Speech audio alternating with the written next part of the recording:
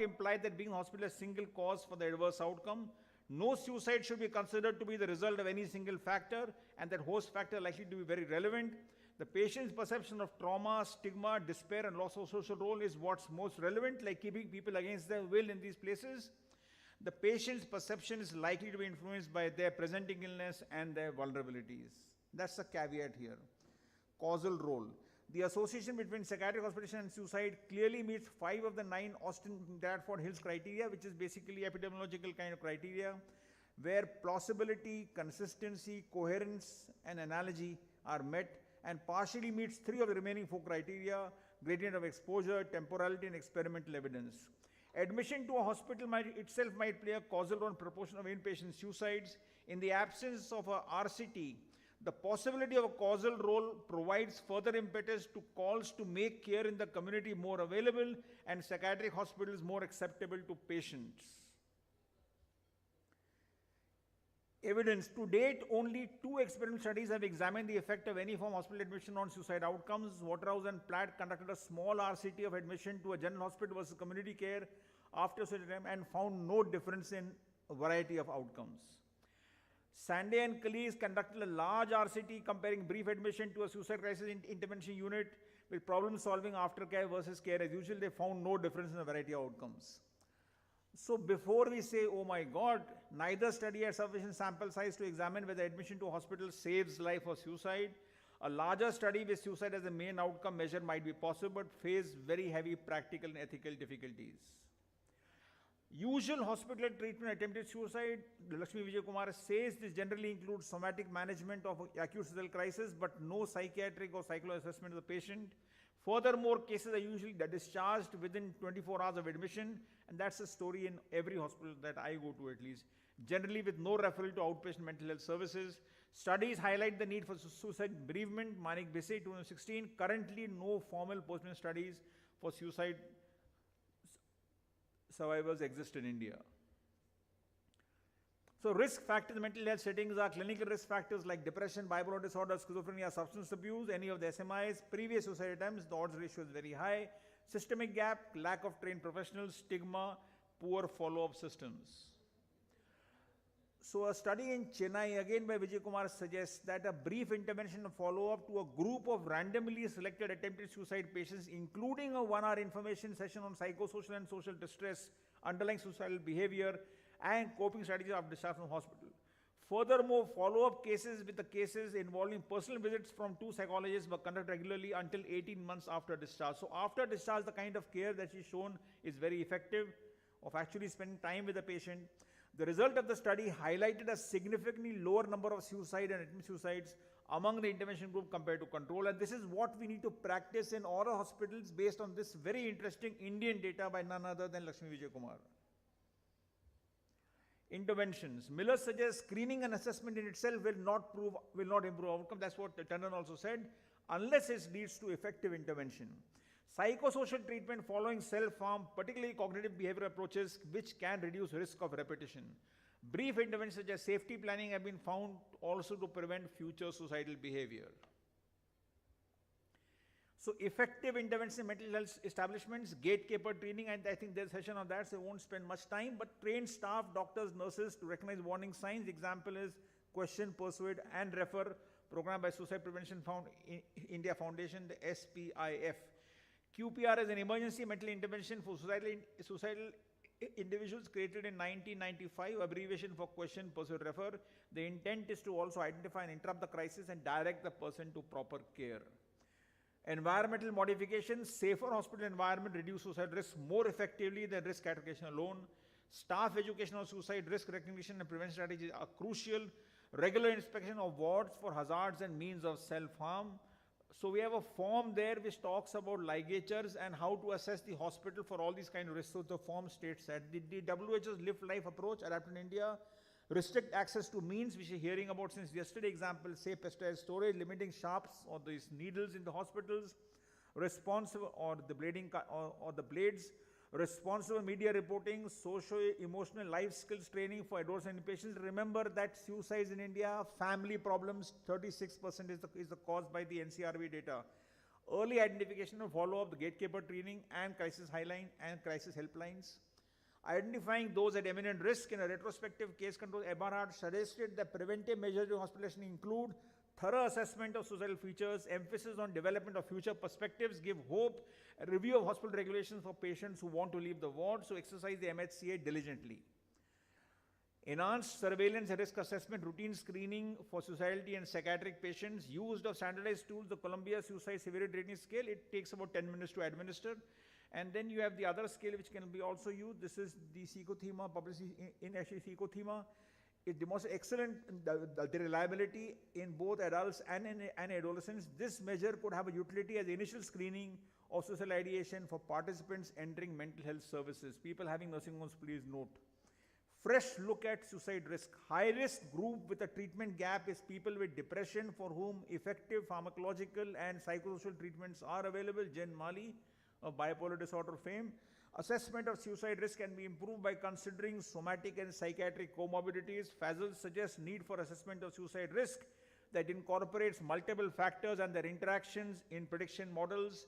Fazal also found single factors, including self-harm, to be poor predictors of subsequent suicide. Look at patterns, look at multiple factors, and plan multiple approaches. Then is the paradigm to assess suicide is a stress diagnosis. We heard yesterday a lot about stress and the HPA axis. Suicide associated with many factors across clinical life events and family history and social demographic domains. Within a particular domain, there are differential associations with suicide. Consistent with the stress diagnosis model, this underscores the need to understand suicide as a result of accumulation of multiple risk factors, some of which are predisposing. Example are background and family history and some precipitating as incident diagnosis and life events. Suicide prevention should combine strategies aimed at gender reduction in population risk, example through means restriction, with intervention that focus on high-risk group, such as people with severe mental illness or recently hospitalized or self-harm. Remember, they commit suicide within 1 week of admission. Can we predict suicides in the MHE? The prediction of a suicidal act, even during the period of inpatient treatment, where trained and experienced mental health staff is available, still remains difficult. That is what the data is, that is what Lars says, that's what the data is. This is published in Psychology of Medicine 2018.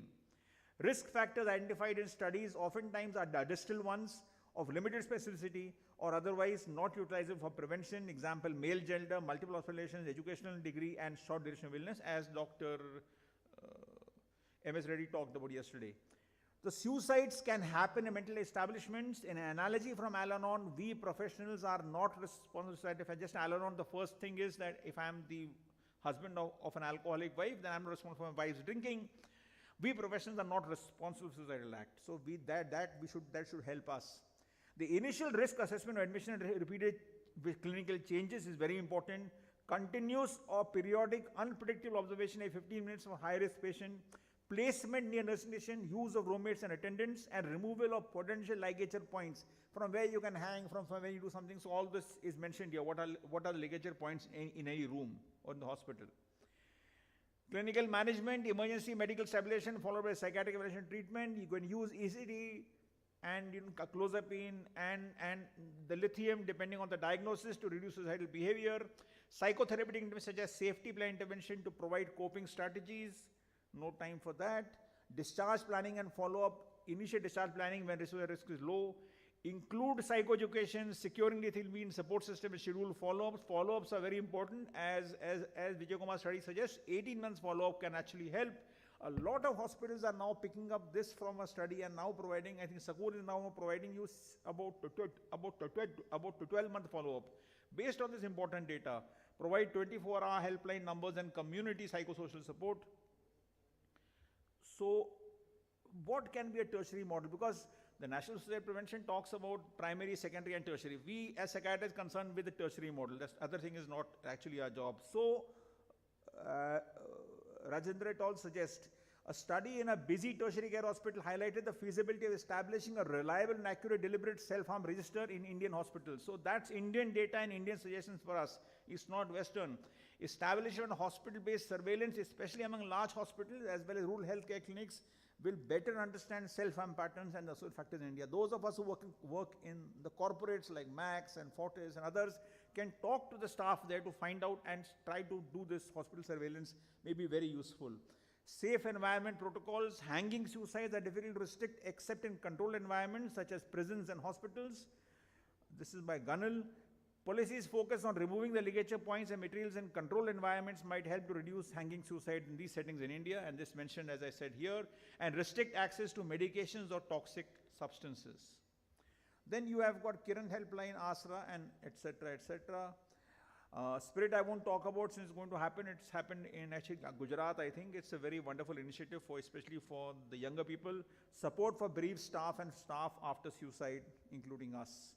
Current government initiatives are National Suicide Prevention Strategy 2022, 10% mortality reduction by 2030. Laudable objective, implementing will be a problem. Mental health care, decriminalize suicide. District Health Mental Health Program, expand its services. So the National Suicide Prevention Strategy, apart from 10% reduction, integrates mental health into primary care, train non-specialists as Dr. Rajiv was suggesting in suicide risk management, strengthen data collection on self-harm as the Rajendra study told us. Case successor models are the Outlive program, peer support for urban youth. Outlive program is again for the youth. It's got a three-pronged strategy: farmer suicide prevention, alternative pest control, and financial counseling. Proposed solutions again are environment modification, secure bathroom design, restricted because all this stuff happens around the toilets and the bathrooms, restrict access to lethal means, protocol enhancement, mandatory assessments of risk, staff training on warning signs. Challenges are stigma, resource shortages, poor coordination. Solutions are policy enforcement and public-private partnership for training and funding, which Dr. Murugesh alluded to yesterday. Suicidal prevention requires multi-sectoral efforts. Mental establishments must adopt evidence-based protocols, call to action, scale up training, helplines, and safe environmental policies. Is there a need for institutional intervention in high risk for suicide patients? Recent suicide attempts, especially repeated attempts, active suicidal intent, particularly with access to lethal means, bipolar disorder, schizophrenia, and borderline personality disorder are strongly linked to elevated suicide risk. And look at the data set told to us yesterday about the elderly and how 3 attempts are equal to 1 can result in suicide, unlike the younger population. Protective factors reducing admission need are strong social support, access to mental health care, responsive media reporting, and means restriction. In conclusion, importance of mental health care, addressing suicide and mental health establishment is crucial. Implement the law, MHCA we already have, and raising awareness. Awareness campaigns are vital for educating the public on mental issues, which I think Dr. Samisha Sahu did yesterday with a great degree of aplomb. Reducing stigma associated with suicide, effective protocols, developing and implementing effective protocols. Some of them are here written down. There's Indian protocols for the Indian conditions based on Indian data. Developing and implementing effective protocols can help healthcare providers respond better to incident suicide.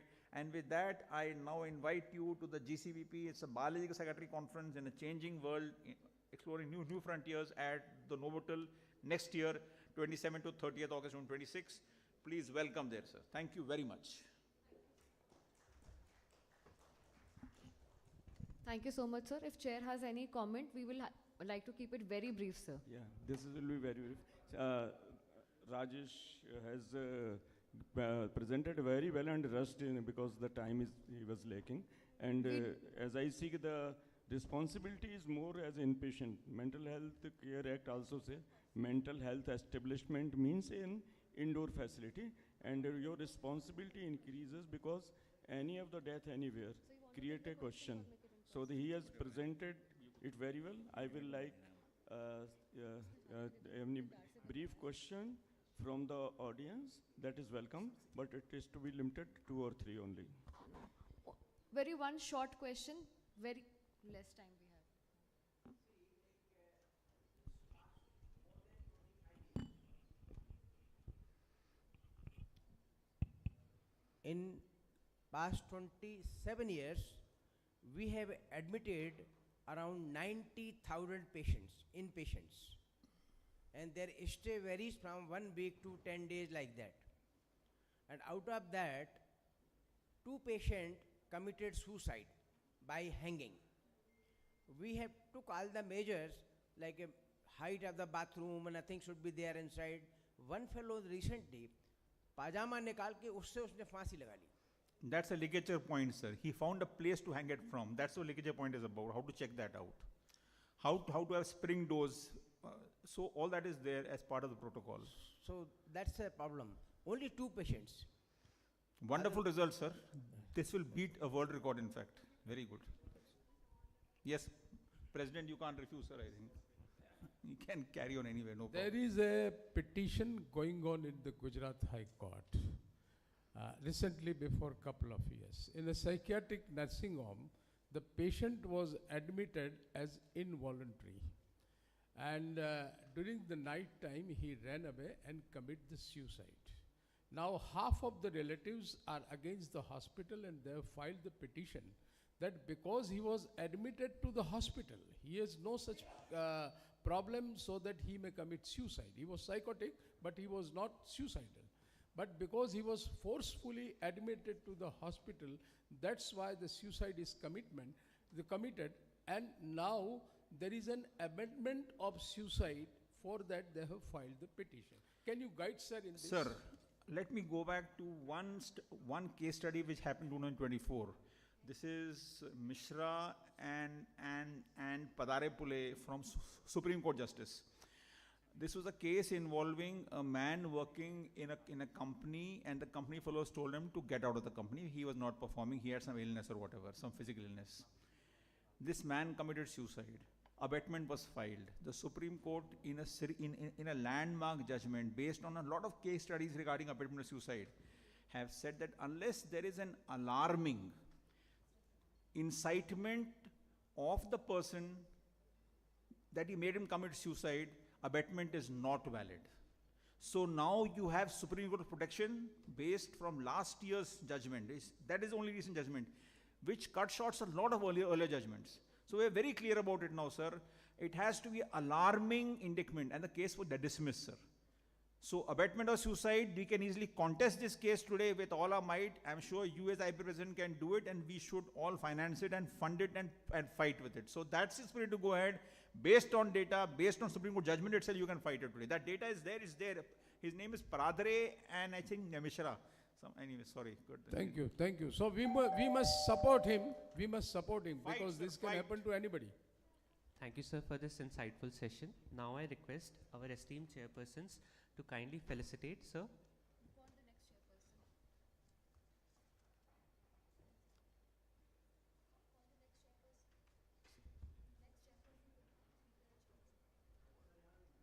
Moving on to our next session, we call upon the stage a stalwart of psychiatry, Dr. G. Prasad Rao, sir, to address us on the topic sensationalism versus responsible reporting, ethical considerations in media coverage of suicide, a heated topic in this day and age of social media.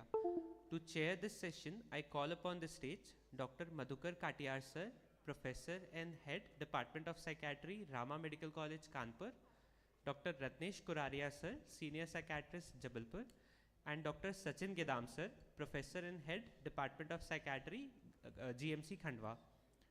I request our chairpersons to kindly join us on the stage.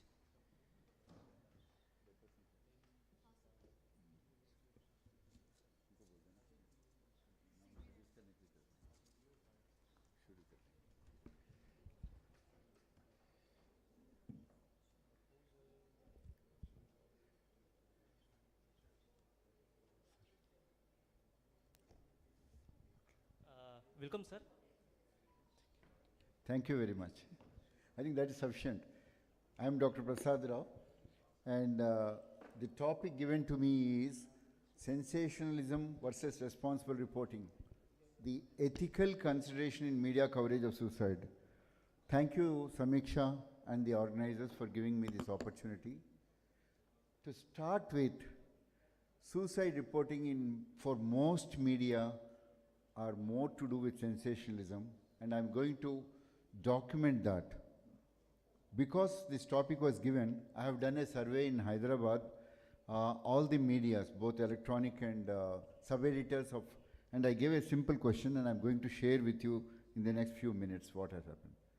Coming to what are the medias, if you really look, most of us know about the print medias.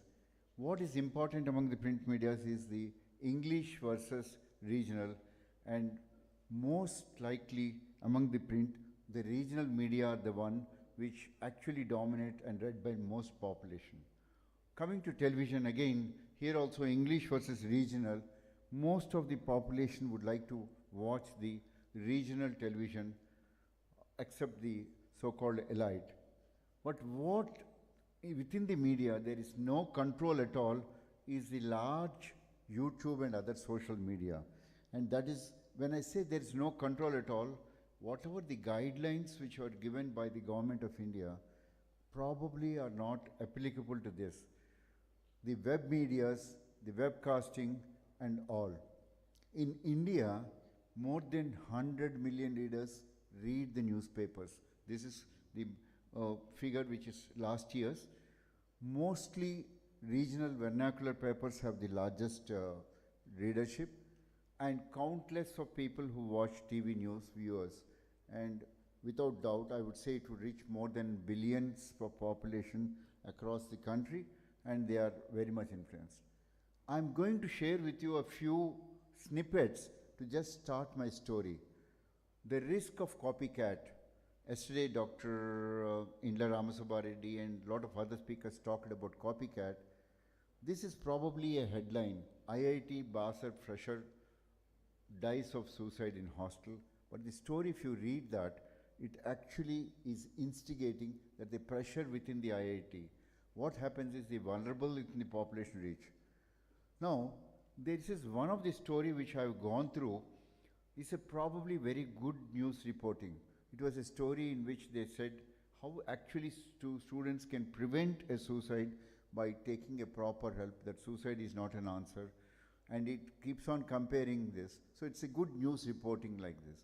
And again, this is yet another story which I picked up as I have gone through. It's a very brief story which talks about the difference between male, what the number tells, but the author written very nicely. This can be a news question as a story, and the story is well written.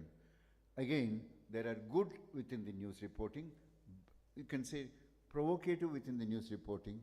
Girl ends life after father says to study general stream, not the science stream, and the story actually goes on to say how they could have been prevented.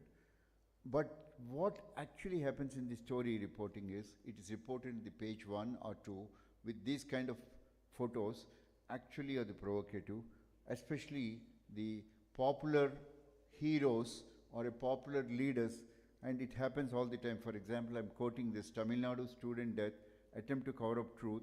That has been a story in TV for almost a week, one after other, and there will be a political angle, etc.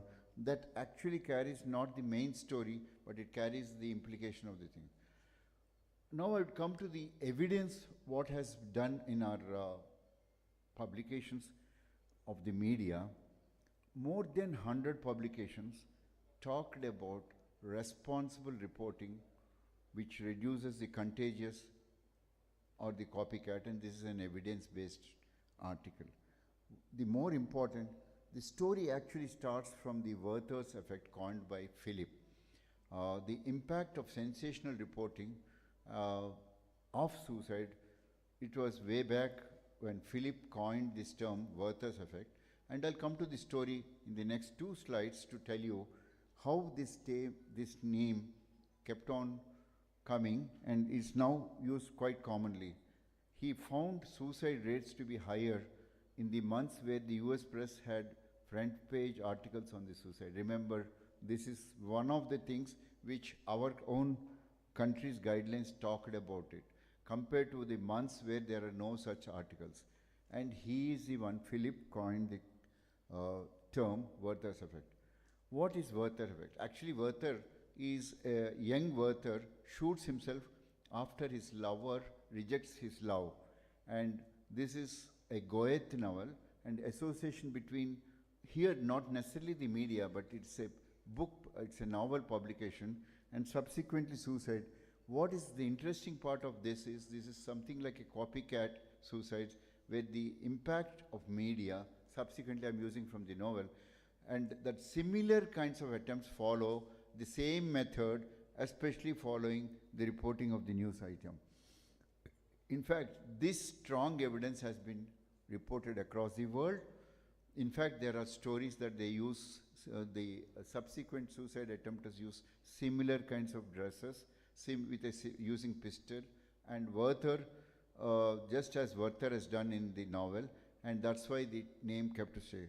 But as opposed to this, there is one more positive reporting, which is called Papageno effect, or the positive influence. Here, in the positive, whenever the media reports, should be a positive phenomena. Papageno is a character in the Mozart's opera.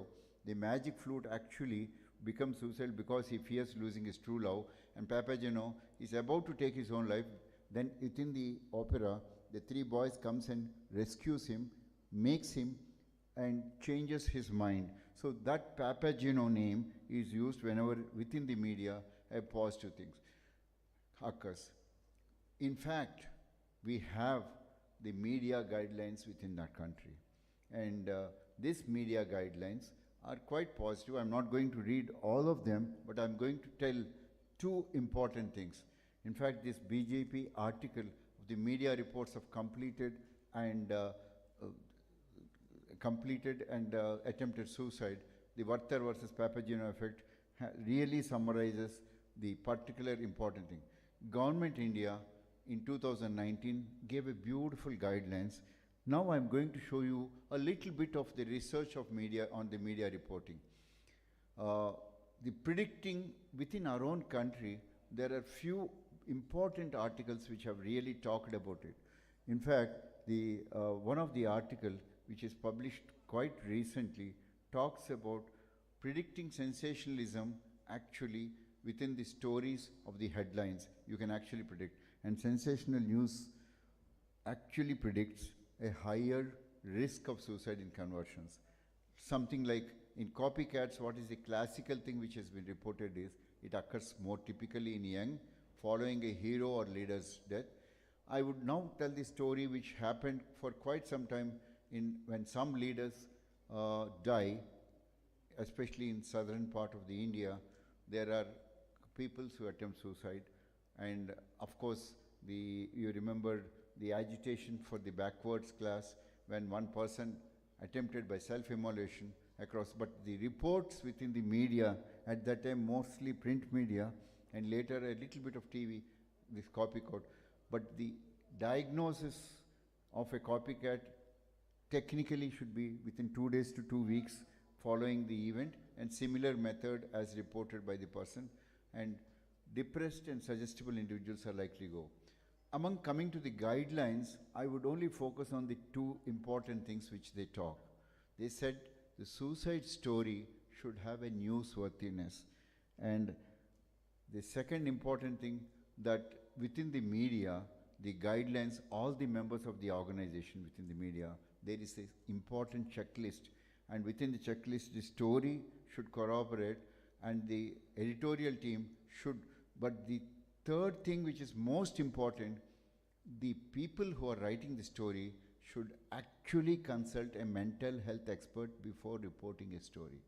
This hardly happens, and that's what my own sub-editors in Hyderabad has reported to me during my survey. So coming to the suicide reporting, though the guidelines are beautifully laid down, suffice for me to summarize that it's there on the paper, it's there on the policy, but the impact of reporting of the suicide on individuals is much more to do with sensationalism, which it's not my story, it's what the sub-editors agreed in my survey, which I completed. Among the guidelines, as you can see, what I've reported in this slide, the impact of reporting the suicide has to be considered many a times, and attempted suicide and family members, the impact on the family members and the relatives, all should be considered before writing a story. In fact, this is one interesting story which was reported on September 10 recently on the world, last year, on the World Suicide Prevention. This talks about let us change the narrative. This is by an author which probably followed the strict guidelines of our India, where they said probably the word should be how to help, how to go forward, how to change. Suffice for me to just summarize, there are enough number of stories which have been reported over the time. The emphasis is always on the melodrama, as you can see in the titles. The titles are much big. They occur in the first page or second page, and there is also very important that of late, this is one paper which I could lay on, Mental Health Mirror, which really talked about how sensitively the editors should take care, how should they report even suicide, only some do's, obviously copied from this. There is a very interesting survey which was done in our own country, which talked about the impact, as you can see in the graph. I'm sorry, the graph is little blurred. Between the age groups, on the grayer side is the lighter side is the population. You can actually see the mismatch between the perception and the impact. The perception is obviously much more impacted in the younger groups when compared to the older groups. That's the difference. Is media complying with the guidelines? My own simple answer is no, and I will back it up with the publications done by the media itself. This is one article which is published in Bangalore e-edition, in which the media reporting of suicide in Bangalore over a time, which was reported quite beautifully. They have agreed that in 60% of cases, the reporting has got much to do with sensationalism, 64% to be more precise. This is yet another article from our own, where Lakshmi is also the author, the quality of media reporting of suicide. I'm highlighting the few important points in the study. Here, the high suicide state of Chhattisgarh, the study was done. They have done a content analysis of the study of the major newspapers in Chhattisgarh. And what did they find? And not surprisingly for every one of us, you can see the photograph. What you find the highest here is, I don't know, it's not being shown there.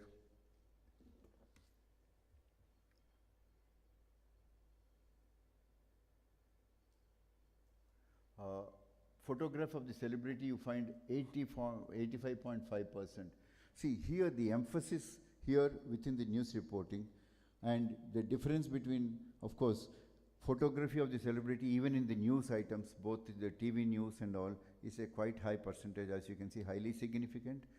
Reference to the cause of suicide is much lower in the priority, and suicide note reported actually 0, and social media posts. This is one area which is covered in this article. Social media posts of the bereaved person, again, seems to be very high. So this is one emphasis which I have in my mind, that though the guidelines are there for the print and electronic media, we don't really have for the social media. In that article, as you can see, the summary is quite simply said, potentially harmful media reporting practices are very common. And this is indeed true for the topic. I have done my own brief survey, as I said. 46 editors and sub-editors have participated. 66% agreed that there is a strong bias for sensationalism in their reporting. Only 44% believe they are sticking somewhat to the media guidelines. Having said that, I would just show that these Bangalore articles, the media reporting and others, and also to close my presentation, other Facebook, Instagram, podcasts and YouTube stories on so-called sensationalism is quite high. I can't really give a percentage for that. Media reporting ethically and for preventing of suicide, I think our own efforts, whatever we do, whatever the government rules are there, we are not really sticking to that. The emphasis on the media reporting should be more on solely dedicated to preventing suicide. And when I searched, I think I didn't really find a great articles. There are few articles. So to close my presentation, there are lots of do's, there are lots of do nots, but to summarize them, you should not keep a picture prominent place within the magazine on the news. It should be passed. It should be, we should not repeat suicide stories many a times. There should not be sensational headlines. You should not normalize suicides in your reporting. You should not describe the method of suicide attempt, and details about suicide locations also should not be highlighted. So these are probably the most important. Let us hope the media would do something to change. As I said in my brief survey by my editors, did not happen. The potential for online reporting, photos, videos, and other online suicides, there should be something more control.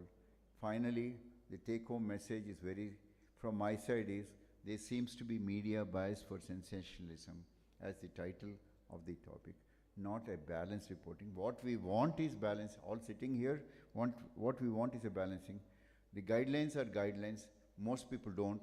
The mental health experts or psychiatrists are rarely consulted before reporting the score.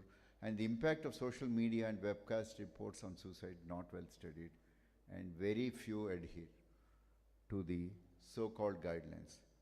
Ladies and gentlemen, and the organizers, thank you for the patient listening.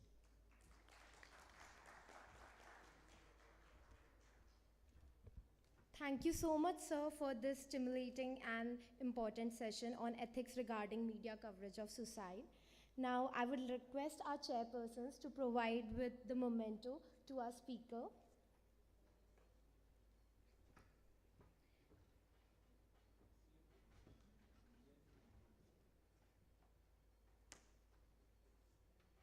I would also like to call Dr. R.N. Sahu, sir, to on stage to present mementos to our chairperson.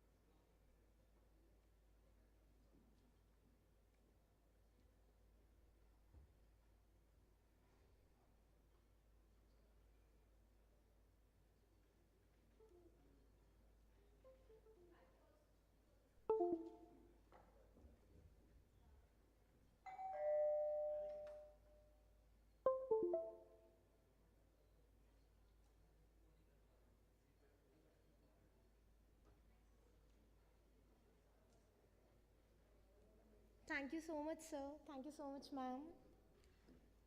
Now let's move on to another stimulating session on topic of yoga and spirituality, prevention of suicidal behavior. I am honored to call upon Dr. P. Kishan, sir, as our speaker on the stage, please. And I would also like to call Dr. Lakshmi Vijay Kumar, Dr. Maya Sahu ma'am, and Dr. Gopesh Modi as our chairpersons for this session.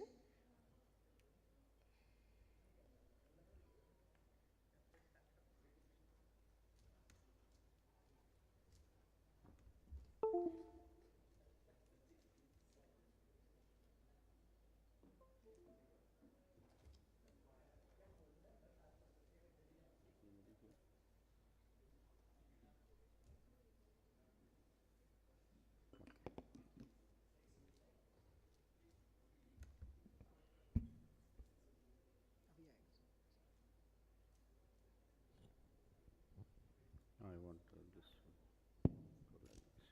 More. Full slide? Yeah, full slide. No, small, make it small. Namaste and good morning, everyone. It's a pleasure and honor to be at the dais to understand and listen to this important issue of suicide. I'm privileged to introduce Dr. P. Kishan, who has done an MBBS from Medical College Warangal, Andhra Pradesh, MD Psychiatry from Osmania, Hyderabad. He is current professor and head Department of Psychiatry at Karimnagar, Telangana. He's had multiple publications in Indian international journals. He's presented multiple papers, and he's been specifically active into the human rights aspects of mental illnesses. Welcome, Dr. P. Kishan. We are looking forward to your presentation.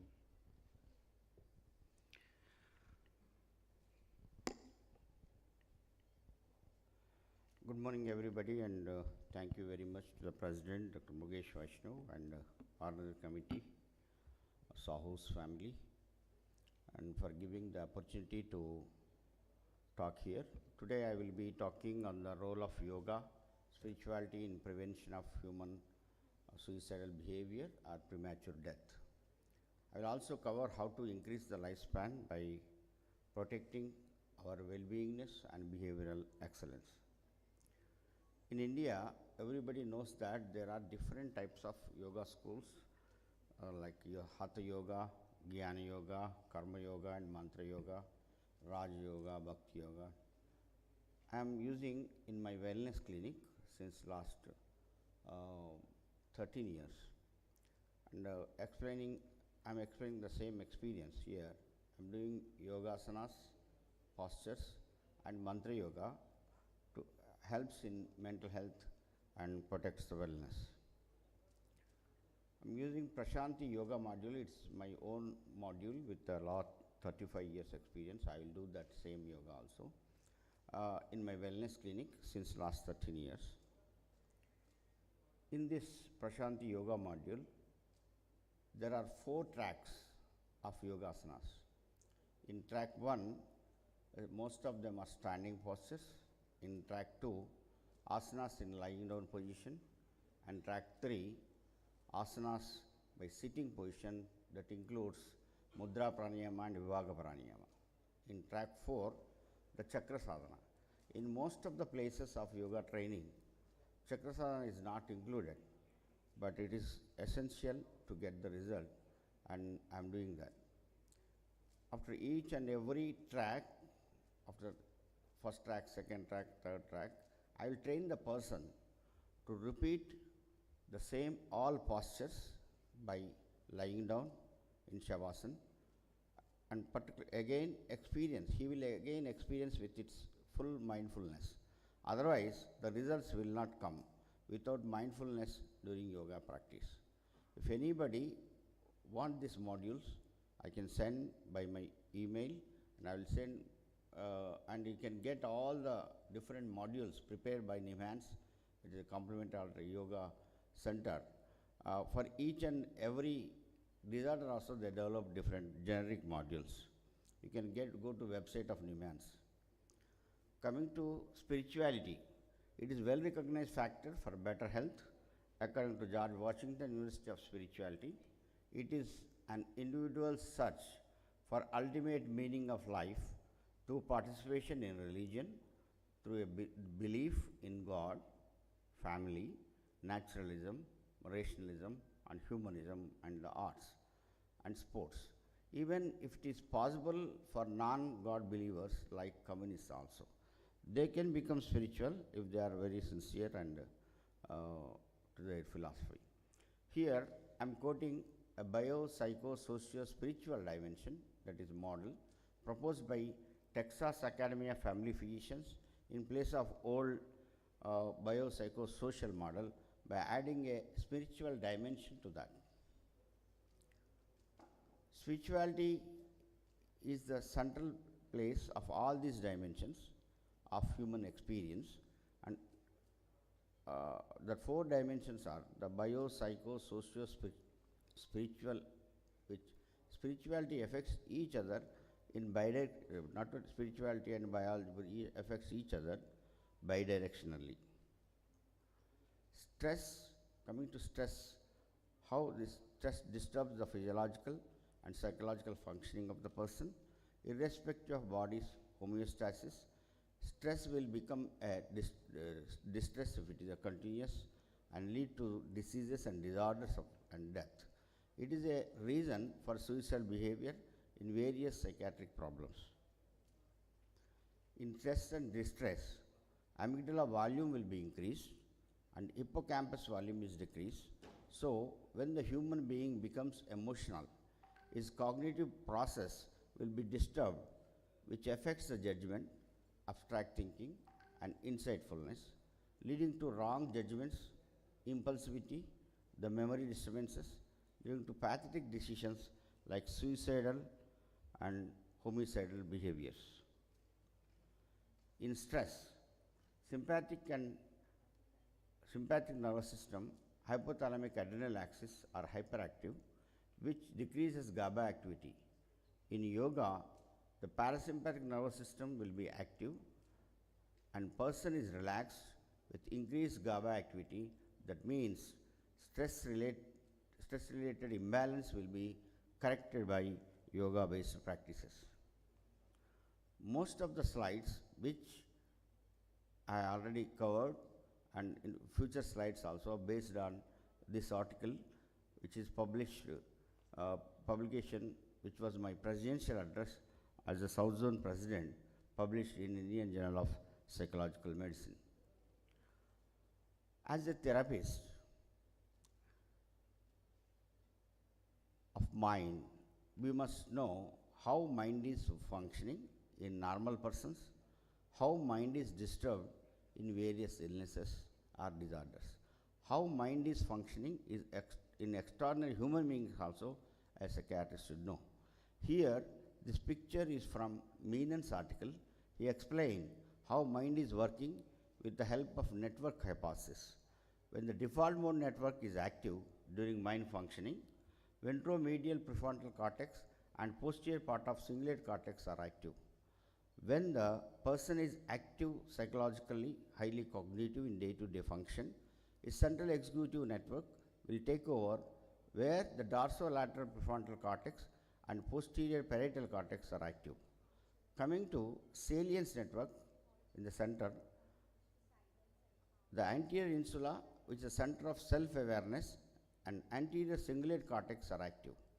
And this network will be active during decision making, controlling the impulsive and reactive behaviors with dynamic switching mechanism between the both default as well as the central executive networks. This is the key point. As Dr. Mohandas mentioned yesterday, the suicidal behavior is generally based on individuals ruminating in the past memories and acting in the present in the reactive as well as impulsive way leads to sudden wrong impulsive decisions like suicidal attempts.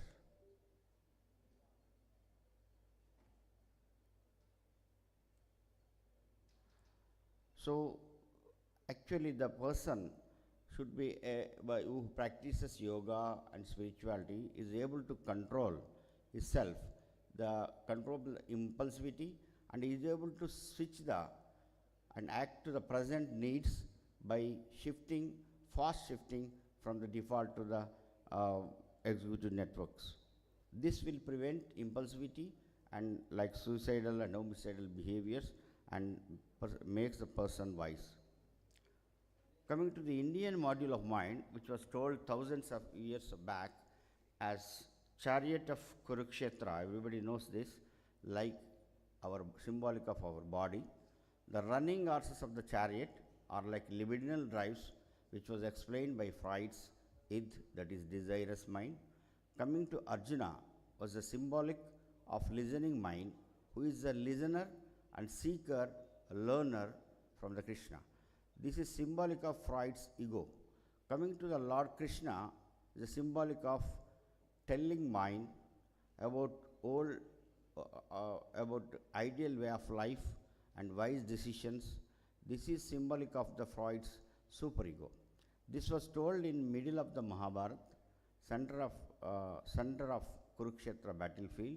Arjuna went into big psychological turmoil and breakdown with indecisiveness, anxiety, shaking of hands, oscillating and confused mind because of lot of disparity between the desirous mind, that is it, and that is present goal of the and at the same time its difference between the ideal and wise mind.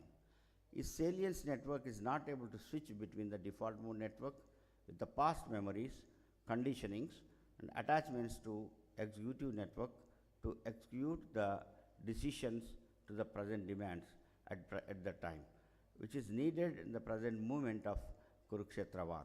When the Krishna, Yogeshwara told about 18 chapters of Yoga Shastra, the wisdom of the spirituality, then the Arjuna got clarity as he surrendered to the therapist, Krishna, surrendered therapist Krishna with immediate effect, which was he got the balanced mind, and as know, everybody knows that how he is successful in the war. Our Sanatana Dharma has told about mind and its control through this picture where the Vishnu is symbolic of self, Adishesha, that is a snake, is symbolic of mind. Snake here means Nagu, that is in the Na plus Agu, that is non-stoppable. Always snake moves very fastly like the mind. It is symbolic of the mind, which is non-stoppable. Mind goes to Washington and comes to venue and goes to the house. So it is wandering like anything. So if we don't control this snake, it will bite you and your life will be spoiled. Here the secret of Garuda, whole secret of this picture is Garuda, standing Garuda at the feet end of the Vishnu, standing and seeing the snake carefully. That is symbolic of importance of eagle and eagle's vision. If the snake sees eagle, it will become a statue and it will not move. This is the meaning of Vishnu temple, where the Garuda Dvaja will be there. The rishis of India, the seers, practices the mauna that increasing the seeing capacity of the person. They know how to see, right way of seeing, watching the mind, then the mind becomes under control of yogi, muni and rishis. In the first wellness clinic in the world was established by Dr. Travis in California, floated this diagram to explain the illness and wellness continuum. The care of the patient, what we generally do in our clinics, is how to make the illness to normalcy, from the down to the in the center, as a normal human being, what we expect. But the wellness program should be started according to Travis, and wellness formulation should be formulated like our diagnostic formulation, which starts from the initial part of the care, target to reach the normalcy, that is in the middle of the diagram, and continuing the care till we reach the wellness, that is the top end of the diagram. This will be helpful not only in our psychiatric clinics to treat the illnesses, but also conduct wellness programs for ordinary human beings to evolve into the extraordinary human beings like M.K. Gandhi or Aurobindo and Ramana Maharshi and Mother Teresa and Abdul Kalam, etc., etc. So everybody knows the Freud psychoanalysis, that is couch technique, unconditional positive regard, free association. So that is the model of the analytic psychotherapy. When compared to which is self-analysis, which is practice, psychoanalysis practice in the West, as self-analysis is a procedure from the eastern part of the world, where the basics of the self-analysis are here the basics are: your body is your temple, your spine is the Dvajastambha, your heart is the Garbhagudi, your white matter is the Palasamudra, your grey matter stores good and bad thoughts, and your reticular activating system and the insular cortex are center of consciousness and self-awareness. A Muni is nothing but who practices Maunam, Mauni, he becomes Mauni, then becomes Muni. Then he becomes Rishi. Rishi meaning is in Sanskrit nothing but right way of seeing, which is possible by practicing Mauna. Our whole Indian Rishi Samskriti is nothing but the contribution of our yogis, munis and rishis, where the Buddha became confused and he renounced his life and meditated under Bodha Vriksha, which is symbolic of the Prakriti, that is nature, and to become, his wish is to become natural without any confusions. He developed Vipassana meditation. The meaning of Vipassana is attentive alertness. Is able to see the mind as seer, then these confusions become clear, his vikrutis of mind become corrected. All our rishis methods are same like this, and our Rishi Samskriti is based on three important words, that is Prakriti, Vikruti and Samskriti. The Prakriti is that is natural, Vikruti is the unnatural thinking, that is the distortions, psychopathologies. Samskriti, where the Gayatri, Mrityunjaya, all our scriptures will change from the Vikruti to the Prakriti. That is the basis of the wellness therapies what we practice in wellness clinic. By yoga, the results are psychological test performance is improved, shortened latency and a higher amplitude of evoked potentials, increase gray matter, lowering of cortisol, decrease oxidative stress, increases in quality of life. Yoga therapy also associated with observable neurological changes seen in the brain structure, function, neurochemical, neuroendocrine, neuropsychological domains. It improves mirror neuron system, neuroplasticity, and changes in the gene expression.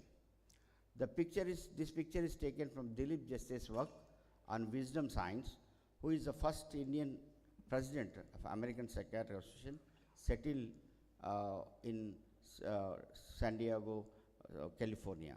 He proved that juggling exercise induces changes in gray matter.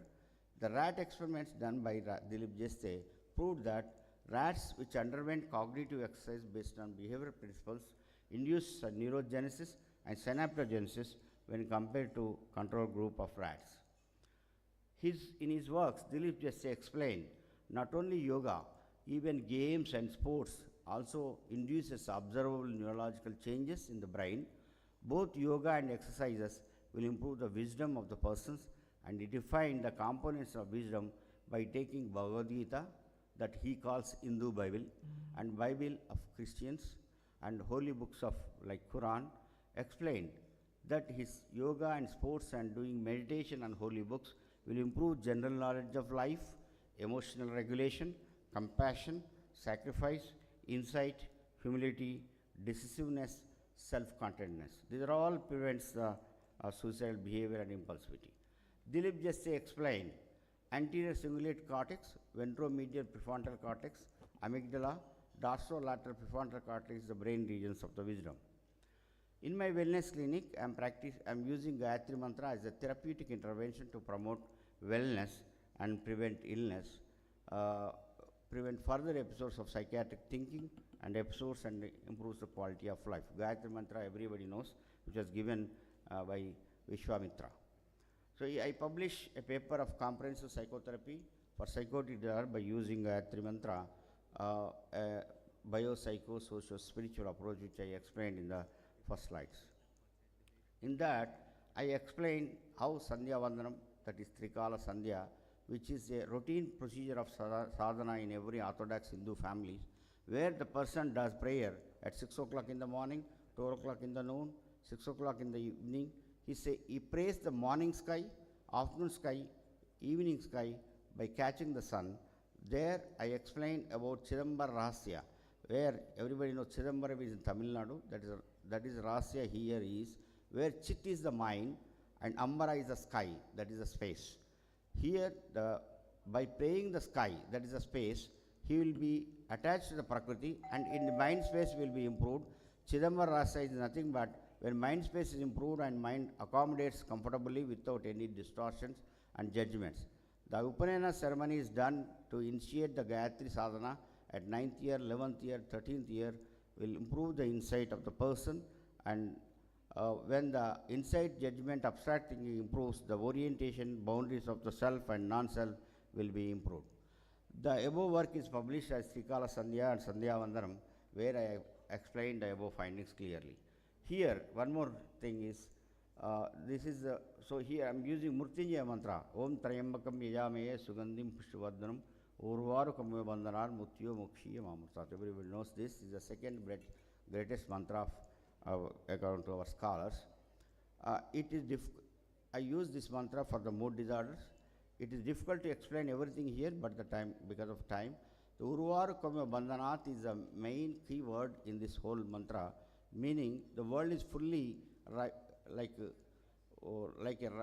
ripened pumpkin attached to the creeper very gently. That is, if you touch the creeper ripened pumpkin, it will be dislodged. This gives a symbolic message to the human race to live with relative attachment as if living like lotus in the mud. This explains how human being attaches with a negative thought and negative emotion will lead to depression. If he attaches to the positive thought and positive emotion, he goes to euphoria, many type of thinking. Both extreme attachment will explain not to attach either with the negative thought and positive thoughts or negative and positive emotions.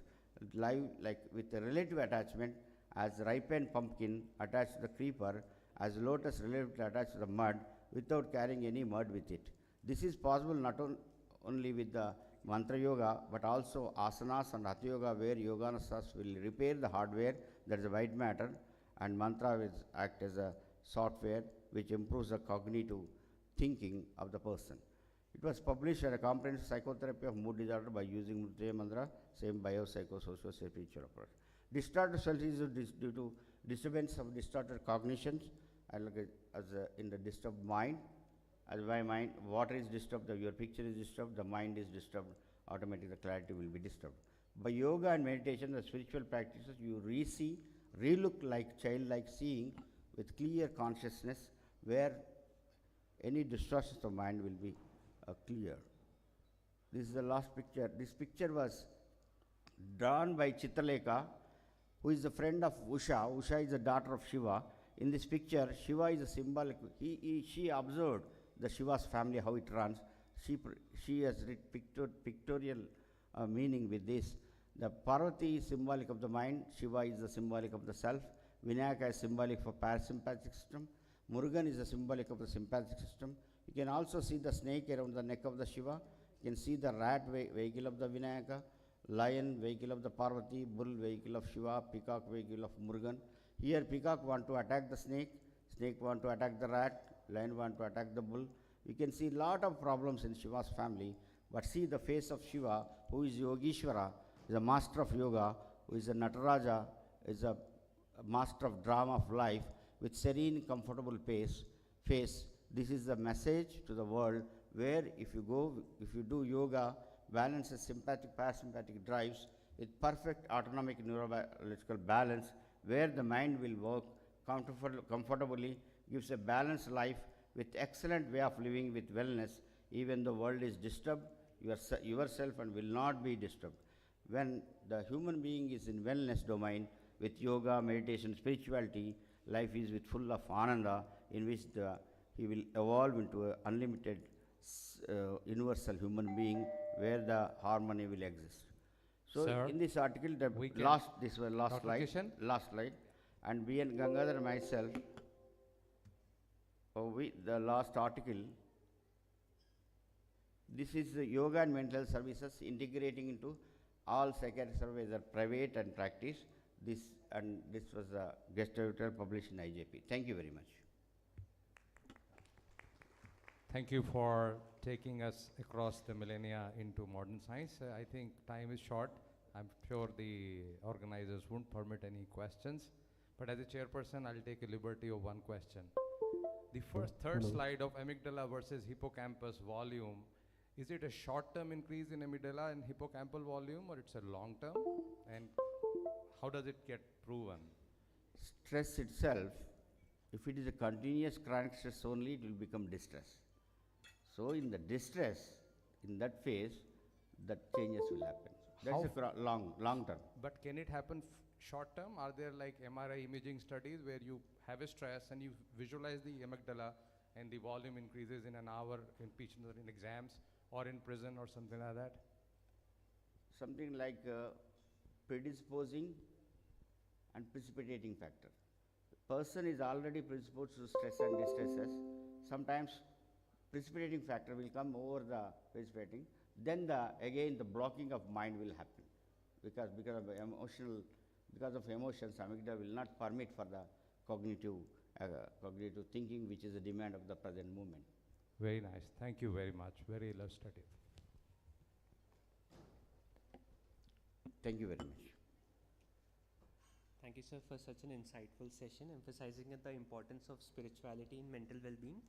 Now, I request our chairpersons to kindly felicitate our speaker. A big round of applause, please.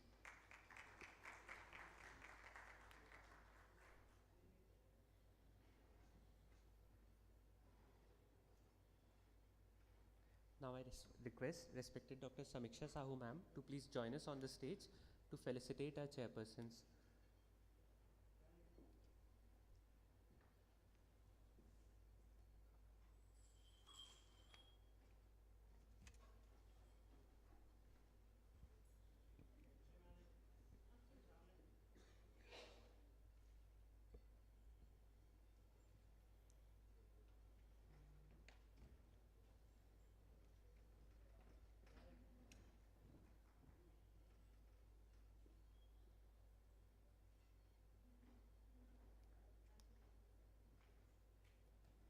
Thank you so much.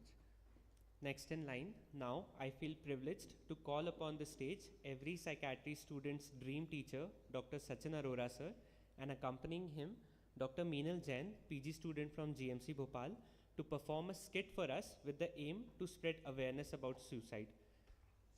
I invite sir to please join us on the stage.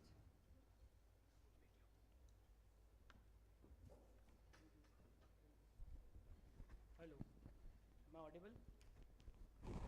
Yes, okay. Thank you, Abu. Thank you so much. Good morning to everyone. I am Dr. Sachin. And this skit we have planned based on a true case that I have experienced. I'm teaching medical students for last 11 years with postgraduates for last 5 years. And this is the case that I have actually encountered. Every day and in and out, I talk to postgraduate residents, not only in psychiatry, but all over the country, over different branches. And since they have been taught by me, so they kind of try to approach me. So this is a case where I will be helped by my psychiatry postgraduate colleague, Dr. Meenal. We'll be performing in such a way that what I did with a student who called me when he had suicidal tendencies. I'm presenting this case to my respected seniors because I would like to know from all of you what else could I have done in this case, what are the challenges that I faced while treating this case, and how we as mental health professionals can help to overcome these challenges. So I'll request everyone to just pay attention for 10 minutes. We'll conclude the skit in 10 minutes itself. This is a case. Before we start the case, I would like to put a disclaimer that this is based on actual conversation between me and a student with minor alterations as intended. And the entire idea is that when a PG medical student approaches, what is it? The video is playing. Please advance it. Please advance it by 10 seconds. Fast forward.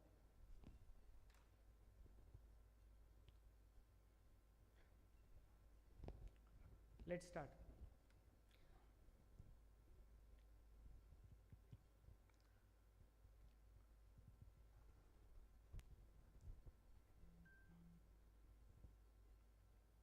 Hello sir, my name is Dr. M. I am a first year PG student in Department of Surgery in ABC Medical College. I want to talk to you regarding some issues I am facing recently. When can I call you regarding the same? The first conversation was a WhatsApp message to which I replied, hello Dr. M, right now I am in my OPD. We can do a teleconsultation today evening if you are comfortable, because the student is from a different city and I am from a different city. So this was the first WhatsApp message conversation.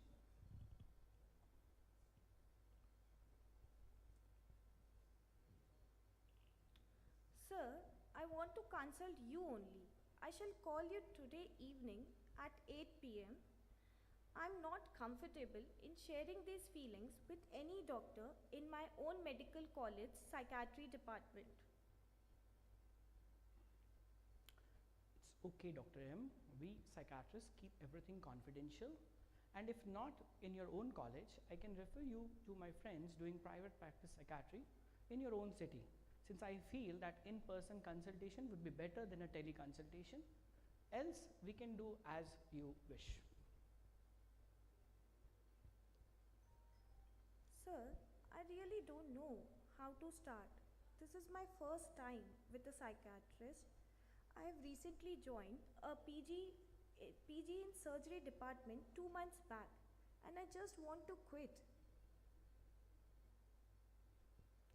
I really understand how you are feeling, and these type of residency blues happen with many students. You can very well go ahead and share how do you feel. I'll try to help you maximum that I can.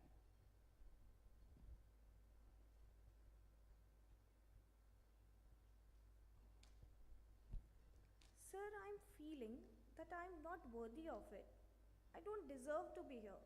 I want to run away and go back home. Or it's better that I die.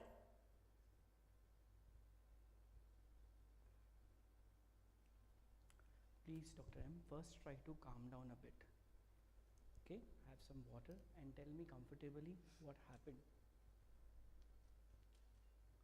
During the teleconsultation, the student had crying episode.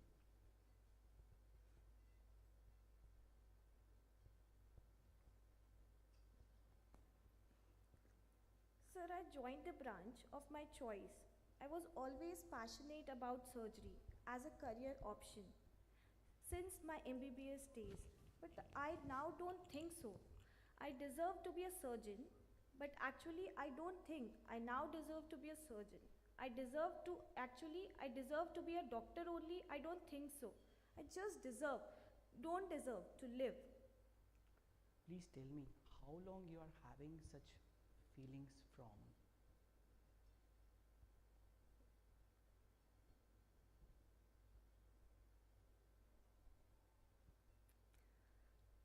Sir, for last 2 months, I was gradually having lost interest in anything, neither eating, drinking, or doing anything. I'm unable to handle the toxic environment, the workload, but for the last 15 days, I am feeling very suicidal. Please, please, sir, help me. After listening to the symptoms more, from the symptoms you are mentioning, it seems you are having a depressive disorder. With proper treatment, pharmacotherapy and psychotherapy, you can be helped certainly, Dr. M. No, sir, I don't think so. Anything can be better anymore. I've lost all my hopes in everything, and I don't think your or anybody else's treatment or anything can help me sooner or later. I have to die only. This is the only option I'm thinking of. As you know, depression in most of cases responds pretty well to treatment. Please don't lose hope. I've treated so many patients with depression, and I'm sure with treatment you too can recover.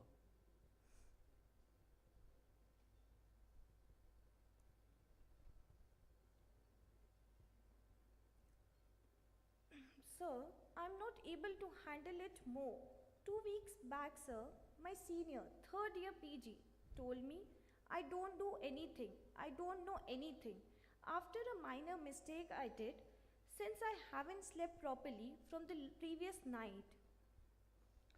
See, these type of conversations are very common during residency. A third year PG or a senior resident wants the first year to be more sincere, more concerned about the patient. That's why he must have pointed out your mistake. Okay, so it is very common, these type of conversation, and you are taking it. I'm getting no time for myself.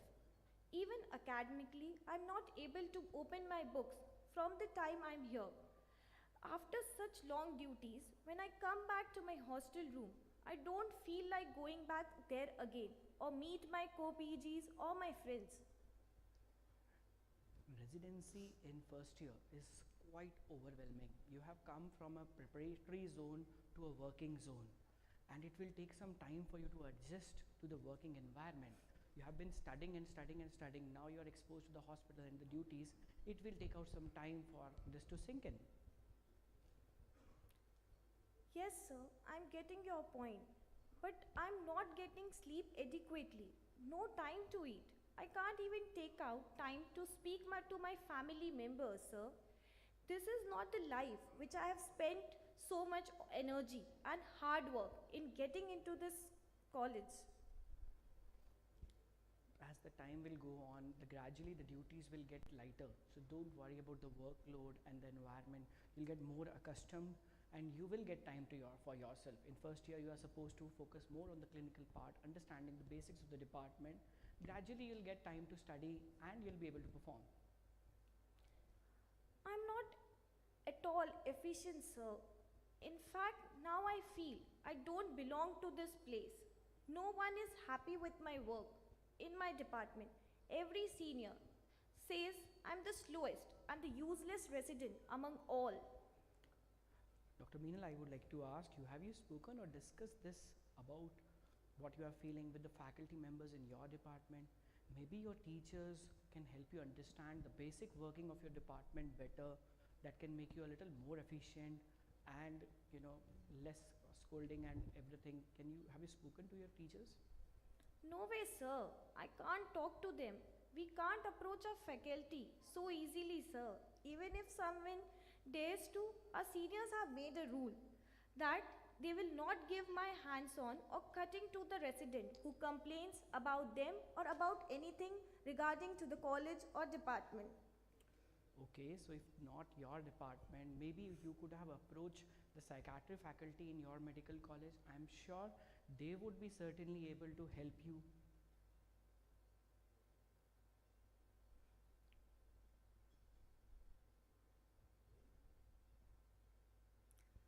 Sir, if I visit my psyche department in my college itself, what do you think? What will my co-PGs, my friends, the ones who I hang out with will think about me? How my entire hostel will react that I am going to the psyche department? I think I have taught you these in MBBS days of yours. We have to understand depression as a biological disorder, and there should be no stigma or shame in seeking out help. We have discussed this during your preparation days. You have to remember this, that just like for any other disease you take consultation, for this also you can take consultation. Sir, I don't want to take any treatment, like not at all. I just want to die. I'm not understanding what to do. Hence, seeking your help. Since you have been my mentor during my NEET PG days, my only sole inspiration. Obviously, I'm there to help you. And if you don't want to visit anyone, we have a provision of teleconsultation where I will give you antidepressant and you will surely recover. You can also connect with a psychologist who will do your psychotherapy with cognitive behavioral therapy. Even that is possible online. If you don't want to visit, that does not mean you can't be helped. Sir, I thought about it. I am thinking of quitting residency and prepare again, since I'm not able to handle it. But that's also not possible. How will I afford to pay this grand amount of 20 lakhs seat living penalty? I don't have money. The only option is to die. Yes, I am very well aware that after joining residency, quitting this seat, you have to pay a hefty amount of 20 lakhs. But that does not mean taking away your life is never a solution to any problem. You have always trusted me in teaching and for mentorship. For my sake, last time give me a chance to treat you. Sir, I have read that these medicines which you people prescribe make people sleepy and lethargic. How can I afford to be sleepy or lethargic the whole day? See, there are few medicines that have sedating effect, but there are many antidepressants that are minimally sedating or less sedating. Don't worry, I do prescribe these medicines to the students who are working who are less sedating. I'll prescribe the best one for you.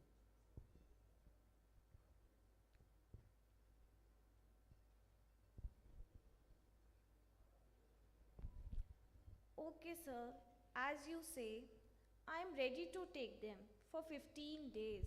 And then I'll try to give you a follow-up. Also, I'll consult the psychologist that you recommended. Lastly, please once again remember it is treatable and we can get you out of it. Okay, you are doing a teleconsultation, but in case of emergency situation, I'll give you a number of a third-year postgraduate psychiatry resident in your city whom you can contact, or even you can reach out to me. Please take care of yourself and you'll certainly get out of it. Thank you so much. Thank you, sir.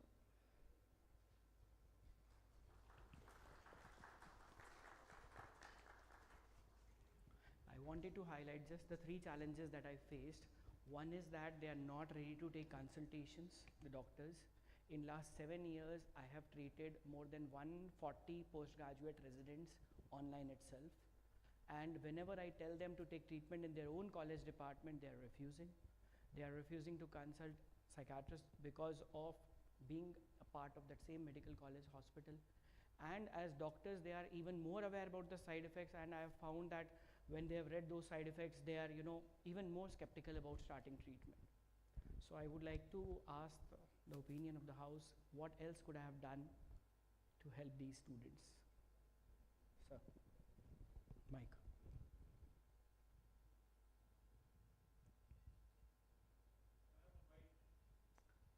Mike,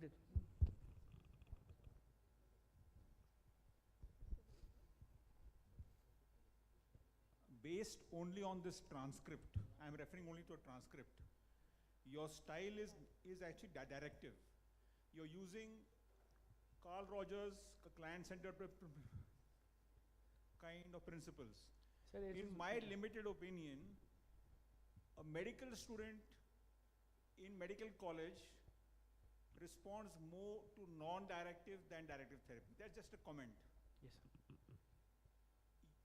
The fundamental errors that you're making, I'm pointing out those out to you. You are normalizing her without first ascertaining her diagnosis and history of past attempts, for example, ideas of hopelessness, helplessness, which are all linked to that statement, I want to die. I want to assess how serious that statement is. So I need data. I need assessment done on teleconsultation before I jump into normal situation. Everybody, everybody goes, or some of us go in depression, it's a biological disorder, etc. That can come only once you have a diagnosis in mind. In a teleconsultation, based on the skimpy data she gave you, one cannot diagnose 1 minute depression unless you ask some pertinent questions. Even if you use a PGA question or whatever, don't need a questionnaire, you can ask these simple questions which are directly correlated with the suicidal risk, and there is data for that. So you need to focus more on her as an individual, her family history, her sibling, her educational background, than psychosocial stressors which you as a teacher are already familiar with.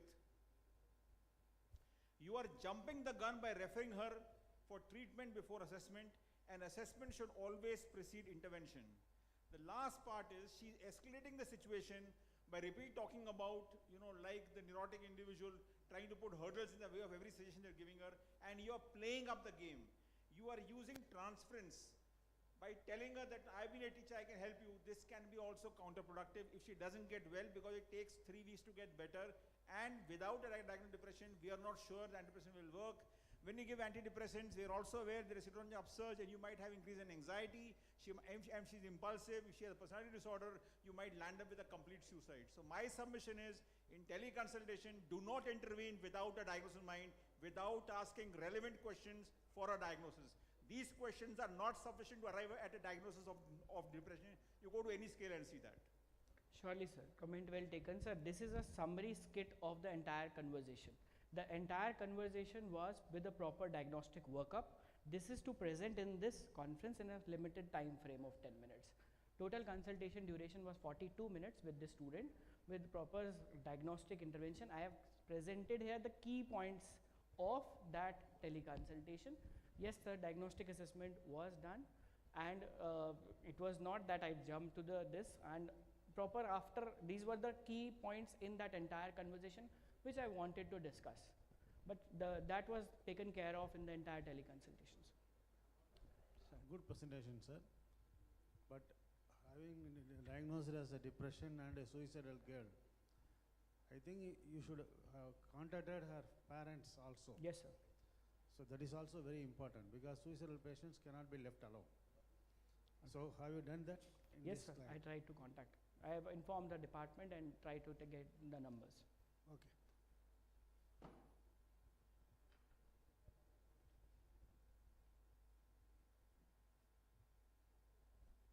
So, any other questions? So, we conclude. Thank you so much for participating. Thank you so much. Thank you so much, sir, for such a relevant and informative skit. As a resident, I thank you for raising such a burning issue at this forum. Now, I call upon the stage respected Dr. Vijendra Singh, sir, Professor and Head of Department, AIMS Bhopal, to please come on the stage and felicitate Dr. Sachin Arora, sir, and Dr. Meenal Jain. A big round of applause.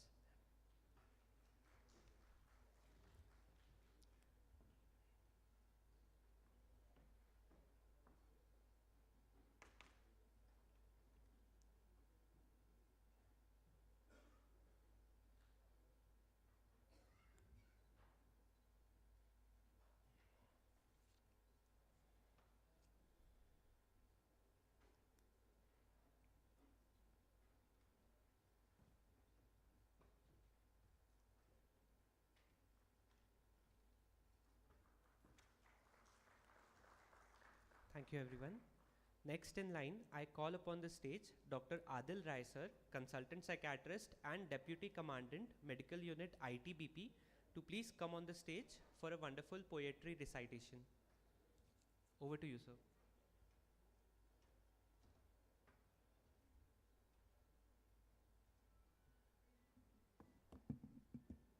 Good morning, respected delegates.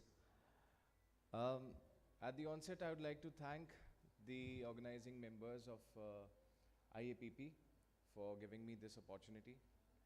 And I take this opportunity to pen down certain emotions which a person goes through or which transpires in their life, then how it reaches to a level where he is finding himself over the edge. And I hope it reaches out as an attempt to spread awareness and decrease the taboo in psychiatry regarding the suicide.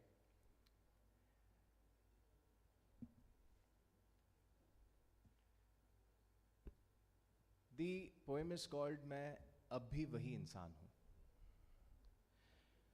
कलकल सी धारा सा बह रहा था जीवन मेरा. एक मोड़ पर जब छाया अवसाद का अंधेरा, मिलता था हंसकर जिनसे कभी मैं, अब जाने क्यों मन नहीं करता. जाने क्यों वो लोग भी मुझसे कटे कटे से रहने लगे, और जो देखते भी नहीं थे कभी मेरे कानों में हंसकर कहने लगे. डरा सहमा सा रहता था मैं. इसे इलाज की जरूरत है, मां बाबा से कहती थी. कोई जरूरत नहीं है, पागल नहीं है वो, समाज में क्या मुंह दिखाएंगे हम, कहते थे बाबा. शायद उन्हें शर्म सी आती रहती थी. काश पढ़े लिखे भी ज्ञानी होते. अक्षरी ज्ञान और व्यवहारिक ज्ञान में थोड़ा फर्क होता है ना. काश पढ़े लिखे भी ज्ञानी होते, विवेक ना उनका सोया होता, हाथ किसी ने तो बढ़ाया होता. अपना गुरूर, घर, परिवार, नौकरी, समाज, एक एक कर सब खोया. शायद बाहर आंसू दिखे नहीं, पर अंदर था मन मेरा सिसक सिसक कर रोया. कभी पूजा की, कभी ध्यान, कभी नशे. जीवन का बिखरना रुक ही नहीं रहा था मेरा. इसे खत्म कर देना चाहता था जो, वो मैं था या तुम थे. मेरे जीवन जीने का हक यूं तो न छीनो मुझसे. मैं अब भी वही इंसान हूं. शायद तुम ना रहे, पर मैं अब भी वही इंसान हूं. Thank you. I hope this reaches out as an attempt for spreading the awareness, and I'm really thankful again to the organizing committee of IAPP. Thank you very much.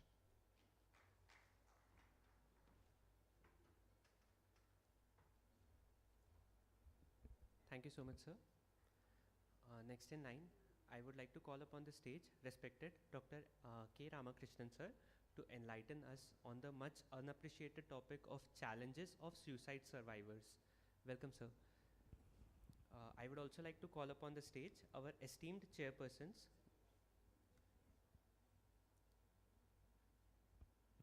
I would also like to call upon the stage our esteemed chairpersons, Dr. Sashi Rai ma'am, Consultant Psychiatrist, Lucknow, Director of Sambhal De-Addiction Center and Rehabilitation Center, and Dr. Abhijit Rozatkar sir, Professor and Consultant Psychiatrist, AIMS Bhopal.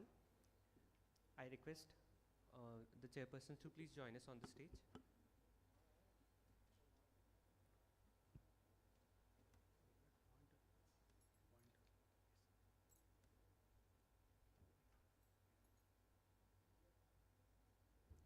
I request our chairpersons to kindly introduce our speaker.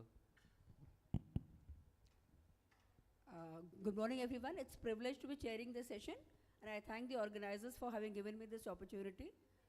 And going to the speaker, Sir is Chief Psychiatrist and Managing Director at Atma Mind Care Hospital, having 5 branches. He's the Founder Secretary of Shanti Vanam for HPMI, Chairman Atma Special School, President IPS Tamil Nadu, 2015 President of IPS SB, I think South Zone, Advisor IABP, Media and Membership Health Committee, Advisor Rural Psychiatry Subcommittee, Patron of and Advisor of Indian Red Cross Society. So sir has many hats to wear, and he has won many awards like Acharya Award, Heroes of Rehabilitation World, Samoha Seva Mani Award, Father Trust Award, and honored by American Association for Social Advancement.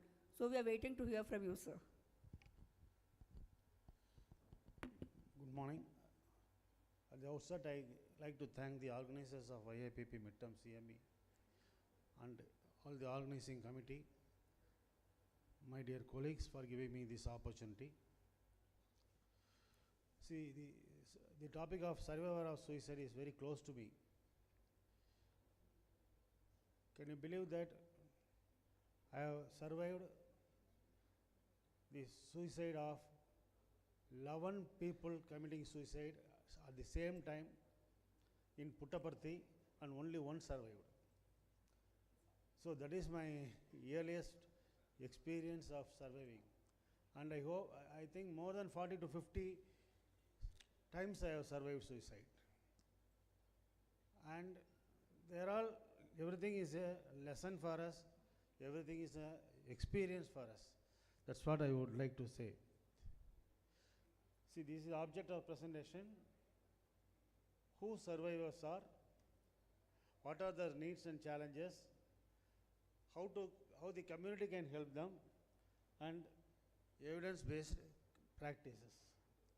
There is a beautiful quote: there are always two parties in death, the person who dies and then another person is who survive. Suicide loss survivors are those grieving someone who died by suicide. Attempted survivors are individuals who survived a suicide attempt. I think you should understand the difference. See, as a caregiver and a counselor, we have to address all these difficult questions. Why did my loved one commit suicide? Could I have done anything to prevent this? Is this my fault? How long my loved one has suffered? Were there any warning signs I missed? This common question, I think I have addressed many times.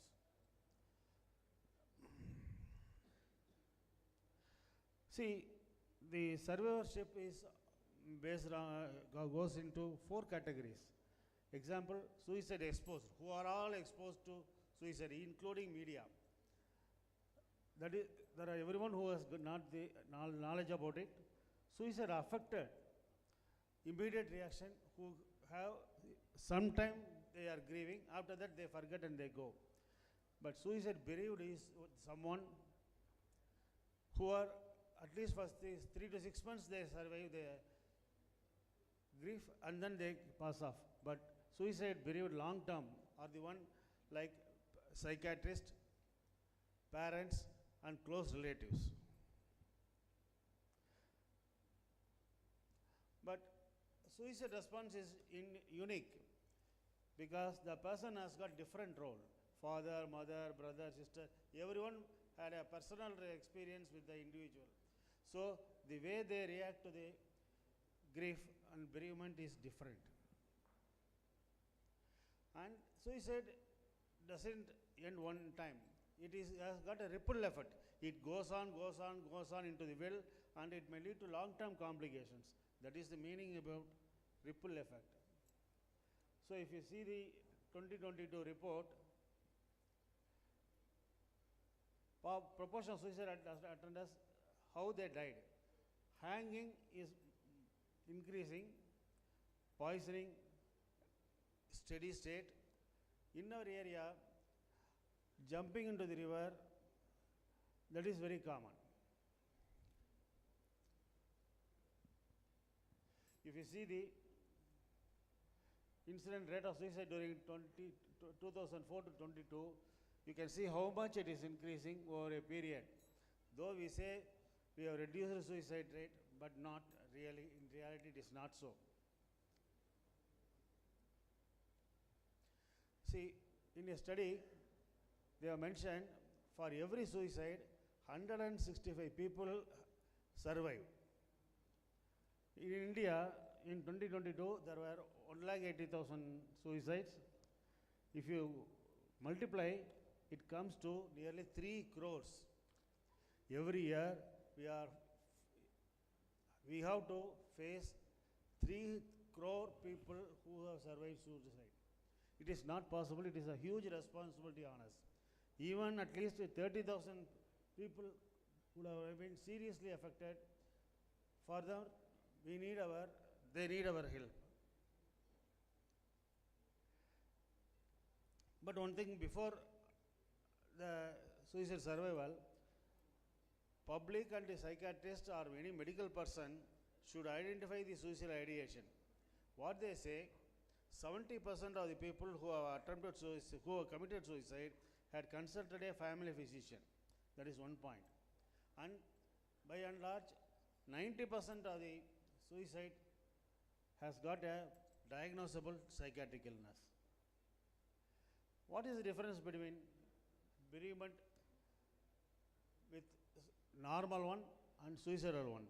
The most important one is there is a greater need to seek an explanation why he has died. See, people will ask all sorts of questions, all sorts of angles, and there is more guilt when suicide happens. And stigma is the worst thing that can happen to an individual. Though NCRB says 1,80,000 people committed suicide, in actually it will be more than 5 lakhs. Many suicides are not reported. Once suicide death is known, immediately the family tries to cremate as early as possible, before other people come to know, because of stigma. And once it is a suicide death, they are avoided. And suicide increases, and suicidal thinking is more among bereaved people from suicide. The emotion and cognitive reaction of suicide survivors may be understood in the following way.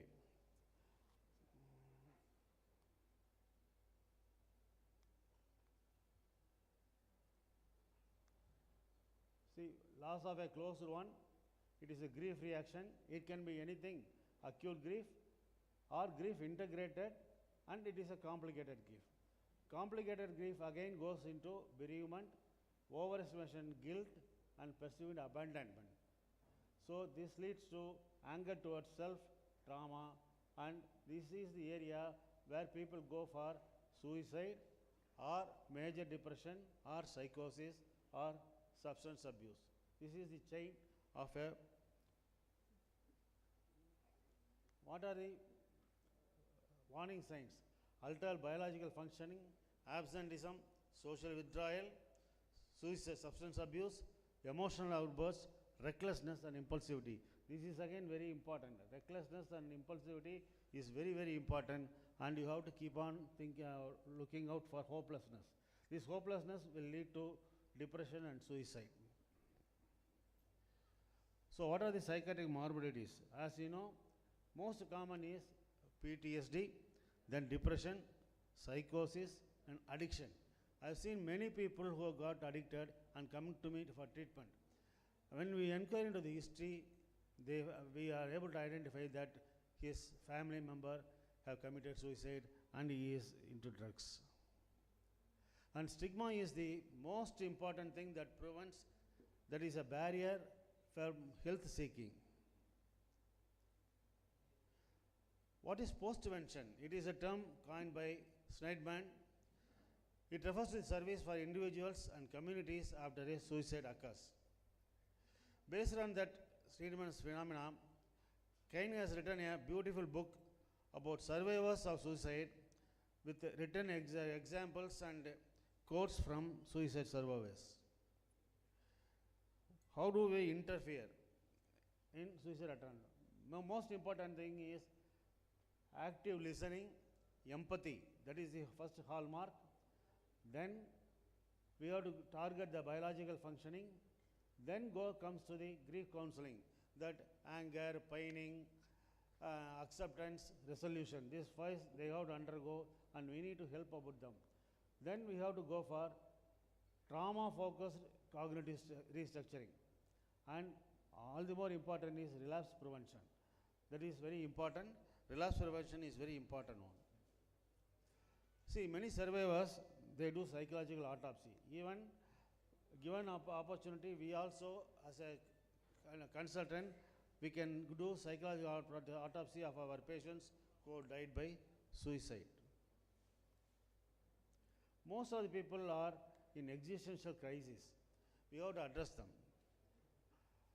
This is 2020, we organized a suicide awareness program online during COVID period. Dr. Lakshmi Vijay Kumar was the chief guest. You won't believe, 1,900 people joined online. Madam was very shocked. How many people can join? See, this again is trauma-focused CBT. That is, we have to take about thought, behavioral action. All should be integrated into the trauma-focused CBT. What are the long-term complications? Mainly, post-traumatic stress disorder. Avoid thinking about it. Easily frightened, negative mood, negative thinking, aggressive behavior. These all we have seen. So we need ongoing checkups and monitor for future PTSD. PTSD can come later also. After 1 year, they can develop PTSD. On the anniversary reaction, they can develop PTSD. So depression and suicidal ideation, we have to keep monitoring. Importance of compassionate care. See, avoid judgment. That is most important one. Don't be judgmental. And use empathetic language, and your words should be very proper, not to hurt the individual. And you have to validate their emotion. What they do is right. So listen, proper body language, proper empathy, validating their emotion, avoiding the blame, and stop fixing. What you do is wrong and all. See, though we are psychologists, psychiatrists, we have to listen with the heart, just like any other individual. Don't have an upper hand in the treatment. Beware. Suicide is 3 times more common among survivors. Again, we have to think about suicide. That is, again, mindfulness counseling. They say it is very good for these people. That is 5-4-3-2-1 technique. Acknowledge 5 things you can see, notice 4 things you can touch, 3 things you can hear, 2 things you can smell, 1 thing to taste. Somehow make them come to reality. That is what is about mindfulness. Normalize postvention. Encourage supervision. Remove stigma from the help seeking. Promote healthy narratives. That they again ask them to keep writing stories. Story writing give lot of ventilation. So what people suggest is a durable biography will be good. If they write a beautiful biography of them, that can also be a memoir as well as ventilation. See, reducing the stigma through media and outreach.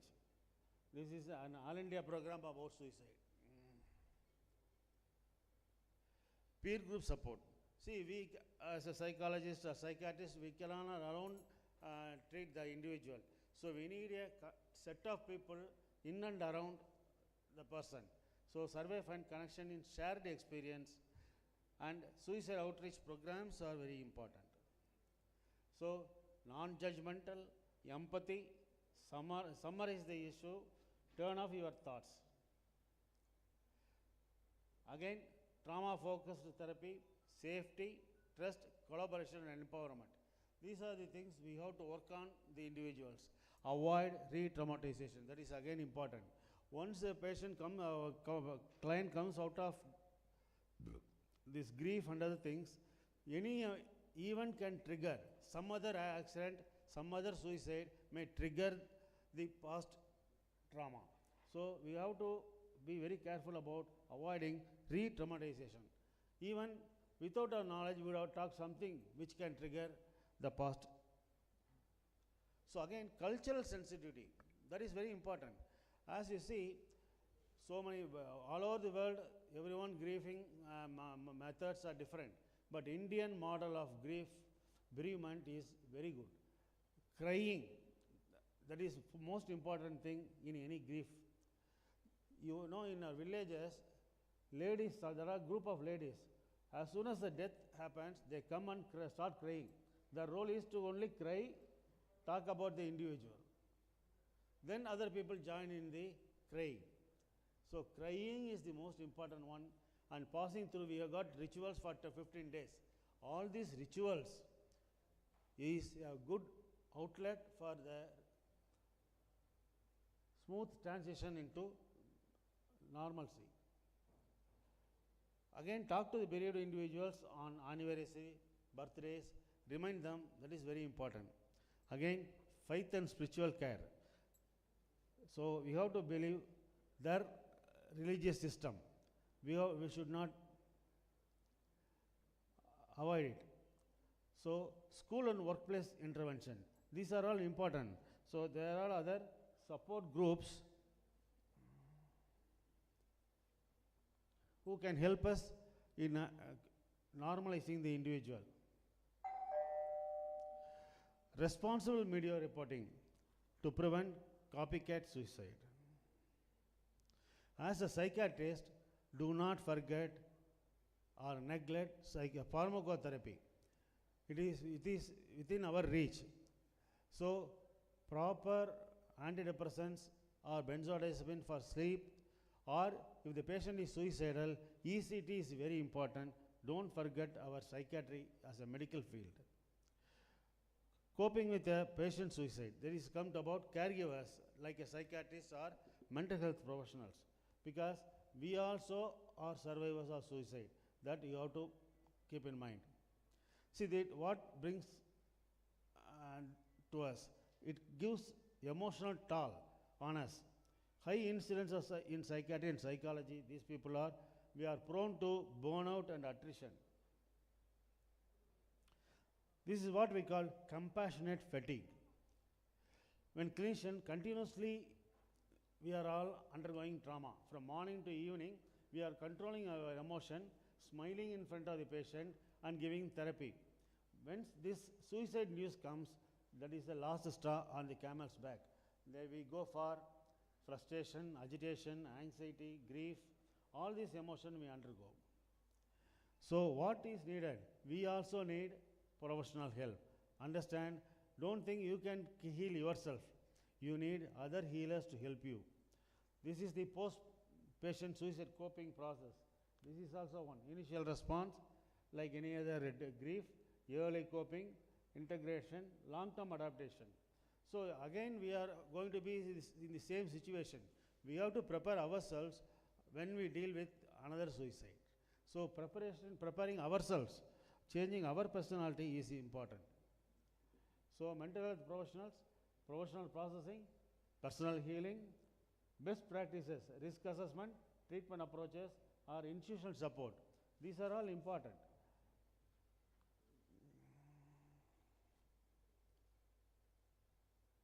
Multidisciplinary approach, case review, shared experience, therapy, time off. Sometimes you have to take time off. As a suicide survivor, what I do, I feel sad, really sad. At the same time, when they cry and they ventilate, I will keep on thinking, what have I done? What have I missed? Whether I would have done better. All these things you have to do self-analysis. And if a self-analysis tells you have done a good job, then we have to accept it. See, 100 cardiac surgeries are happening, one death happens. Like that, we are seeing hundreds and thousands of cases. One suicide and loss of a patient doesn't mean you are a failure. It is a part of our regular life.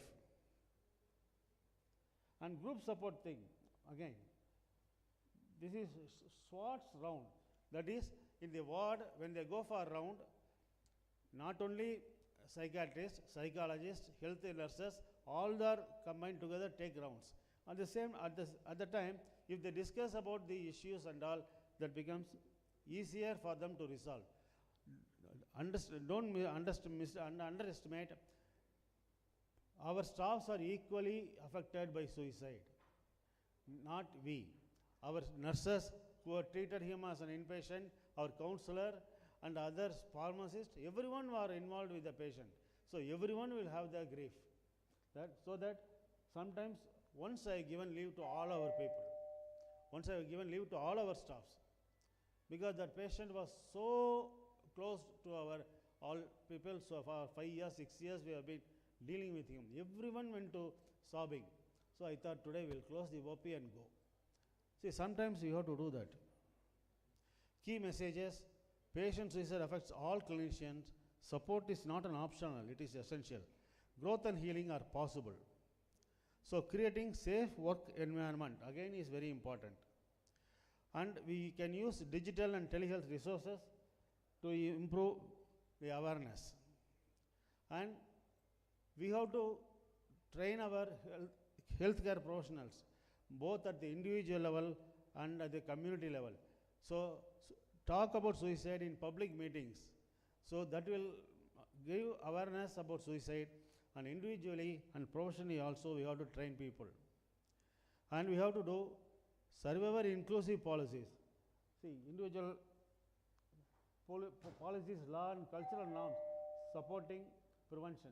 So socio-economical model for injury prevention.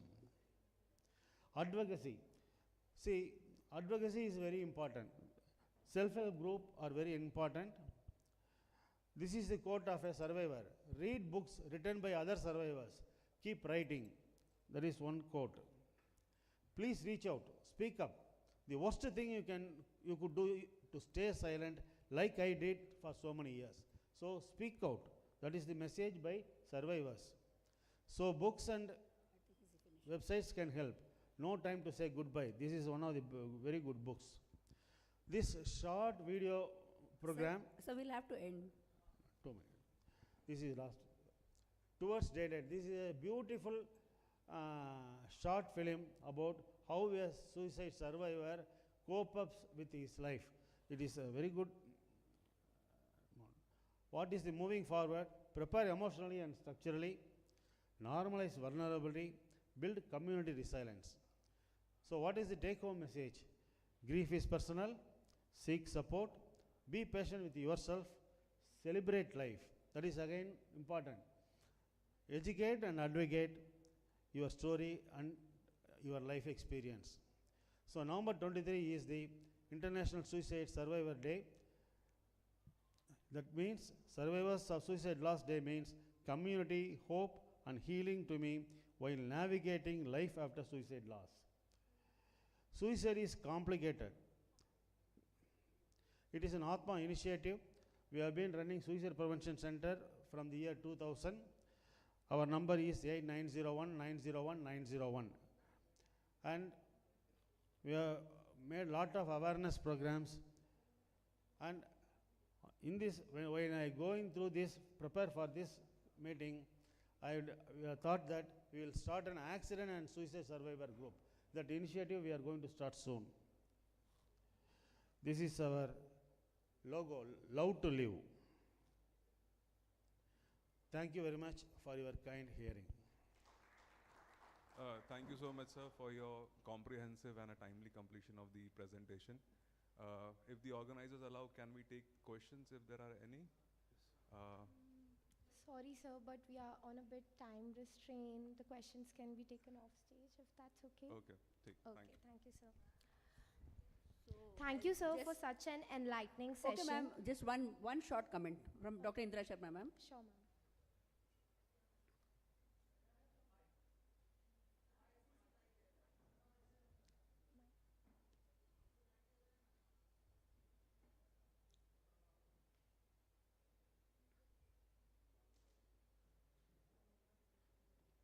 Ma'am सुनाई दे जाएगा, बोल दीजिए.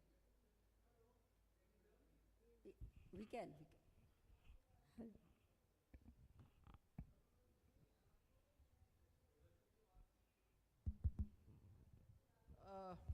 I have listened with great interest to your presentation.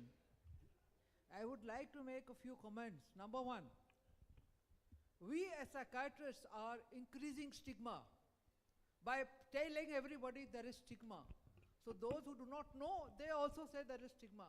So we should stop this and saying that there is stigma. On the other hand, we should say there is no stigma. Come, look at the OPD, look at the rush. There is no stigma, right? This is number one. Second thing, please don't use the word survivor. It's a very bad term. As if mental illness is an earthquake. No, it's not an earthquake. You must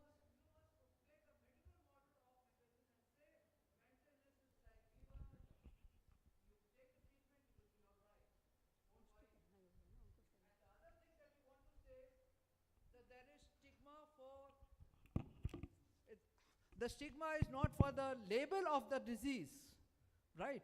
The stigma is not for the label of the disease. The stigma is for your abnormal behavior. So even if you don't tell people that you had suffered from a psychiatric illness, if you behave in an erratic fashion, people will laugh at you, make fun of you. So what we need to tell people is that please take treatment, consult a psychiatrist, not a psychologist, not a counselor. Counselors are doing a lot of damage to the patients. And last but not the least, please do not demedicalize suicide. You are using terminologies like mental health condition. No, no, no. This is highly objectionable. Now we are seeing that the new term for mental illness is mental health. No, these are just opposites. Please, you don't have to be hesitant in saying it's mental illness. Mental illness is mental illness.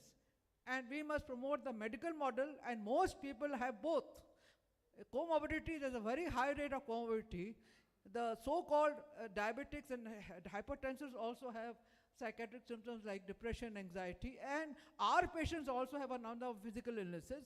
So who is a medical and who is a psychiatric patient is something which is very funny to say. Everybody is both. Most of them are both. So I think we have to learn to not to propagate stigma, but to prevent stigma by saying there is no stigma. Thank you, ma'am. Or even if it was there, it is now declined to a great extent. Thank you very much. Thank you, ma'am, for your valuable input. So I'll just like to end with one liner. हम याद उन्हें तो करते हैं जो छोड़कर चले गए, कोई उनका दर्द भी सहे, कोई उनका दर्द भी सुने जो रोज घुट घुट के मरते हैं. For the people who have been left behind. Thank you so much, ma'am, for your enlightening words. Now, I would like to call upon our chairpersons to please felicitate our speaker. And I would also like to request Dr. Ruchi Soni ma'am on stage to felicitate our chairpersons, please.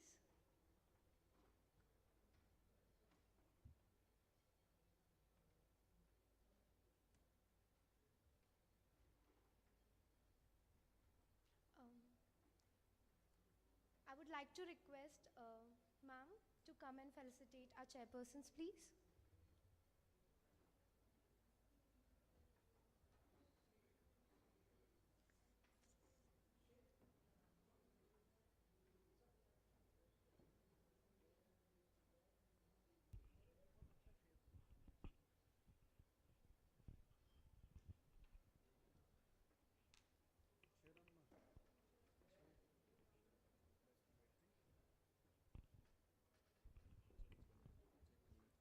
Thank you so much, everyone.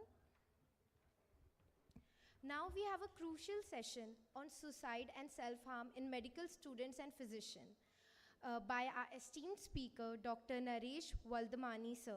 I request sir to please come on stage.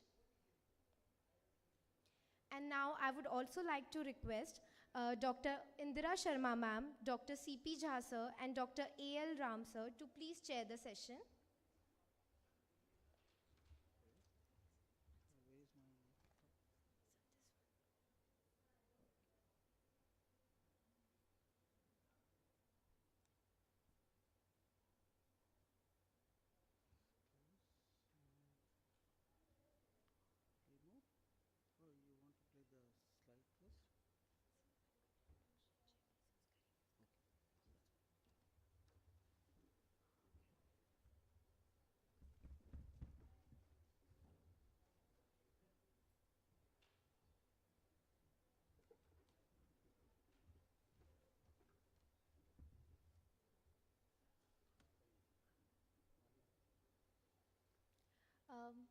Now I would like to request Dr. Indira Sharma ma'am to please introduce our speaker.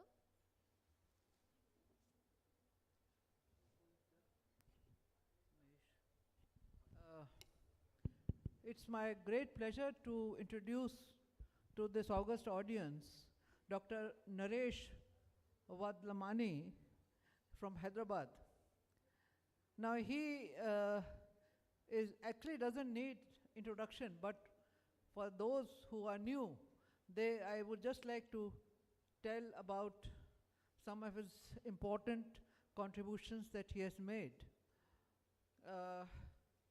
He studied at the Osmania Medical College, and after post-graduating from there, he has presented research papers and for the Bhagwan Tiwari, what is it?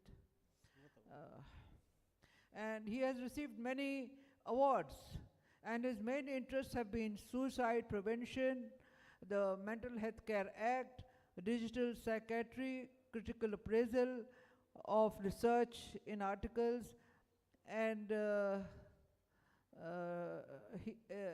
I know him very well because he has also worked a lot in other areas such as spirituality, and Dr. Valmani, I think, will be speaking on suicide, and I think it will be very he will provide very useful information. And he has been the chairperson IPS Suicide Prevention Strategy Section of IAPP, and I am sure that his presentation on suicide will give us new insights and will direct us into future action. So with these words, I cordially invite Dr. Naresh to please come to the dais and give his presentation. Right. Thank Dr. you. Naresh, please. Thank you, Dr. Indra Madam, for that excellent words of introduction. But probably I need to work more hard to deserve that kind of appreciation. Yeah, the topic was given to you: death by suicide and self-harm in medical students and doctors, mainly the prevention strategies, and basically how to break the silence. Right. So the outline is a bit of introduction. I'll give you the numbers as well, the risk factors. I will talk about prevention strategies and addressing stigma among the medical fraternity. Now, deaths by suicide and self-harm. Suicide is a severe public health issue, right? It's a health issue, not a societal issue. So medical students and medical professionals are at heightened risk of attributed to occupational and marital stressors. Early warning signs and prevention strategies are implementable, and stigma and systemic barriers prevent help seeking and exacerbating the crisis. Now yesterday, Dr. Samaksha Sahu and others, they have organized a suicide prevention run, awareness run as well.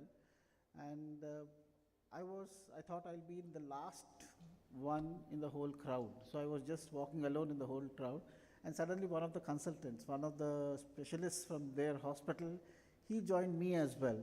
And he appeared to be, I don't want to name him or any specialist, but yes, he was speaking about the suicide topic as well.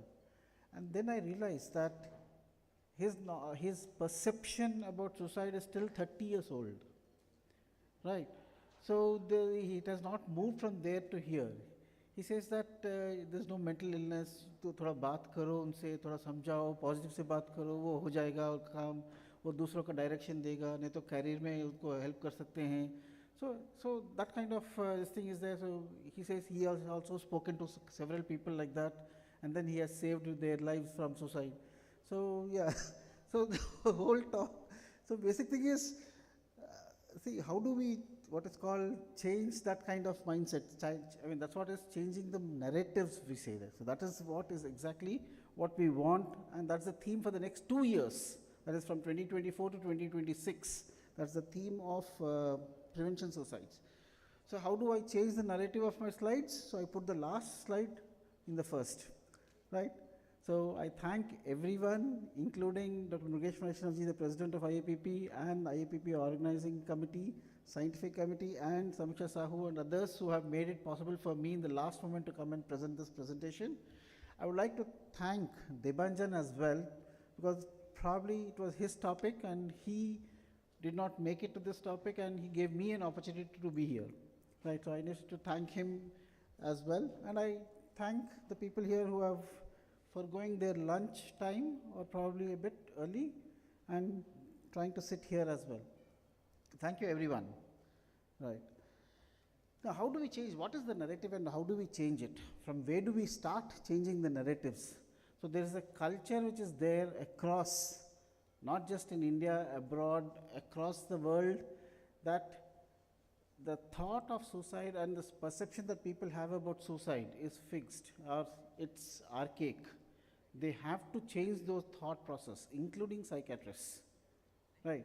So shifting the culture of silence, and basic thing is people think that if you don't talk or if you don't create awareness or something like that, then it should be okay.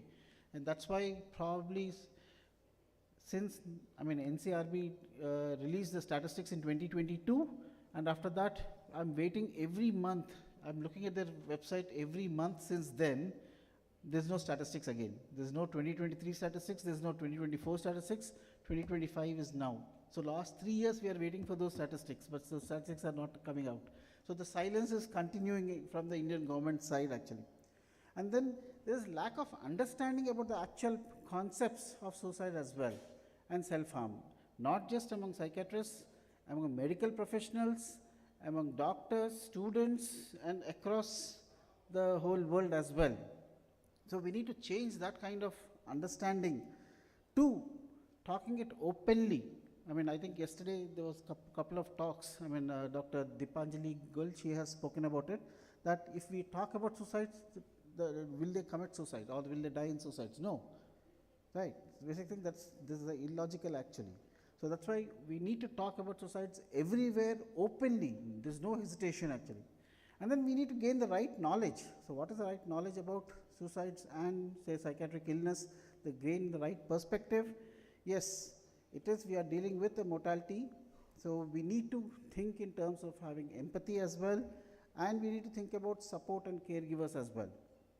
So it's a whole gamut of a basket that we have as a supermarket. Yeah. Right. So again, how do we break this narrative or how do we break the silence? Right. I think IAPP and IPS both are doing great jobs and we all are part of it, and we are all doing our jobs greatly by instituting certain committees. And in fact, IPS Women Mental Health for lady doctors, college mental health for medical students as well, that can include suicide prevention specialty section for everyone, and every committee, every task force of IAPP and IPS will have some role in suicide prevention as well. Not just medical students or doctors, but everyone. So I think that is what every one of us should think about. And yeah, so what do we do first? So we need to change ourselves. As psychiatrists, we need to change ourselves. We need to educate the educators. So that's, I think that's one of the programs that we need to do. We need to have programs on suicide, having the right perspective of suicide among psychiatrists. We need to come to a consensus, and then we need to agree what message we have to send across to other people. If we don't agree on certain principles and perspectives, we have difference of opinions and difference of ideas, then different messages go across the society and the society gets confused. Yes, we need to talk. We need to create awareness, but that is not just sufficient. We are doing that. We are going to schools, colleges, giving lectures. We are going to the media to some extent. We are doing awareness kind of runs, talks, all kinds of things. But is that sufficient? No. When we see the statistics, that's not sufficient. So we need to change the culture. And the cultural change comes through movies, comes through media, comes through roles, reels, short films, employ celebrities or celebrity doctors, spread awareness and promote AI-based wearable models to assess the suicide risk. So we need to go to all kinds of ways, because the culture has to change from inside, from every aspect of our day-to-day lives. Then how to break the silence?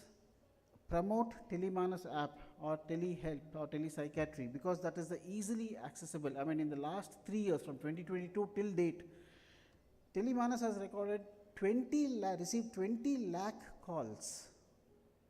Right, so that much, I mean, it is popular as well. And what people nowadays require is they have a phone in their hand, right? And the fastest and the quickest way that they can seek help is to dial some number which they are very known about. They want help, right? They cry for help, they want help. Are we helping them appropriately or not? Yes, the person on the other side receiving help side gets that message, right? So we need to promote what all ways, I mean, if a patient has to access me, so I need to give my number to them. So I need to be accessible to them. So don't hesitate in giving numbers to people, right? Anytime. So in 1 year, if you get one call wherein if you can save such patient, then that is enough. So that you have done, your mobile phone or your accessibility has saved one life at least. Promote mandatory healthcare, I mean mental health days in every medical facility. We are talking about medical colleges, we are talking about hospitals, we are talking about medical students and professionals, I mean all other specialists as well, right? Promote regular mental health training and awareness programs across all medical facilities, campaign to integrate mental health into medical curriculum. So I think this is what is more important. There are people in IPS and IAPP who are trying to approach NMC and trying to, trying their best to see that the psychiatry is a specialty in undergraduate, is a subject in undergraduate. So if it is made a subject, then people will read that. And if there is an exam in undergraduate, the 14th subject or the 15th subject after pediatrics, then probably people would access or would what is called have the right knowledge about psychiatry, and then probably that comes from the basics. Organize walkathons, organize regular lectures and CMEs. I think that's what we did in the last 2 days. Collaborate and involve with other medical specialties. That's what is consultation liaison. I think we need every multi-specialty hospital that we have, we need to involve other specialties at least twice a week. Every other department, collaborate with them together, have common subjects, have common talks. Automatically, gradually over a period of time, they will get the right message. Right. And our own perception, we need to change ourselves and we need to change others as well. Our own perception is suicide and suicidal thought, self-harm are not equal to mental illness, right? So what it means is psychiatric illness. So they are, say, the end path or the symptom that we say or the sign that we can say of a pattern or the path of illness, or the outcome of that illness. So it's not just equal to a mental illness, and every suicide or every suicidal thought and every self-harm attempt does not require what is called an underlying mental illness, defined mental illness per se, right? So that also we need to accept, and Indian studies have shown that yes, mental illness is contributing to 50% of the suicides, but remaining 50% of the suicides, we have no answer, right? We put it on the financial, we put it on the societal, we put it on the family, they are contributory factors per se. But what common pathway, biologically we know what common pathway is there, right? So it is like suddenly if you say sudden cardiac deaths. So sudden cardiac deaths, 60% of sudden cardiac deaths have recognized myocardial infarction or a cardiac known pathology. 40%, they just collapse. I mean, we have seen so many videos. They're talking on the stage and they just collapse with no prior illness, with no prior thing. So how do you put the cause there? So there's nothing. So even suicides, we need to think in those lines as well. But yes, suicide is a multifactorial event. So it's an end outcome or an event. And then there are so many factors, risk factors contributing to the pathway and the final biological pathway. That's a different issue. And we need to think about any psychiatric illness, when we say, is not in terms of neurotransmitter levels, we need to think in terms of from the genes, from the chromosomes, the genes arise, from the genes,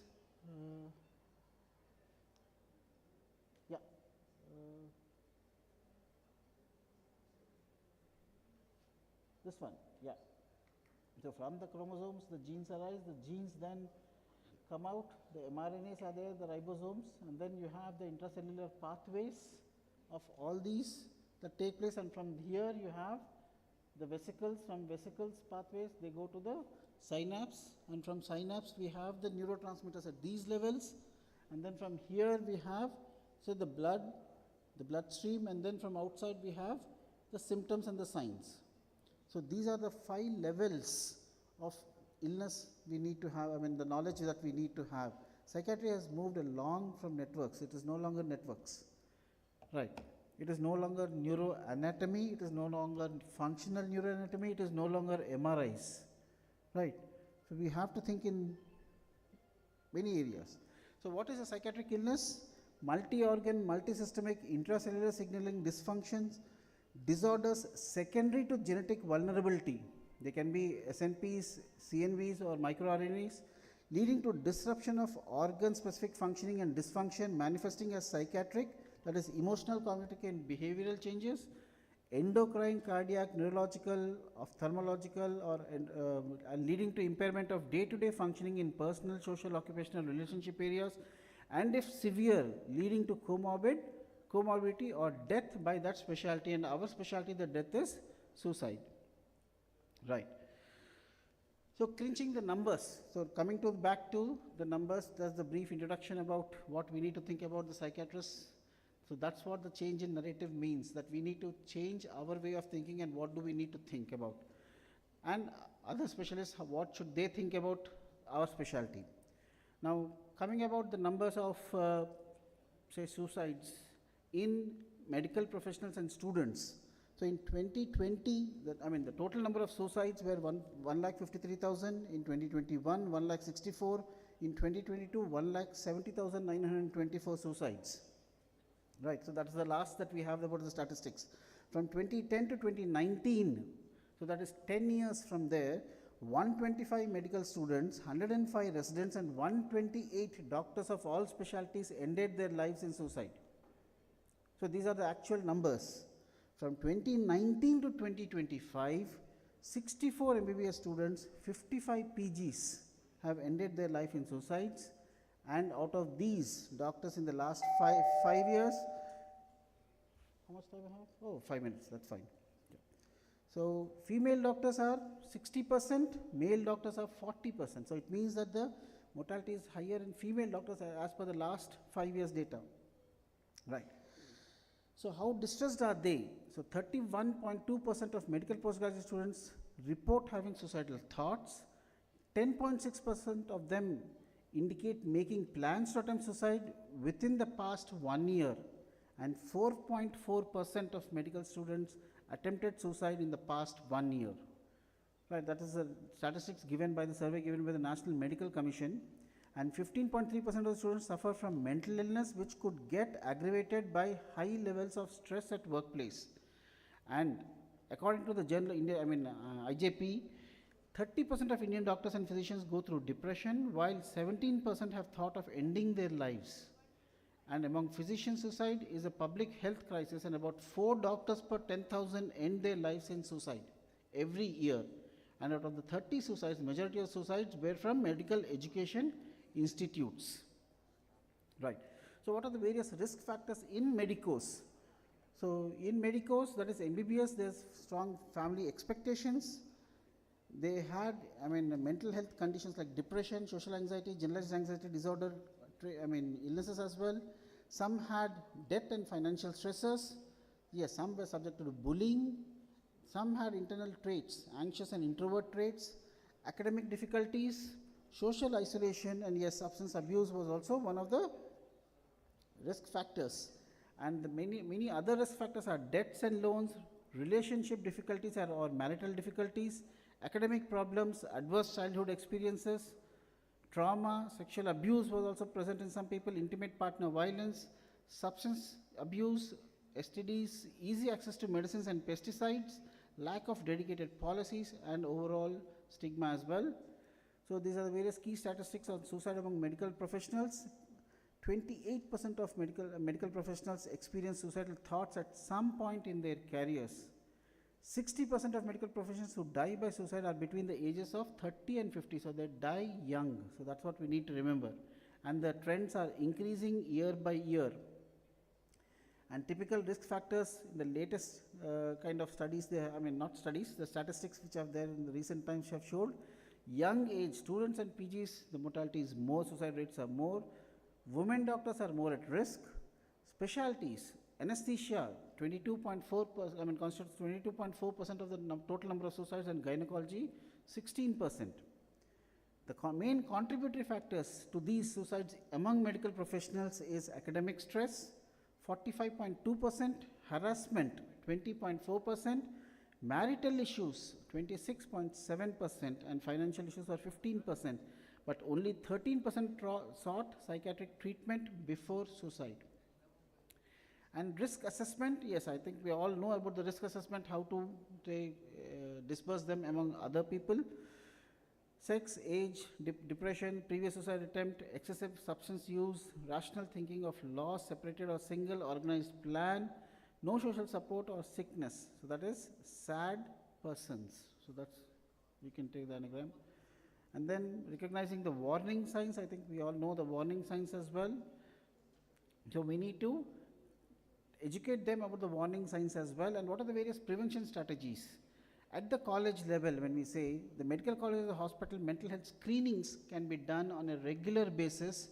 So what will they do? They'll help in early detection and early intervention, restricting access to lethal means at workplace, genuinely address workplace stress, reduce, when we talk about workplace stress, what should we do? We need to reduce the hospital work hours, audit of work loads in medical colleges, POSH committees, workplace harassment prevention measures, protection against career impact of mental health by doctors and students, student-led support groups, especially the academic stress when we talk about mentorship programs, question, persuade and refer. So if someone expresses their desire or the thought of suicide, then we need to question, persuade, and they need to be trained to refer to psychiatrists. Regular awareness programs for psychiatric department in medical colleges and hospitals, sensitizing administrators and government medical services, marital counseling services, and role of psychiatric societies including IAPP and IPS. And then we have, yes, the National Suicide Prevention Strategy in 2020 aims to reduce number of suicides by 10% by 2030. So use of infographs, infomedia like AIDS awareness programs, I think we need to blast the media about this. The Mental Health Care Act decriminalizes suicides and mandates care for attempted suicide. The NMC had made mandatory to report suicides, mandatory staffed psychiatric department in every medical college and district hospital. District mental health programs are there in 767 districts with medical colleges and hospitals, but they are still not yet staffed. Like yesterday, Madam IAS officer, she has mentioned that. And then we have the Telemanas helpline as well. So this is the National Suicide Prevention Strategy.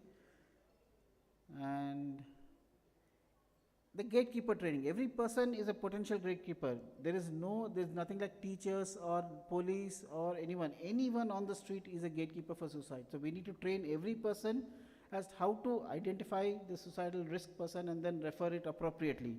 So everyone has a potential to save one. Each one save one. If we tell them, that is fine. And this is in detail about the gatekeepers and gatekeeper training. I think we had this session before. And this is the media session, how to train the media and how the media should be responsible, reporting responsibly. That was done by, I think, Dr. Prasad Rao. And finally, psychiatrists, we see at least around 20-30 patients in our clinic, and out of them, at least 5 have suicidal tendencies or suicidal attempt or suicidal thoughts. And over a period of 1 year, we do save hundreds of lives. And over a period of our careers, we save thousands of lives. Right, we need to be appreciated, right, we need to tell people across that we are saving so many lives. Every year, every day we are saving lives, right, and we are educating people as well. So that's what is our ICCU. So in ICCU, cardiologists do save lives. So psychiatrists, we save lives in our OPs as well, right. Thank you very much. I think the thank you slide was in the beginning as well. Thank you. Thank you, Dr. Naresh, for this very exhaustive presentation. I think you have done very hard work and presented various aspects. But the point that I would like to hammer here is one of your slides was most unappealing to me.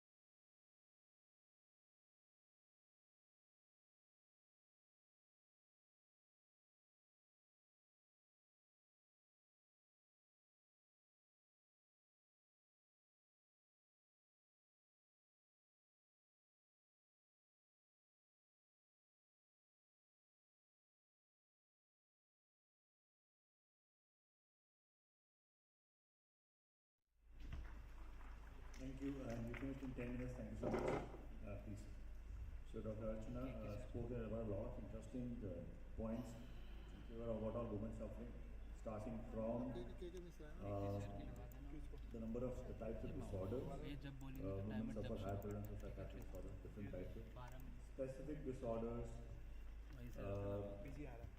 in reproductive age, various stages of reproductive age, exposure to gender-based violence, socioeconomic inequality, also interestingly low-grade trauma which women suffer on a day-to-day basis, career and caregiver, and which is they were to work as the bedrock of the family as a caregiver, and also have to work on focus on their career. So that double thing.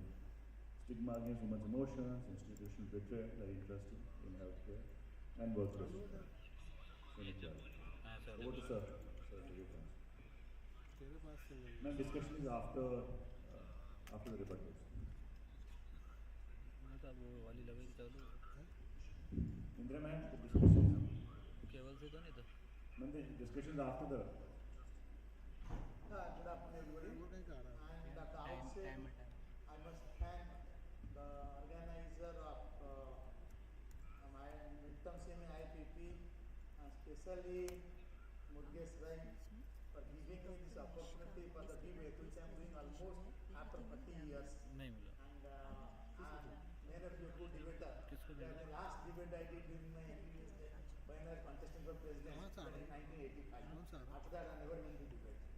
So I will try to do justice to the some aspect of this. And when I debate with Archana, I really feel lost because she is a younger sister to me. So I don't think I can debate much with her with the data whatever she has provided. Still then I will go ahead with the two components, which are the two components of this debate.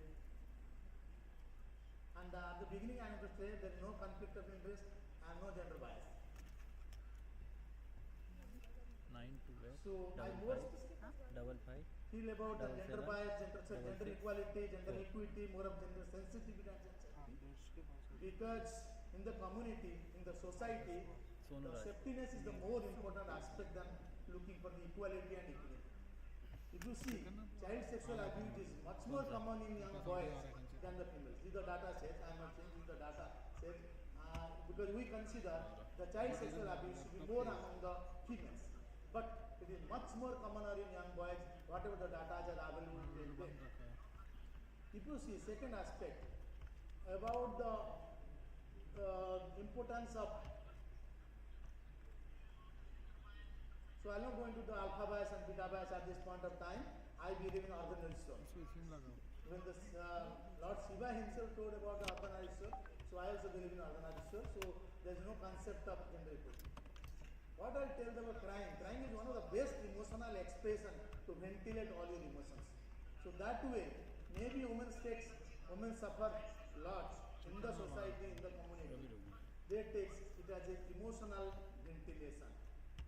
And they easily cry. This is normally find out, normally seen, the women cry easily. And for that, maybe if you have, any of you have seen the picture Rudali, it was taken. The it was taken as occupation.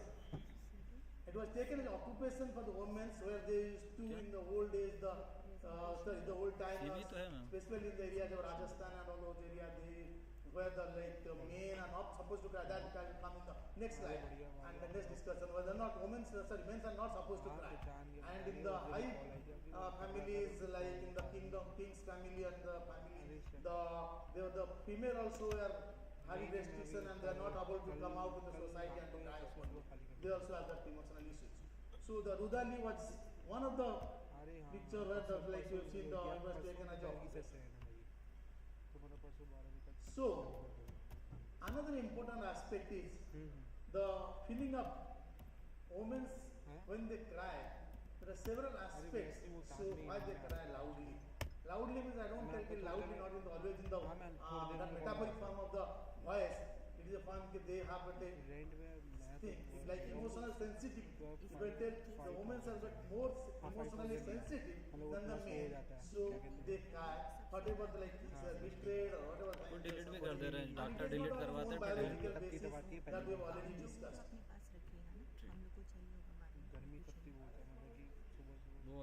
Specifically, men also wants to crack, but वो छुप के रोते हैं, because they are not supposed to crack. Boys, because you know there is a book on this, boys don't crack, but boys crack. And I think I wrote a poem on this long back in my class 2 science days. Boys don't crack, but boys crack, but वो openly नहीं रो सकते, तो इसलिए छुप के रोते हैं. मर्द को दर्द नहीं होता है. It is the usually accepted in the community. The boy or the men are not supposed to cry in the small things. You have to have the restriction about the emotional ventilation. I think which can be one of the major reasons why a lot of males at an earlier age get the cardiac disturbances, cardiac abnormality, mainly like myocardial infarction or cardiac related death. If you see, the cardiac related deaths are much more common in men in comparison to women. So this is one of the major factors, stress related factor, which leads to the earlier age death among the men in comparison to women. And we have already told, deliberate self-harm, already Rachana told, deliberate self-harm is much more common in females, right? Almost 2% commoner in female than the male. And the male have more of completed suicide. I just repeat about that thing. Because DSS, the deliberate self-harm, is usually considered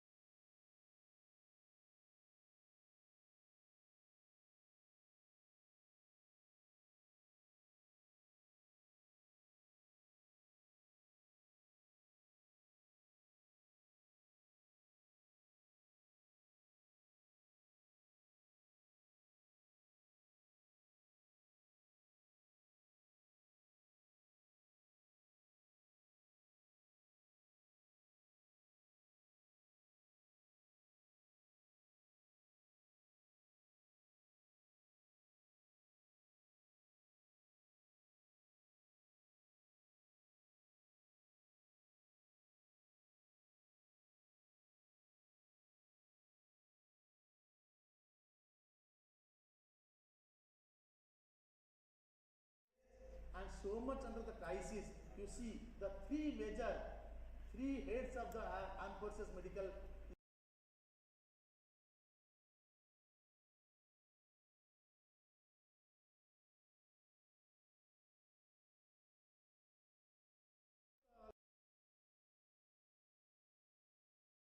the things. So in spite of all those things, they are able to do, and 4 out of 3 ladies in the armed force staff branches are ladies today. One of them is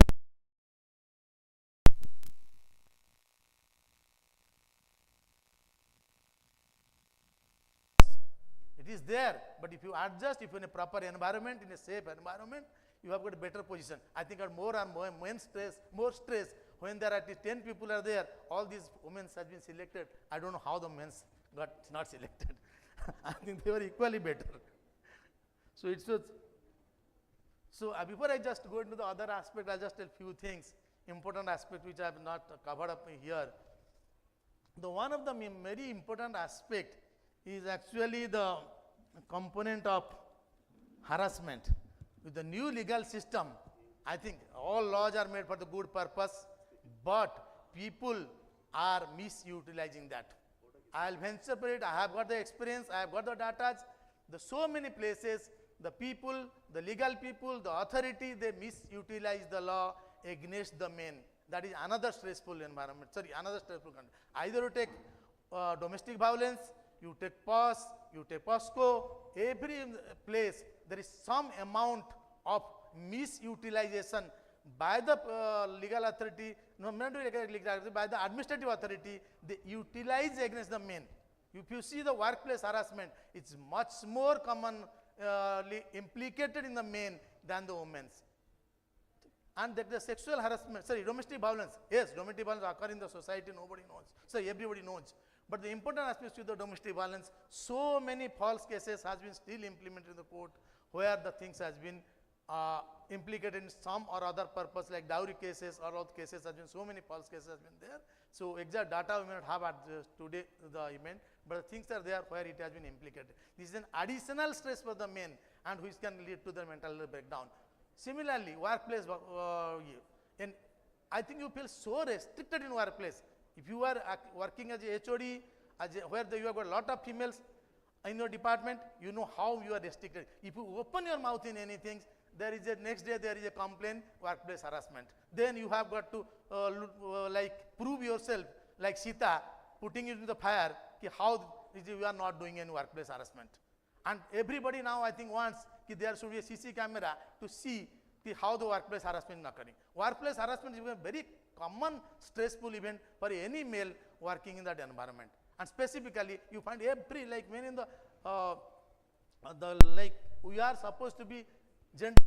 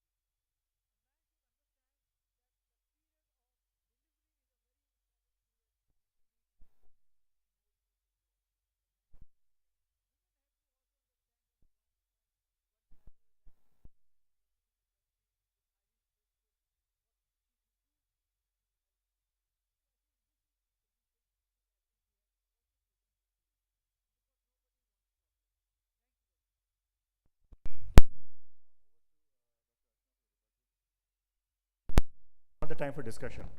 Yeah.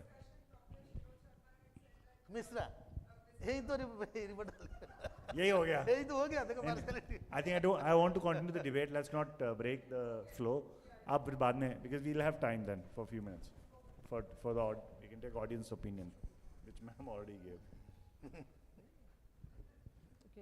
So first of all, thank you, sir, for accepting that women face bigger mental health crisis. The debate is probably half over here. Few of the points which you mentioned, that deliberate self-harm is more in women. Deliberate self-harm is different from suicidal attempts, which is twice more common in women. And yeah, the completed suicide is more in men, maybe because of the means, and it's the global data. There are parts like India, China, and Bangladesh. These countries have women suicide rates, completed suicide rates are more than men. So it's not globally uniform that men dies by suicide more. It's probably due to the means of their choice. The gunshot, the weapons are available easily in the western part of the world. Because of the gunshot injuries are more severe. Maybe because of this data is like that. Second point, that men don't express and they don't talk about their pain. Yeah, but you cannot dismiss just by saying that men don't talk and women talk. Because when women talk, as I already highlighted in my presentation, they are facing more by expressing and talking about it, by leveling being too emotional, too sensitive.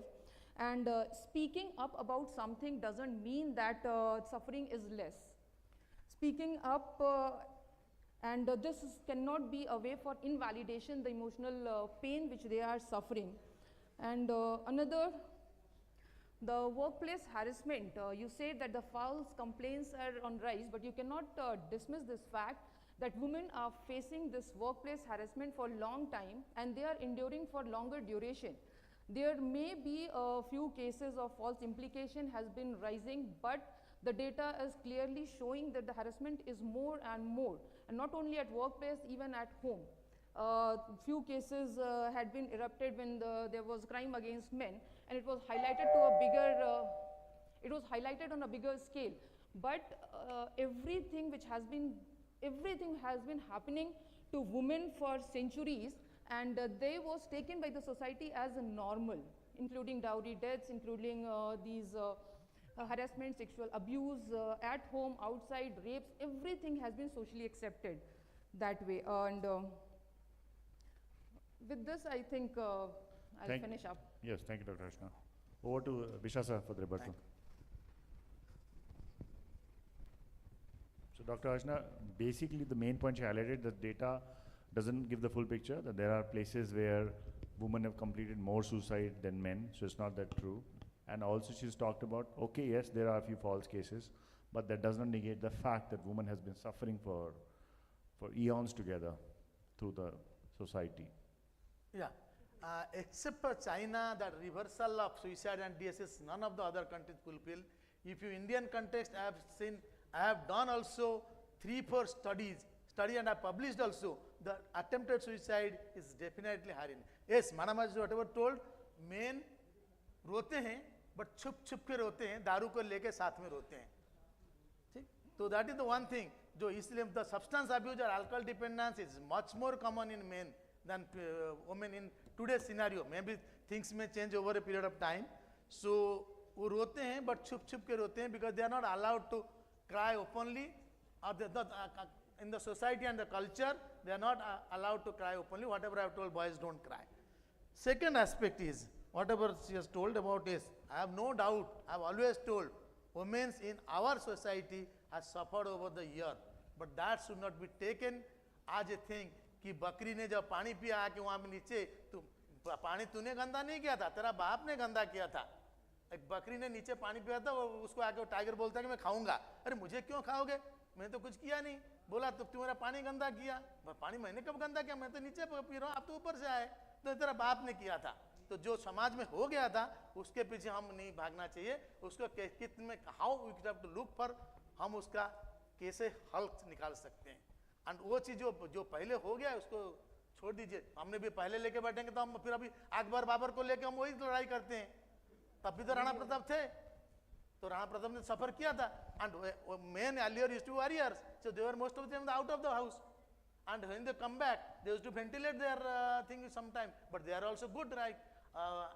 Like Rana Pratap's wife, either take Fulkumar or ye, they are very much affectionate. They have never been tortured. Yes, उनको torture कौन किया था? उनको torture खिलीज ने किया था या अकबर ने किया था? But राणा प्रताप ने कभी अपना बीवी को torture तो नहीं किया था, ठीक है? So इसीलिए हम सबको generalize नहीं कर सकते. और second thing, yes, this is happening. You have to accept. So many people has been like convicted in the false case. So the law should be taken to help the individual, not to penalize or not to taken, not by the person who are doing it. They have been utilized by the administrative authorities. They have been utilized by the administrative authority. When the administrative authority failed to take any action, they utilize women power for it. That's why women has to be sensitive and they should not be utilized by the administrative authorities. Thank you, sir. So sir took more of a, he talked more of the legal side of it, how men suffering also in recent times. But any other sir point? I think that's the point you said. Oh. That's the major point. So now it's open for some feedback from the audience. Your point, yes. Our celebrity psychiatrist from Bhopal. Bhopal celebrity psychiatrist.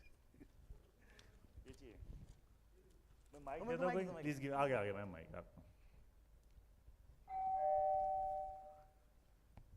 Dr. Mishra said that installation of cameras in workplace is not just to, prevent harassment of women. It is also for the safety of the men so that they cannot actually harass. And don't get frightened by cameras, because men do get frightened by the cameras because then they are less capable of doing things that they have been doing for so long. The women employment rate in India has decreased from 32 to 25% now. So you can imagine the plight of women in the workforce.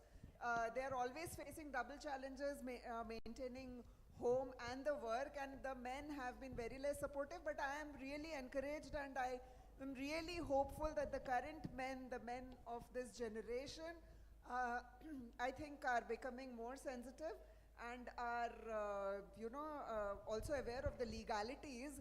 So I think that would be a very pleasant change. The men have to also, be progressive when they want the women in their life to be smart and educated and working. So they have to also cooperate at home. And harassment doesn't benefit anyone. And no woman would like to blame harassment until and unless there is no smoke without fire. So I'm sorry to say, Dr. Mishra, I oppose you on that. Yeah, just for a picture. Photo खींच दो ma'am की, फिर जाएंगे. नहीं उसने. Yes, Dr. Shashi. Continuing from where Dr. Ruma left regarding this camera, installation of camera is rather protective for men because then no one can falsely implicate if Yes. it is there. Yeah, the same point she said. Yes, sir. Yes, ma'am. Madam मैं बोलूँगा अभी. आपको बोलना है? Implication हो जाता है, उसके बाद कैमरा देखा जाता है. And once you are implicated, you know how much mentally you are tortured. If you are not there, once you have been एक बार वो मुनि बदनाम हुई थी ना, उसके बाद पूरा बदनामी आपका चलता रहता है. वो कैमरा बाद में कोई नहीं देखता है, सिर्फ देखते हैं कि क्या हुआ है. People don't know all the things what is happening. I think both people have made point. Thank you. Yes. I'll because we are veering away from the main point, main agenda. पर वो जो video आपने दिखाया ना. और एक बार दिखाता हूँ. नहीं, वो सिर्फ जानवरों को लेके बात नहीं जानवर की नहीं. वो आदमी बाद में उसमें आदमी तो जानवर से ही आया ना. लंगूर तो आदमी तो लंगूर से आया ना. नहीं लंगूर ने दोबारा दिखाओ. No need. Please don't swear. But there is another spin to it. It's because again that shows the male domination in the society. Hence, they used only male representation of the species. That's what it is. I just thought I'll say that. Munni बदनाम नहीं होती है. Any other? Yes. It's very interesting. And let me. Yeah. Please ask. Go ahead. One mic there, please, at the back. It is interesting. In this debate, the participation are done by women only. Very interesting. So, hi, very interesting debate, and as we can evidently see, Dr. Archana is not crying at all, but Dr. K.K. Mishra. नहीं crying only emotional ventilate कर रहे हैं. अभी लड़के भी cry कर सकते हैं, ऐसे नहीं है. But emotional ventilate करते हैं when your sufferings are inside. is interesting. Any other? Sao, sir? See, like having cameras at the workplace, particularly, they really help. Definitely. Practically, I'm telling you. And unless they are doctored or something like that, but if you have got a record, that always help, and always keep in mind that you should make it mandatory as much as possible, so the things remain transparent, whoever comes to investigate. Because nowadays it has become a fashion to implicate either way, anyone. Yes, That's all I camera have to should be say, there. that this is need. I have experience in my practice also. Thank you. So thank you. I think we'll take the last and then we'll take the vote. Can I respond to this statement? There is Okay, no can I- fashion. There is no fashion. It's not a fashion to implicate. The underground thing is mental illness. Please remember. But mental illness is not like, having fever, you put a thermometer, you have to see in detail to diagnose it. We have all these cases, Ashutosh and Subhash, the techie. So it is not a fashion. It is not at all a fashion. It is the ground. We have got a lot of evidence to say that the underground is a mental illness. In fact, Indian Psychiatric Society has sent letters to the government of India that in these cases there should be a mental health assessment. Right? Because, for example, when you say fashion, dowry, when the dowry allegation is there, the man immediately says, no, we never took dowry, we are very good people. But in all marriages, lots and lots of money is spent. Whether you give it formally or you don't formally, once you have spent, say, 80 lakhs, then dowry is there. And so the allegation of dowry is not wrong. But the main ground, the allegation comes only when the marriage is about to break.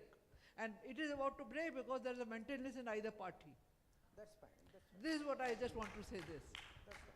So it is now thank you, being ma'am. Thank you, ma'am. propagated by the I media think that it is a fashion. Thank you, ma'am. Thank you, sir. One last, and then we'll take the vote. I think the male suffering has increased. The stress at the workplace, what sir told, has increased after the POSH Act. It is being misutilized, and there are many cases. I read many articles regarding that, and it has been misused very badly by females. Being a female, I'm giving this statement, but this is the truth. Thank you. Thank you for your point. So one woman also said, that's good. it is Very there. interesting. Yes. It is a Okay, now we'll take the vote. Who cries louder? Men? People who say men crowd louder, please raise your hands. Men crowd louder. Oh, very interesting. And who thinks women cry louder? Some people decide nobody cries louder. Huh? There are also people like that. So as of now, the vote is equal. Unfortunately, as of now, the vote is equal. A lot of people didn't participate. या तुमको मेरा question समझ में नहीं आया. दोबारा से बोलो? I don't know. Both are equal. But not everybody raised their hands. I could see that. Second, okay, let's vote on the second thing. Who faces the bigger mental health crisis? Men or women? पहला men के लिए या women के लिए? Men के लिए लोग हाथ उठा रहे हैं. Okay, सारे आदमी उठा रहे हैं. ठीक. मैं moderator, I have to be very neutral. Election Commission जैसा हिसाब है. अच्छा, women. So unfortunately, men in this, who face the bigger mental health crisis? Men, as per the audience here. नहीं, this is how it is. तो यहाँ का audience कह रहा है कि men face bigger mental health crisis than women. ये ठीक मैं ठीक बोल रहा हूँ आप लोगों को, right? है ना? मुझे ऐसे लग रहा है. चलो, let me conclude. Let me conclude this interesting session. Thank you for a very active participation. When Suna married for 20 years plus, I've realized the value of women in our lives. If you look at जो अपना civilization Shiv Shakti है ना, if you look at Shiv and Shakti, without Shakti, Shiv is Shav. And that is very, very true in our lives also. If there is no woman in the house, if there is no woman in our lives, life becomes very dull, monotonous, boring, lack of charm. I think the women who keep the family together, bonded, at different levels, whether it's marriages, whether it's birthdays, whether it's function, whether it's लेन देन जो करते हैं कि वो हमारे घर आए हैं, इनको आना है. I think women play a very, very important role. But for women, our houses won't be that beautiful, our dresses won't be that good, our food won't be that colorful. So I think this is what I wanted to add. So we need to respect, but men provide structure, like Shiv to the word. So I think we need to respect both genders and other genders also. And it's important that we focus on their individual mental health problems. We should allow men to ventilate more, able to express more, and instead of just going for externalizing disorders like aggression or substance use. And we should understand when women go through pregnancy, as ma'am was talking about, or when they're going through this balance of career versus taking care of the family, we should be much more empathetic towards them. So I think we need to balance both this. Thank you so much for an active participation. Thank you. Thank you to organizers. But women should be women friendly. Thank you. Because women का सबसे बड़ी दुश्मन उसका सास और ननद होते हैं, not the men. Thank you so much, sir. हाँ देख लो, women should be women friendly. सास भी कोई बहू थी, तो सबसे important है. यार सबसे बड़ी problem women है. Debate over. ठीक है. Thank you, Dr. Palvi. Over to organizers. I think we should end this. ये हम lunch पे कर लेंगे बाद में. Thank you to our debaters for their excellent arguments and to our moderator for his balanced and insightful guidance. And a special thank you to all our audience for their thoughtful participation. I request respected Dr. Vishal Chabra sir to kindly come on the stage and felicitate our debaters, Dr. K.K. Mishra sir and Dr. Archana Singh ma'am.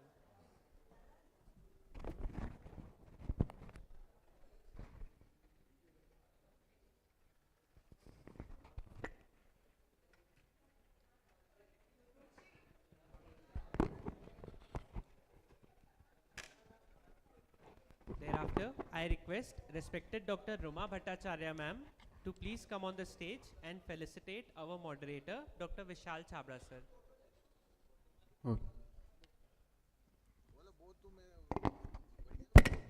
A big round of applause for all the debaters and moderator.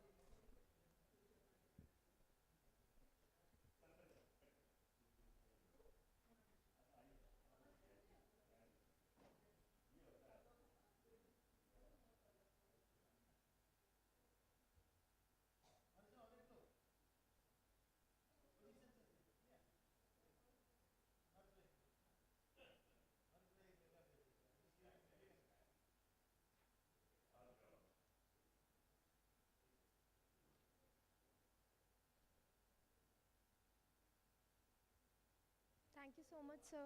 Thank you so much, ma'am. Yes, sir. I wanted to add just one more thing. Archana is a very good example of balancing career and family.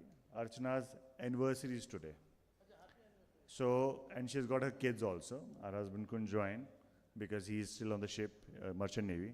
But this is very interesting and important what Archana has done. You know, she's balancing. She's got the kids. She's taking care of kids. She's also making a presentation here. So hats off to Archana for doing an excellent job today.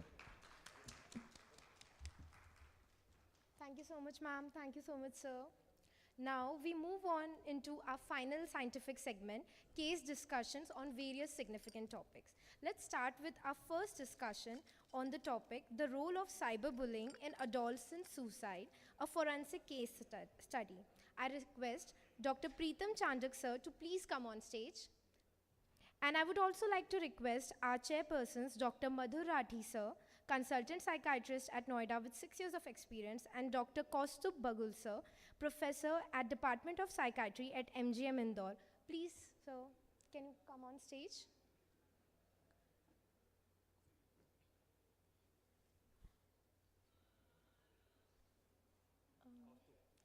Yes, sir.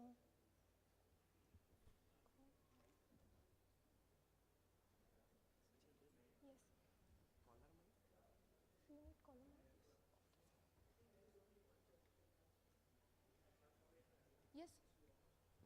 Vishal.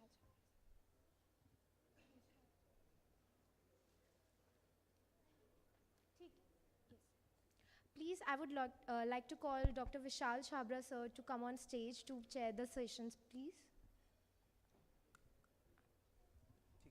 I'm audible? Yes.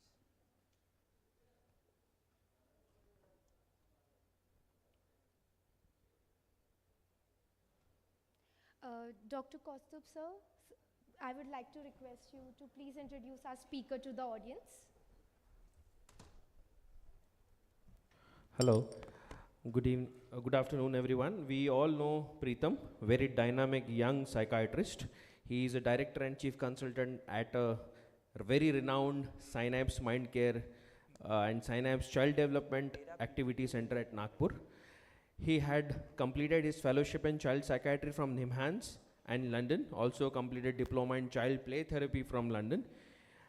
He is a chairperson at Young Psychiatry Society Subcommittee, worked as a convener at Stigma and Mental Health, and he is a very dynamic individual. I know him since last few years, and I'm waiting for his insightful lecture about child and adolescent cyberbullying. Over to you.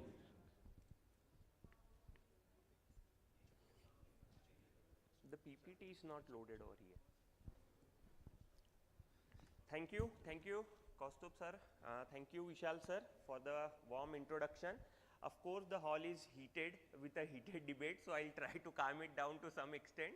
And again, I know I am in between the valedictory and lunch, so I'll not take lot of time. In fact, we have unanimously decided कि जल्दी जल्दी करेंगे, ठीक है? 3 o'clock flight है मेरी. 3 o'clock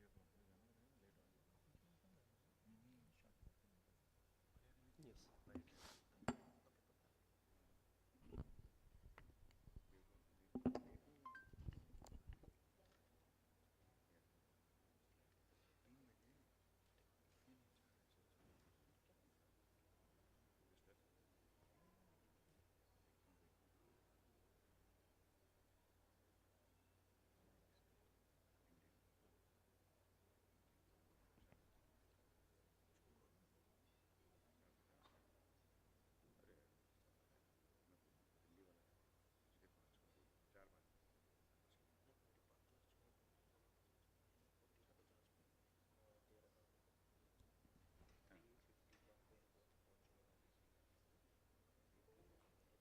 Excuse me, pointer है क्या?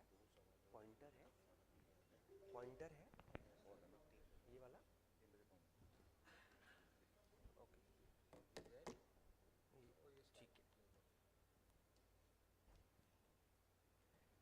Yes. So a very good afternoon, everyone. So the case is like this. Basically, the mother and her elder son was visiting me. Basically, जो भी tragic incident घर में हुआ, because of that, the elder son was not able to cope up with the dynamic which has changed significantly because of the episode. So she was a 16-year-old bright, talented student studying in 10th standard at one of the school in Nagpur, and she was the youngest of third sibling. जैसे उसके mummy ने बताया, she was a remarkable little girl, which she was excelling in her academic, musical, social and all those things. She used to play good instruments, always participated in school के functions में participate करती थी, extracurricular activities में, गणपति में, society में events होते थे. So she has been a happy-go-lucky. जैसे उसके भाई ने बोला, सर वो एकदम perfect लड़की थी, लेकिन उसके साथ ऐसा क्यों हुआ हमें नहीं समझा. Because behind her accomplishments and her loving nature, she was struggling with the devastating effects of cyberbullying. The bullying was not such that it started instantaneously. The bullying started from the school, gradually it shifted to the social media, and this shift has been really rapid. Pre-teen also schools में एक दो बार the parent has reported that she has been teased in the school by her female friends as well as her male friends as well. They have reported the matter to the school authority, but it was just like कि उनके parents को बुला लिया, इनके parents को बुला लिया, और next time से ऐसा कभी नहीं होगा, we'll take sure, and all those things were, and the matter was put under the carpet. But the bullying continued and it started to show its effects on its online platform with vulgar comments and direct messages to whatever she used to share her on social media, whether it's her images, because of her good musical instrument playing a habit, she used to post some regular videos of that, and her dance videos as well. Few days before taking this drastic step of finishing her life, there was a video posted by 2-3 of her male friends, which was an AI generated video containing some objectionable content. On her own level, she has tried to convey to the friends ki aap ye mat karo, I have not done anything to you, and try to pull it down, but they have resisted to the same, and the harassment still continue, and it became so overwhelming that she was not able to manage that and ended her life by suicide.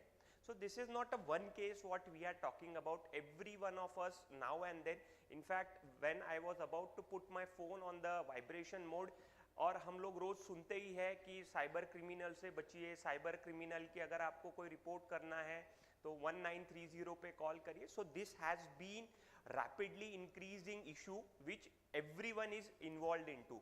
The government is also working on it. We as a practitioner are also facing the brunt of it, and again the schools, workplaces are also suffering from it. So again with all the presentations कल से और आज में हुए, I feel कि camera man को भी अभी स्टैटिस्टिक्स पार्ट हो गए होंगे कि भाई सुसाइड का क्या रेट है, कितना प्रोपोर्शन होता है, कितने मेल्स है, कौन सा लीडिंग कॉज है, and all those things. I will not go into that much of detail. What we know, yes, suicide is again an important mental health issue, mental health problem what we are facing, and it is on an increasing trajectory. India इससे अछूता नहीं है. India में भी same statistics है, और it's in fact underreported to some extent when we consider it as a Western aspect.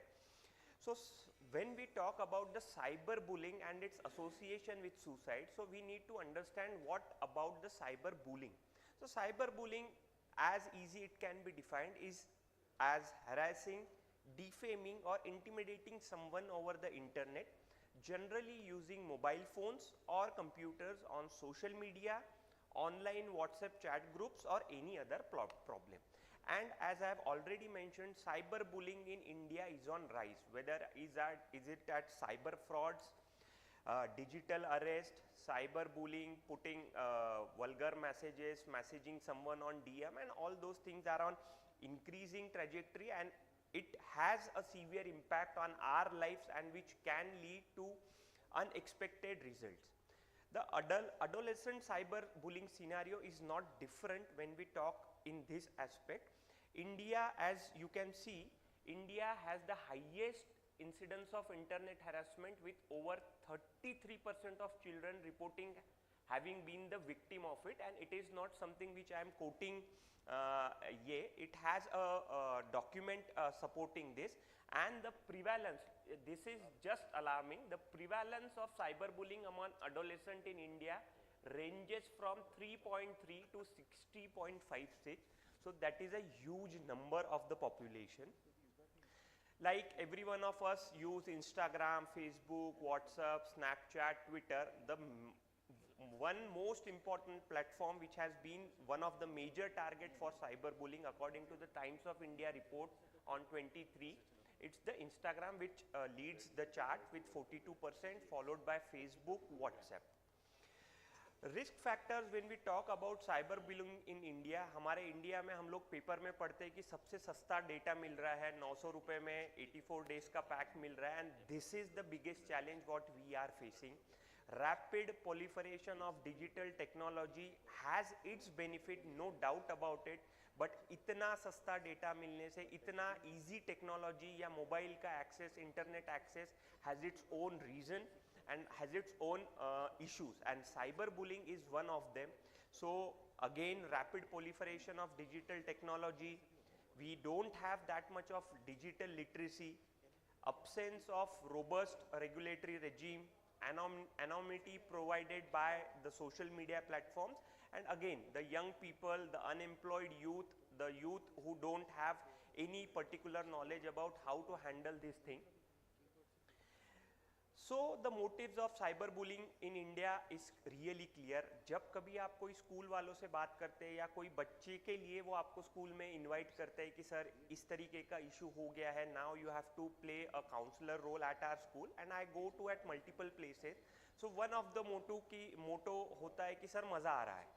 They don't, because the age is such that they don't understand the severity of it. It is just like कि ठीक है मज़ा आ रहा है इसलिए sir हमने किया, हमको ऐसा नहीं करना था. So it is a multifaceted and complex issue and driven by multiple factors. Desire to derive pleasure, seeking power and superiority, enhancing social status, and again acting out of boredom as a form of entertainment, but without knowing how much impact it will cause on someone who is at the other end or suffering from it. Consequences of cyberbullying, we can talk from psychological issues, from the physiological issues, and we can expect all the mental health issues what we see cyberbullying as one of the triggering or stressful triggering factor. Depression, anxiety, emotional dysregulation, social withdrawal, isolation, academic problem, learning difficulties, low grade, psychosis to some extent, and then the extreme steps regarding the suicidal behavior, self-harming thought, and then suicide.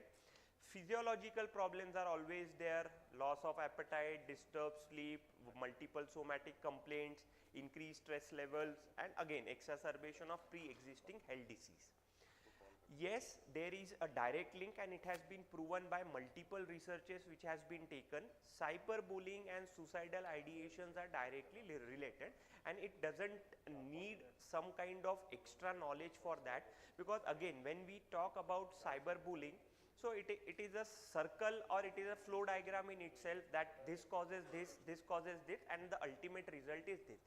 So again, whatever means you come with, cyberbullying and victimization has its psychological, physiological and all effects: lower levels of self-esteem, hopelessness, insecurity, weak emotional intelligence, increased fear of loneliness, which definitely triggers anxiety, stress, depression, and which is again a fertile ground for your suicidal thoughts. Perpetrator anonymity may be the key to cyberbullying. Majority of the people ask कि इतना सब हो रहा है, but why the people are still doing? Because again, easy access to the digital media, easy access to the digital platforms, and the people who are doing it or just doing it for the fun or for anything are often unaware. Because of the anonymity what the social media platforms provide us, they are not aware of what they are doing, what the distress the target is facing, and do not fear the punishment of the behavior what they are doing in that case. Again, with the cases of cyberbullying and its associated suicide on an increasing trend, there is a terminology which has been coined right now. It's cyberbullycide. So it is associated with suicide of a victim. In several cases, a phenomenon that has been termed as cyberbullycide in cases associated with cyberbullying suicide.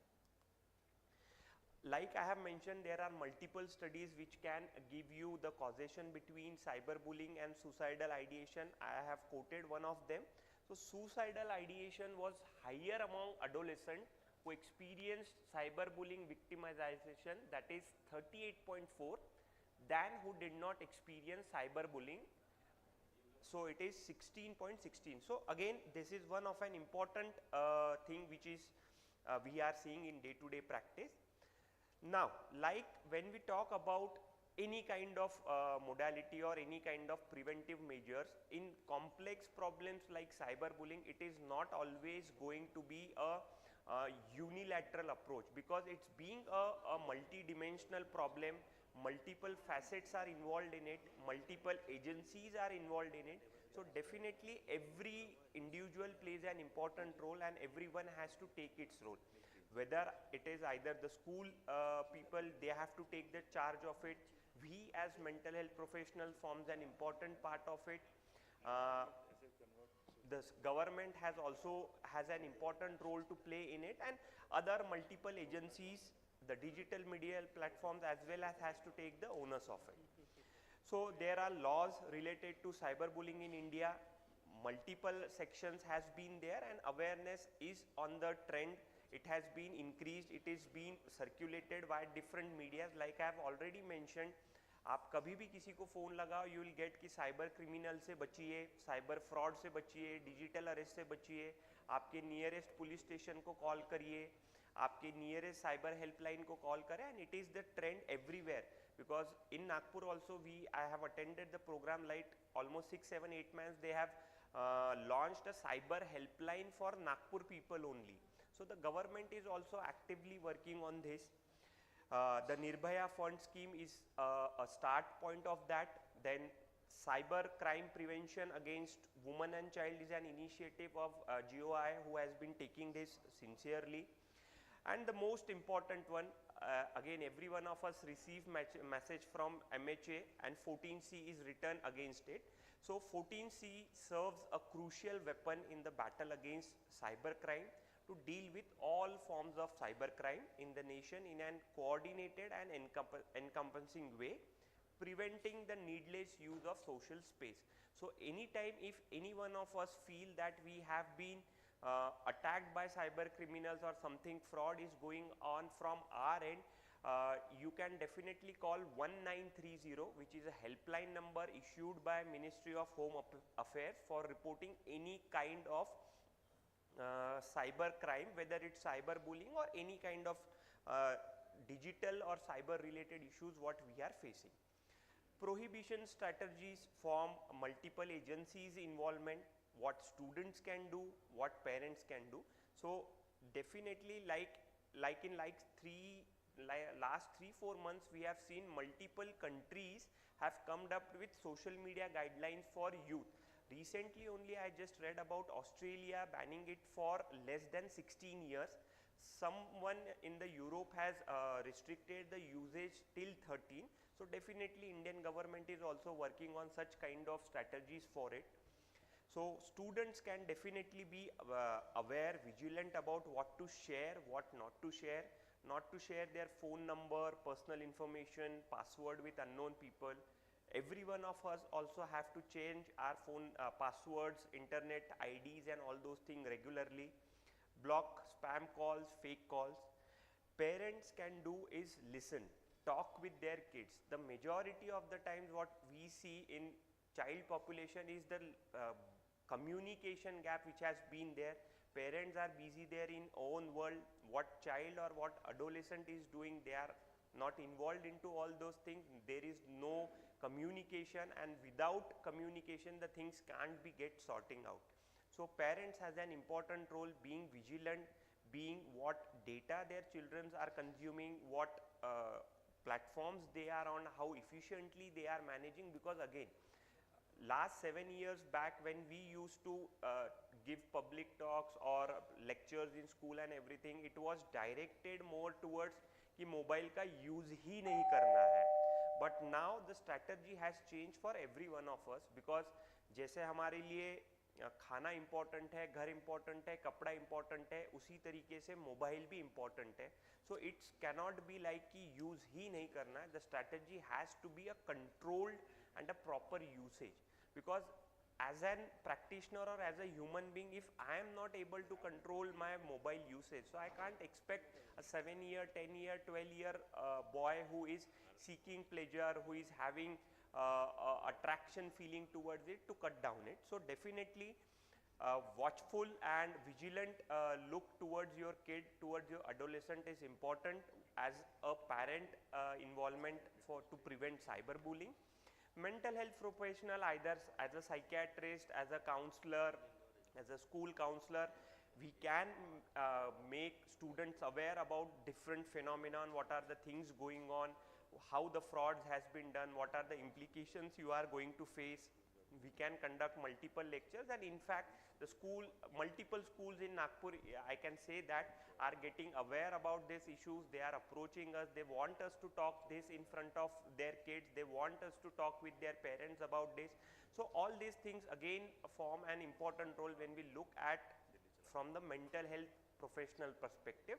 And educators and whoever the policy makings are there, they can establish clear rules regarding cyberbullying, create a positive school climate, and participate in training on cyberbullying and safe technology. So the take home message is clear: cyberbullying is becoming one of the major concerns for many adolescents. It is on a rapid trend, and it is not something which is only related to adolescent population or child population. Every one of us are at risk, because every now and then we heard कि ये speciality doctor से 5 लाख रुपए ले लिए हैं, ये speciality doctor को 2 करोड़ का चूना लगा है. So it is going right rampantly, and it is going not only to affect our younger population but ourselves as well as elder population. The higher prevalence of cyberbullying among adolescent and university students in India calls for an urgent and wholehearted response. And while the government of India has brought in legal provisions, reporting portals, and even awareness campaigns to combat cyberbullying, much more needs to be done to deal with such a multifaceted problem effectively. So with this, I stop my presentation. Thank you everyone for your patient listening. Thank you so much. Very nice. Thank you, Preetham. Come. Any questions? Any comments? Any questions? Any feedback? He's covered very interestingly, very exhaustively on cyberbullying, and he's also बीच में tips भी दे रहा है हमारे को how to not get frauded. Cyber fraud से बचा रहा है. Yes. So it's very interesting. Thank you so much, sir, for the session. I would like to call upon Dr. Manish Purasi, sir, to felicitate our chairpersons, and I would like to request our chairpersons to please felicitate our speaker. तो पहले हमें first have to अपने order अलग बता देना. First I need to felicitate. Yes. ठीक है. Thank you so much. मुझे लगता है Dr. Preetham, just one small question. We all are aware of how this start, right? We are all vulnerable. Our children are vulnerable, including us. Doctor Vijay Lakshmi ma'am का जो कल lecture था ना, कि जिनके साथ अपराध होता है उनको अपराध करने की प्रवृत्तियाँ बढ़ती भी है. तो these young chaps, if they have been exposed to cyberbullying at a very younger age, do you think that even they can become perpetrators when they grow up? Definitely, sir. As कल ही एक lecture में बताया गया था कि in fact doctor Suresh Kumar sir mention में, this was also good, means I feel कि ये काउंसलिंग के लिए भी बहुत अच्छा है. 11 to 15 इयर्स के बीच में जो आपका लिम्बिक सिस्टम है और जो फ्रंटल कॉर्टेक्स है, जो हम लोग रिवॉर्ड सर्किट्स की बात करते हैं, the connection is not formed in the way what we are expecting. So definitely any risk taking behavior, any pleasurable kind of behavior is going to give you that kick. So in this kind of thing, because again in majority of the cases the perpetrators are not aware of what they are doing. They are doing just for the sake of pleasure, they are doing it for the sake of thing. So this can be one episode. They can again do something which is antisocial, criminal activity as far as the government. So definitely the trend can increase. So that's why it is important to stop that thing particularly at that point. Because अगर अपराधी की आप अगर उस समय अपराध नहीं रोकोगे तो उसकी हिम्मत बढ़ेगी, and it can go to the next level. What we are seeing कि 20 साल के बच्चे ने इसका ये कर दिया, 21 साल में ये कर दिया. So because of some antisocial histories has been there in their personality, family, some crimes they have done in the past which got unnoticed. So they got that हिम्मत कि अब तो कुछ भी कर लो तो भी चल जाएगा. Thank you so much. And so we need to be very vigilant of what are kids watching and what are they doing. Yes, and if exactly. you see any misbehavior, we need to, it's important for us to correct it at the early stage and not let कि चलो बच्चा है सीख जाएगा. बच्चा नहीं सीखेगा, बच्चा गलत सीख जाएगा. Yes, so this is definitely. the सीख जो हम यहाँ से लेके जा रहे हैं. Thank you so much. Thank you. Sir, I would like to request our chairpersons to please felicitate our speaker. And please, Dr. Manish Purasi, sir, I would like to request you on stage to felicitate our chairpersons. Now, I would like to move on to our next case discussion on targeting suicidality, the promise of new pharmacological agents. I humbly request Dr. Niska Sinha ma'am on stage for the case discussion. It's an honor to have you, ma'am. And I would also like to request Dr. Anjali Chabaria ma'am and Dr. Adil Rai sir to please come and co-chair the session.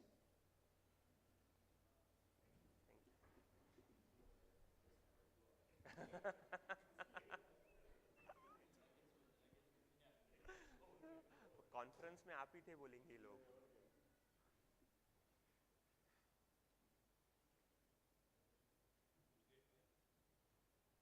Thank you, thank you. Thank you, thank you. Thank you, ma'am.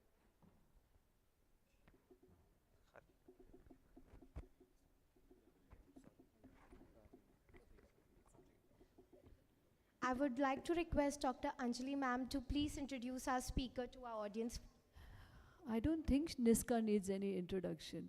She is famous, she is notorious, and she is also the Associate Professor, Department of Psychiatry, Indira Gandhi Institute of Medical Sciences, gold medalist, practicing for 15 years, 20 publications in index journals and 7 book chapters, Assistant General Secretary, E-Zone IPS, Organizing Secretary, IPS E-Zone, Organizing Secretary for Conference on Women Mental Health, awarded Women's Achievers Award, very rightly so, by the Health Minister of Bihar. So congrats, Niska. Looking forward to hearing you. So thank you, ma'am, for this introduction. And I feel humbled to be invited here to speak on this very important aspect. And for we psychiatrists, as the topic today which was given to me is targeting suicidality, the promise of new pharmacological agents. So this is something every day in our clinics, this comes to our mind, that what if all the drugs we are using for a patient, and when it comes to suicide, we feel helpless.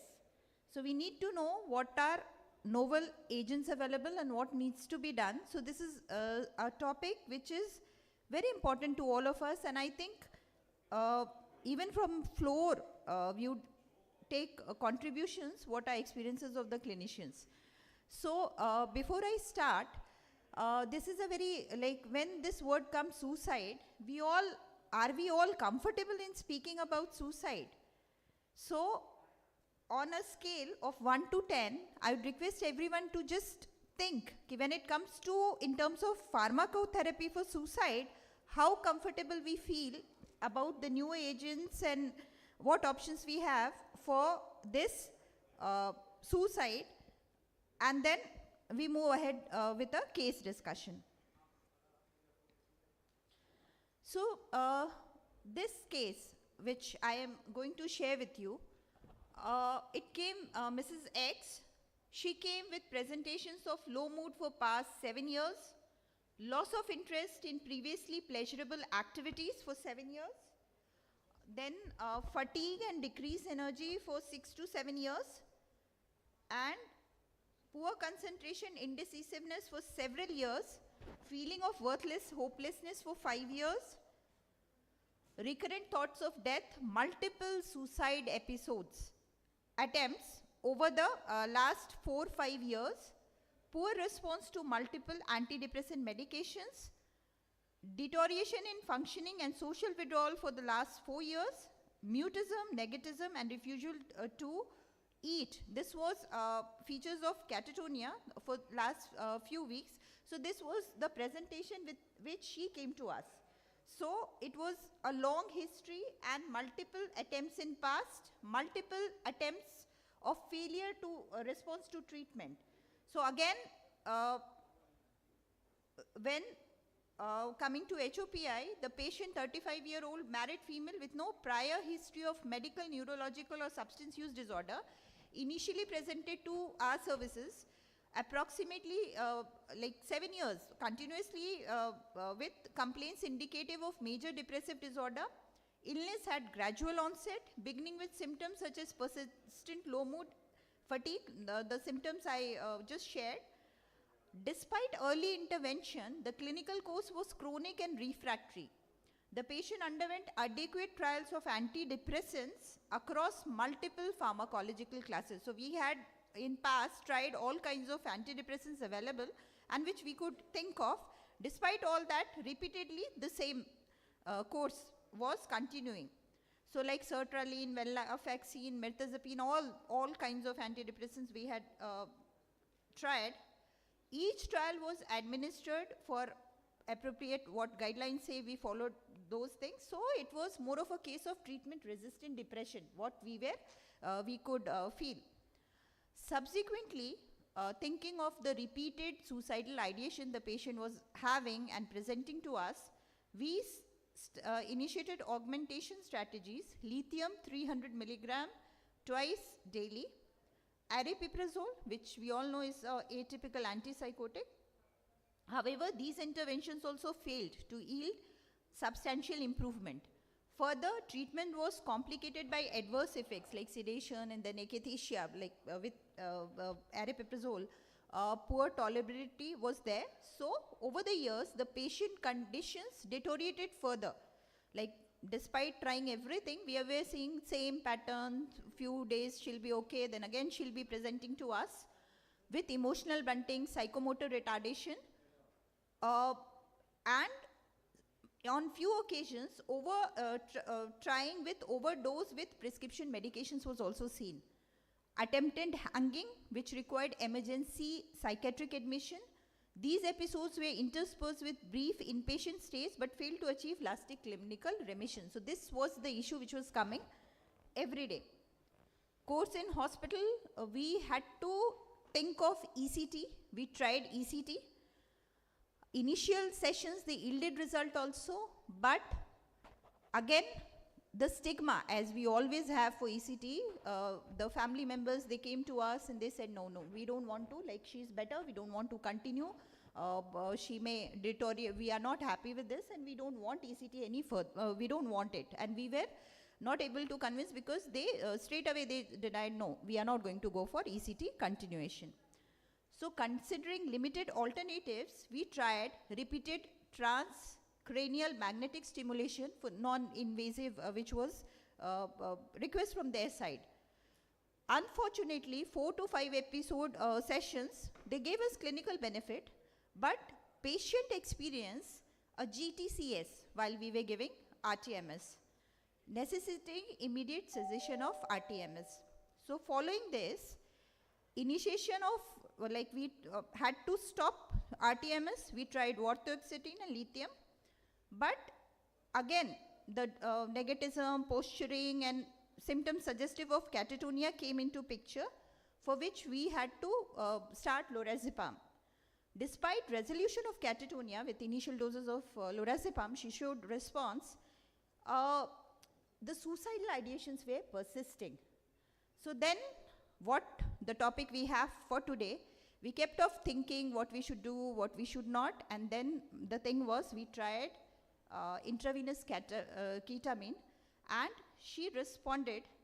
So, but again with ketamine, the problem which came in the clinical scenario was, since she started experiencing transient dissociative side effects, post-infusion distress to both patients and family. Again, family were apprehended. They said, no, we don't want to continue this which you are giving to my patient. And further investigations, they revealed us inflammatory markers were raised. So underlying inflammatory processes could have been there. So keeping in mind, then another new agent, N-acetylcysteine, was tried for our case. So like this was just to give a backdrop, what kind of clinical scenario we face day in and out, because she has been, for last 7-8 years, she has been suffering. Despite trying all kinds of pharmacological agents, we are yet in dilemma, what is going to suit her, what needs to be done. So here comes the role, like we all know, education awareness is crucial. We know that screening for individuals at high risk is important. Treatment, pharmacotherapy is important because it needs to take care of impulsivity, hopelessness, and likewise we have restriction to access to lethal means, media reporting guidelines. These are all important aspects, but this pharmacotherapy has a very crucial role when it comes to impulsivity and such chronic cases where everything has failed and we are trying, and so conventional approaches which we have is SSRI, TCAs, mood stabilizers, and we know that lithium, in comparison to valproate and this carbamazepine, we go for lithium. But limitations are there because delayed onset of action. Suicide is an emergency. So we need, at times, we need some agent which acts quite fast and quickly. So we were lacking in those aspects. And many agents have adverse side effects. So like when we talk of antidepressant medications, black box warning is always there, that incident. So these things, they are important to know that still there is a high need for newer agents which is now available and which needs to be more talked about and discussed among us, and our practical takes also, because many of them are not FDA approved. So what doses, what are the clinicians' experiences, this needs to be understood. And novel pathways like glutamate, targeting glutamate, and so we have few agents. I just named them because it was a case scenario which I was supposed to present here. So we have esketamine, which is NMDA receptor antagonized, and intranasal route is used. This was approved for treatment-resistant depression and rapid onset. What they say is, we have ketamine IV. Many of us here, we are using ketamine, and we know that it acts so fast. Rapid reduction in suicidal ideation. We have brexanolone, psilocybin. So these have come up. Psychedelics has an important role. Anti-inflammatory agents like NSAIDs.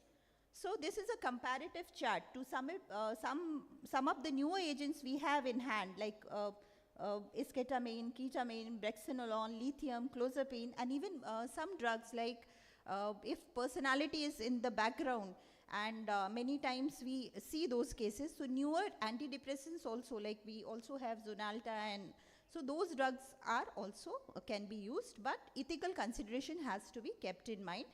Future directions are biomarkers for suicide risk, gene therapy, and personalized medicine.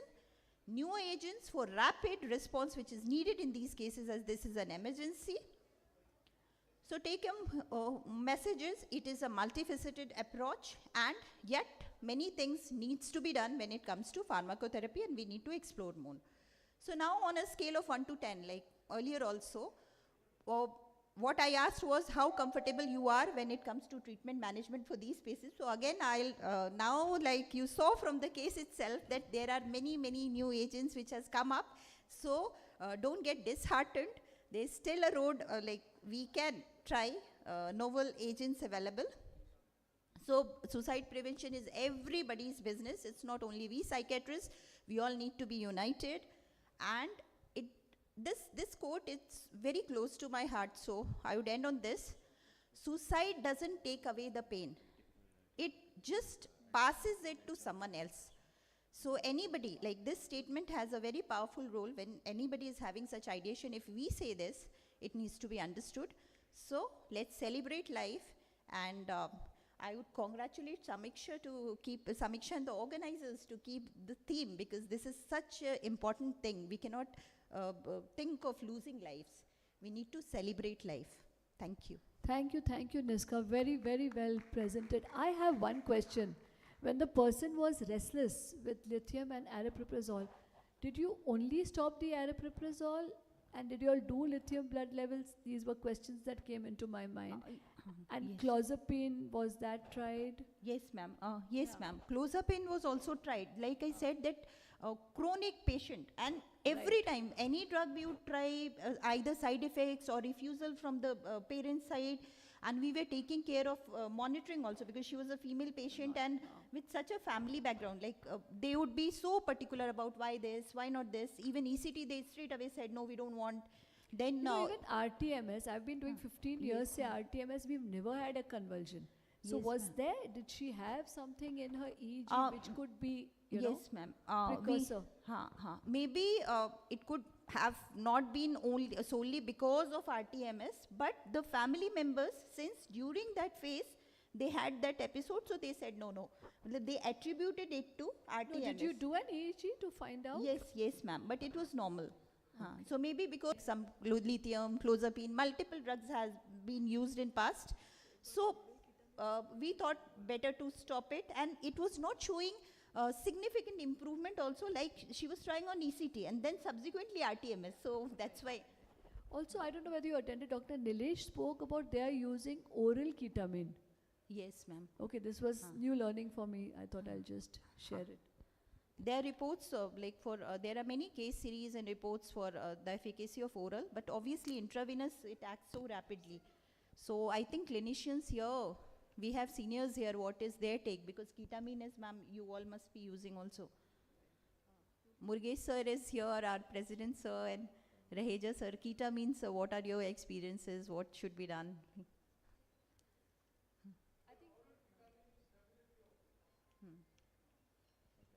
So no more questions is the message from the organizer. However, ma'am, I would like to just have a small comment on the role of brexpiprazole, as it has been approved in 2023 for as an adjunct to depression for decreasing the suicidal ideation. So your comments on that, please. Personally, to be, I'm yet to use this drug. So everything which is in text, I know that, but yes, it's a good thing which has come up, because especially for postpartum period, so where we feel helpless. So now a new drug which is specific for those requirements. So we always talk about female-centered therapies, and so it's I think it has a great hope in future maybe. I have not used it yet. Thank you, Niska. Thank you so much, ma'am, for such an insightful discussion. I would like to call our chairpersons to please felicitate our speaker. And I would also like to call Dr. J.P. Agrawal, sir, to come and felicitate our co-chairpersons.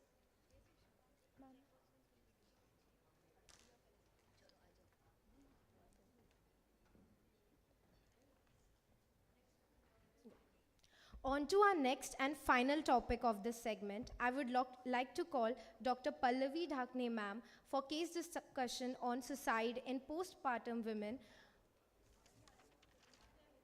understanding the interactions of hormones, mental health, and societal expectations. And I would also like to call on stage Dr. Deepak Raheja, sir, Dr. Tanmay Joshi, sir, and Dr. Ashutosh Singh, sir, to please co-chair this session.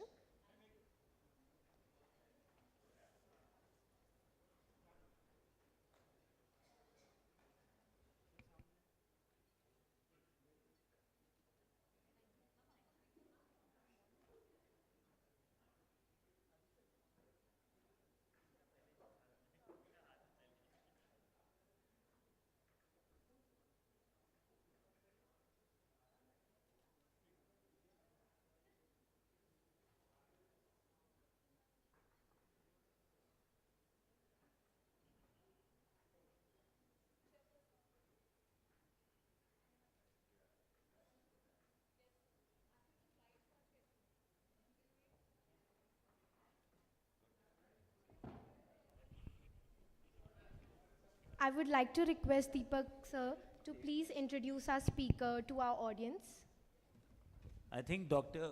Pallavi Dhakne needs no introduction. Thank you. Even though she looks very, very young, but she has over close to 2 decades of experience in psychiatry, very dynamic, very active in the private sector. She's an independent consultant psychiatrist in Goa.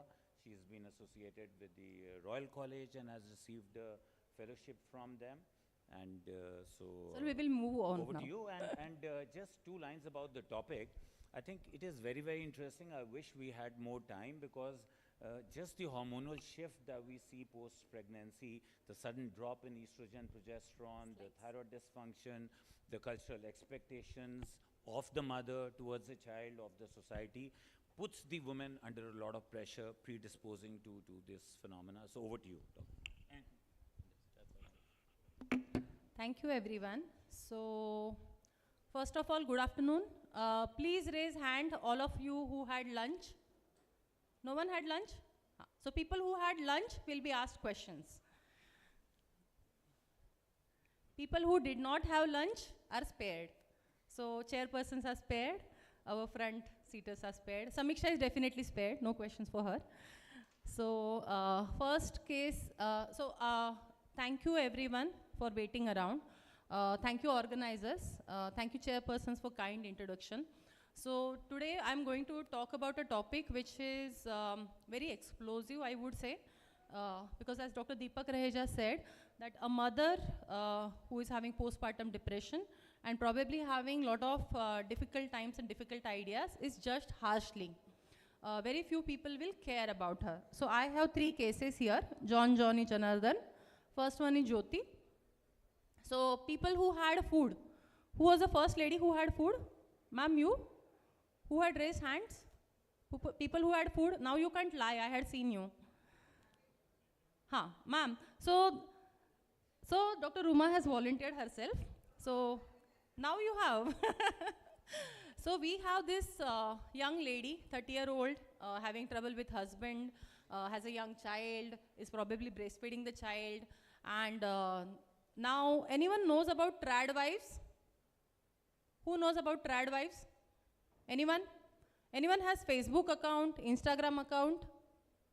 Arey, you attended the debate now. So there were a lot of reels from the Facebook and Instagram. So this is homework for everyone. Go and look about the trad wife. Trad wife is a latest social media trend where young women in their 20s, 30s are supposed to have tons of kids, like say 4 or 5. They are always supposed to look perfect. Perfect stats, 34, 36, whatever everyone likes. And they're supposed to constantly cook, clean, and have perfect babies and perfect house. Now this is an unrealistic expectation, but a lot of young women who are married, have kids, have family, have their dreams come true, now they are being shown by social media that what should be their life. As a mother, the challenges are not shown. As a mother, difficult times are not shown, and they are put under immense stress. So if a lady is already having a postpartum depression and she has fallen into the trap of social media and her husband is having some different expectations, again all thanks to social media or separation amongst them, and she is having depression, her trouble, her challenges are unfathomable. And she is not able to connect with people around her. She is not able to connect with people she is looking in the screen, and she is feeling extremely isolated. So isolation, suicidal ideas, they are extreme. And she's really worried that husband is definitely having an affair. If she's looking at all the bikini-clad models on the social media, I'm looking at perfect women. These two things are not matching. She's already depressed. Her mind is thinking in some complete different tangent. And now she is very clear that if she commits suicide, child will have perfect life, husband will be happy, so I should die. Has anyone come across such kind of patient? Has anyone seen such kind of scenarios? Yes. So how does it feel to talk to them? How does it feel to offer them any hope or any way out of this? It feels extremely hopeless and helpless. So just going back to academics, what I thought is like we are just looking at the 5P formulation for such kind of scenarios. In this scenario, we just did a formulation that what can we be doing for this lady. Now, I am not here to teach anyone. I'm here to learn from all of you. So this is my 5P, but does anyone has any contribution in this case? Does anyone have any comments about this case? Dr. Ruma, any comments? No? It's perfect? Not perfect. Chairpersons, any comments? Think it's okay? So for this lady, we tried to do a 5P formulation. We also looked at the statistics. Now, because she's having IPR issues, the risk of suicide is very high because she's suspecting some infidelity and she's having all these impulsive ideas and suicide, all these depressive ideas. We think that she is at a higher rate or higher risk of being a suicide victim. And although our most recent data says that young girls are at higher risk or their data is higher of suicide, the young women are also at high risk and her pre-existing conditions are putting her at an extremely high risk of committing a suicide. She's very isolated. So that's what we did. That's what I believe that every one of us, irrespective of their setup, if they are doing individual practice, they are in an institute, they have a well-supported team or not, we will try to look at comorbidity, we will try to offer practical solutions for their problem, and we will see to it if we can offer help. So now Telemanas is available in Maharashtra and Goa, and as Dr. Samiksha Sahu has worked on Manhit, I think Manhit must be working very well in MP. And in Goa, we have some self-help groups which are operated via social media, WhatsApp, where new mothers have mental health professionals. It can be a psychologist, lactational expert, and some gynecologists who volunteer their time in a day or a week, who help give advice via WhatsApp. So we can, although social media or screen is causing all this distress in her, we can use it positively and give her a way out. Like, you can look at all this phenomena or all this way out as well. So I see I have overdone myself. So I'm gonna rush through the next cases. We have the next case, Jaitun B, mother of 5, already has history of bipolar. Now this new birth has put her in a very risky situation. Now she is completely psychotic and she is also having ideas of infanticide. So for Jaitun B, we did 5P formulation, and what we realized is, although her ethnicity, having so many kids, being non-compliant with her prescribed medicines, not being in contact with the mental health team, although we know, everyone knows one patient who has bipolar, who has always visited clinics, always visited hospital, or always come in crisis. Then we go back and we say, why you did this, why are you doing this, you should have done better, and all that. That is our judgment, what I think.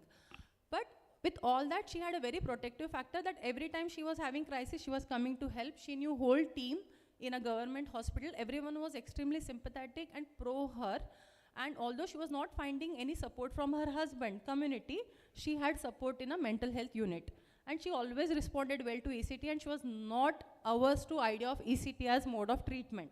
So again, we are highlighting the gold standard that ECT is going to help postpartum suicidal depressive lady, although she comes from a background which puts her at a great disadvantage, and her husband was not willing for any contraception, that और बच्चे नहीं होने तो क्या फर्क पड़ता है, भगवान की देन है. So this also we have to gradually address. We decided to take help of social workers so that we can offer better treatment avenues, and we will have better bridges with her for next crisis, because there is no guarantee that she is not going to have next crisis. So we went ahead with the management plan in whatever scenario we could have. And the last case is where I think we will have the next generation clients.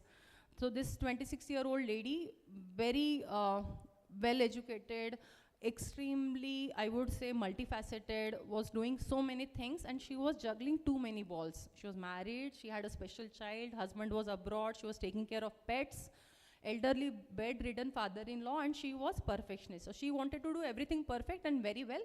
And when she was trying to cope with all these things, she was using what all of us had last night, alcohol. She thought she will take alcohol and everything will get better. But it did not go better, and then she was now having ideas of suicide as well as mass suicide, very bleak thing. And then once, if it happens, it would be a media feast, because everyone will love this story. Amazing story. Young woman, special child. If mass suicides had happened, it would have been horrible.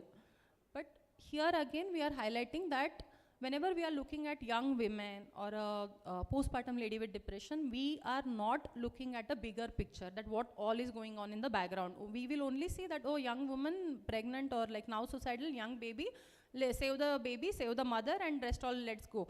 But there are many, many factors which go in this. We know that marriage is a protective factor for men, for their mental health. For women, it's a stressor.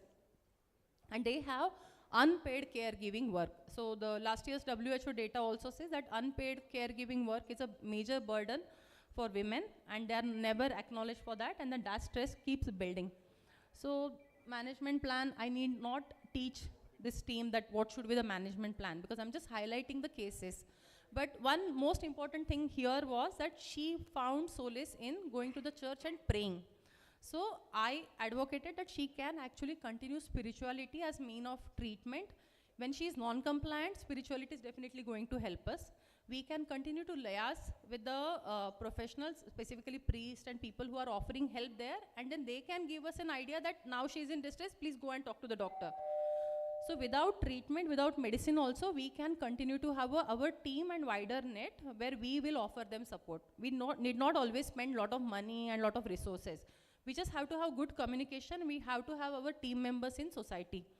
So that's all my understanding of intersectionality, that it's not the only job of us doctors in our clinics across the table that where we will be preaching from our high horses or ivory towers. We will be connecting them with the community. We will understand what are the problems in their community, how they are coming, what are the disadvantages this gender, this ethnicity, this lady at this point is having, and try to offer better help. And we always have to widen our teams. We cannot say that I'm the only one who is going to offer help. There will be many more people in their lives. We have to identify who are these people, in which way they can offer help, in which way they can gatekeep or offer some safety or offer any way of rescue or any way of safety for that duration, that day, that week, that month, that year, and then move on. So that patient will be happy. So take home message, what I found is, like, although all moms are always smiling with their kids, we never know how much weight they are carrying. And with that, I would like to conclude. Thank you. I'm hopeful that audience will come back and over the lunch, when who had not had lunch will share their experiences. Now I'm not going to press. Thanks.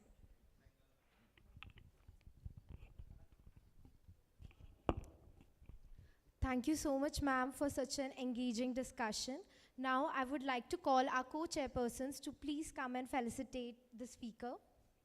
And I would also like to call Dr. Samiksha Sahu, ma'am, to come and felicitate our chairpersons.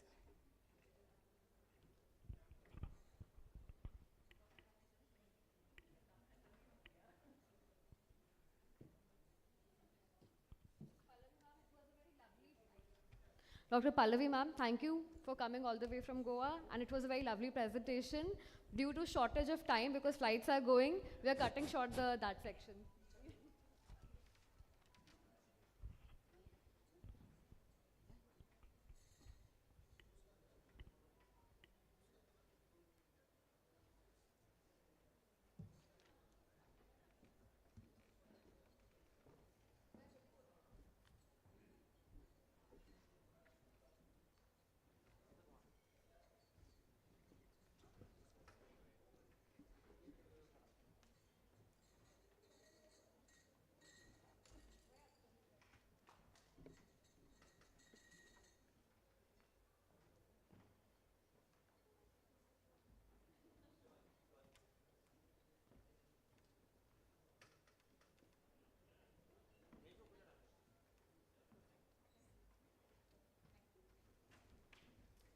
Now I request everyone to please join us for valedictory function. I request people who are outside on the way, almost finishing lunch, to please join in. Ruba ma'am, can you please tell people to come inside for valedictory? Thank you, ma'am. Or otherwise, they will be asking the Indigo people or arranging for the flights for the all Delhi people.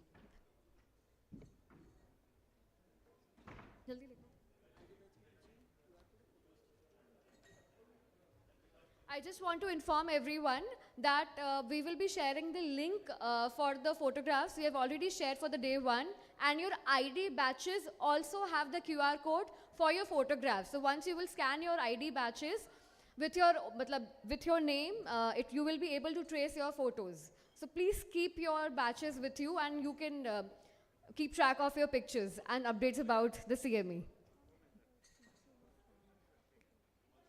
It's on the back side.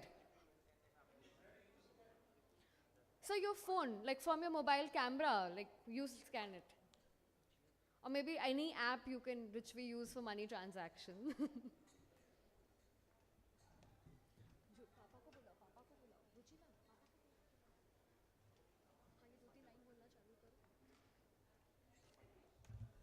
As we draw the curtain on this extraordinary confluence of minds and hearts, it is with a deep sense of honor that I stand before you to deliver the valedictory address.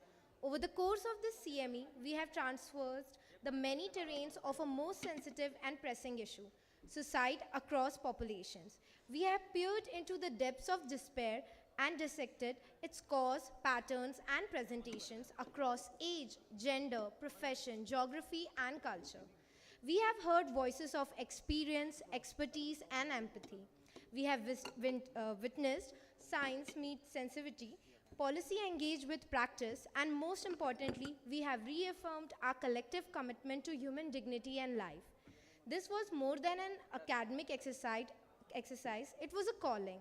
A call to each of us as caregivers, as advocates, as educators, and as healers to rise to the occasion and renew responsibility. To our speakers, whose words sparked awareness and offered new visions, we extend our deepest gratitude. And to our audience, whose engagement gave life to these sessions, thank you for being the soul of the gathering. And to the organizing team, the true architects behind the scene, your dedication deserves more than applause. It deserves lasting appreciation.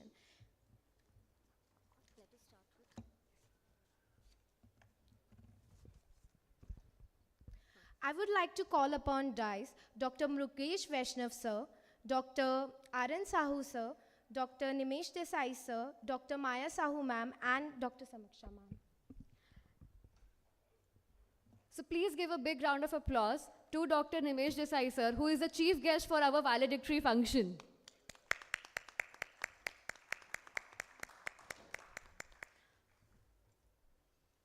पापा भी आ रहे हैं, start करते हैं। Mummy join करो ना ऊपर।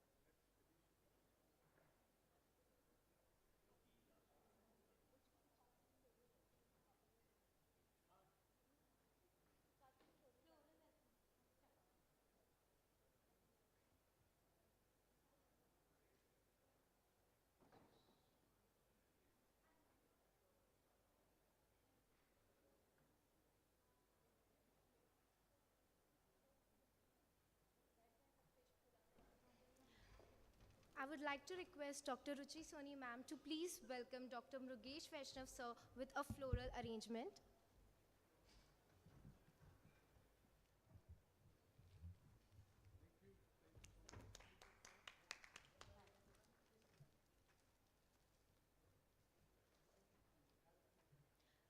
Dr. Nimesh Desai sir, I would please like Dr. Ruchi Soni ma'am to present you with a flower bouquet.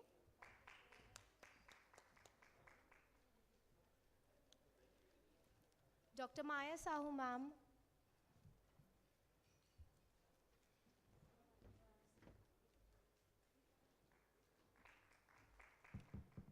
And we welcome Dr. Samiksha ma'am with a floral bouquet.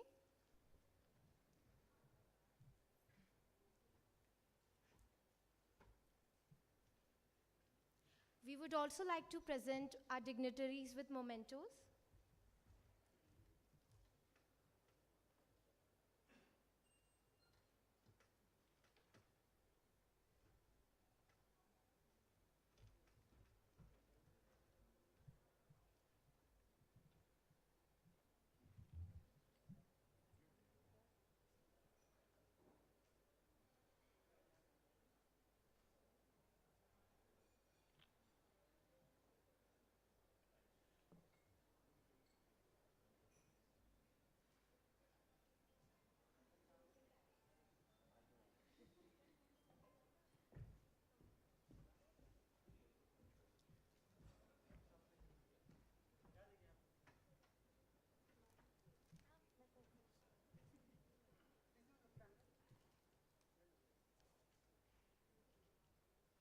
We would also like to welcome Dr. Arun Sahu sir with a floral arrangement.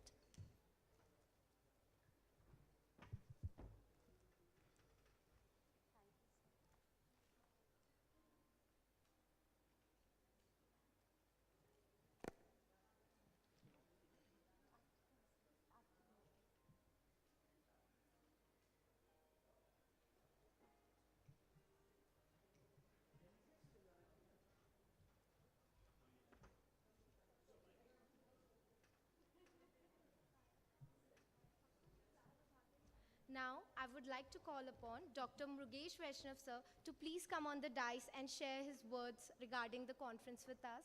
Welcome, sir.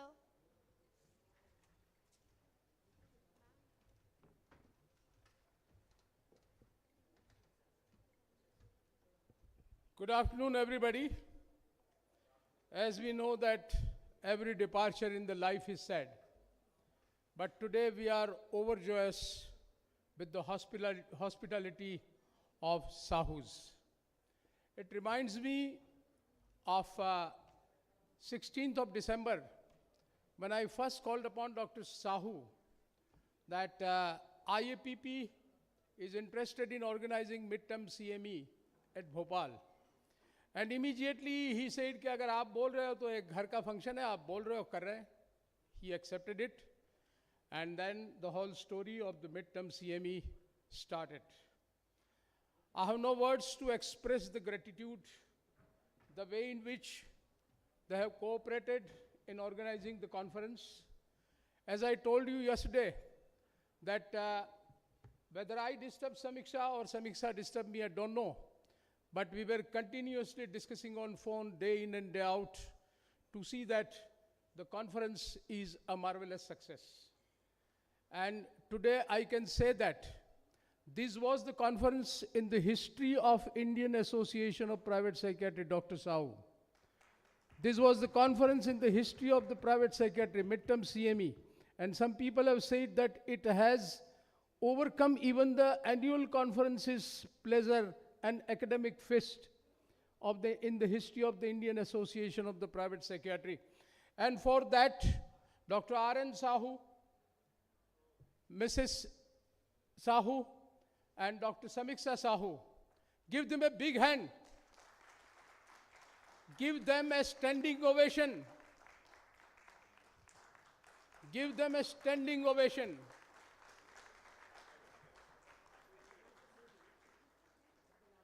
I know that there were a lot of academic sessions, and you must be tired of listening the serious things. And I'll not take much time. But before leaving the stage, मैं आपको दो scenario आपके सामने रखना चाहता हूँ just to have the light moments out of all these things. कल रात को 12:30 बजे के बाद जब ये डिनर और सब खत्म हो गया, तब साहू फैमिलीज बेडरूम में चला गया, कोई ड्राइंग रूम में था, और समीक्षा ने ऐसे ही वो रेडियो ऑन कर दिया. तो पता है क्या बज रहा था? अभी ना जाओ छोड़ कर के दिल अभी भरा नहीं, अभी ना जाओ छोड़ कर के दिल अभी भरा नहीं.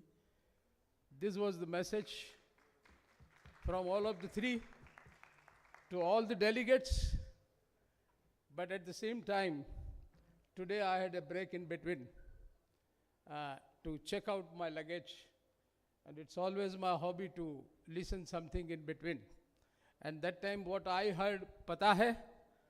अब लौट चले नैन बिसारे बाहें पसारे तुझको पुकारे देश तेरा.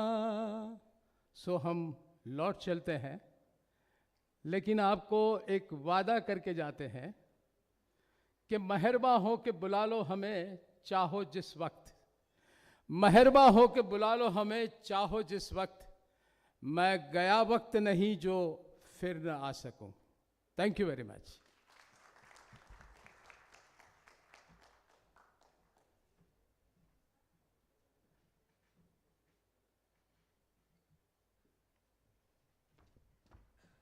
Thank you so much, sir, for your melodious voice.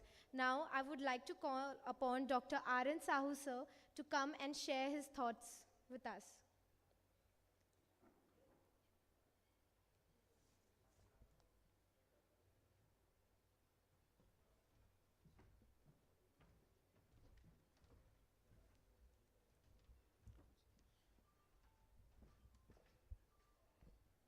Doctor Brajesh, doctor NG Desai sahab, मेरे मित्र,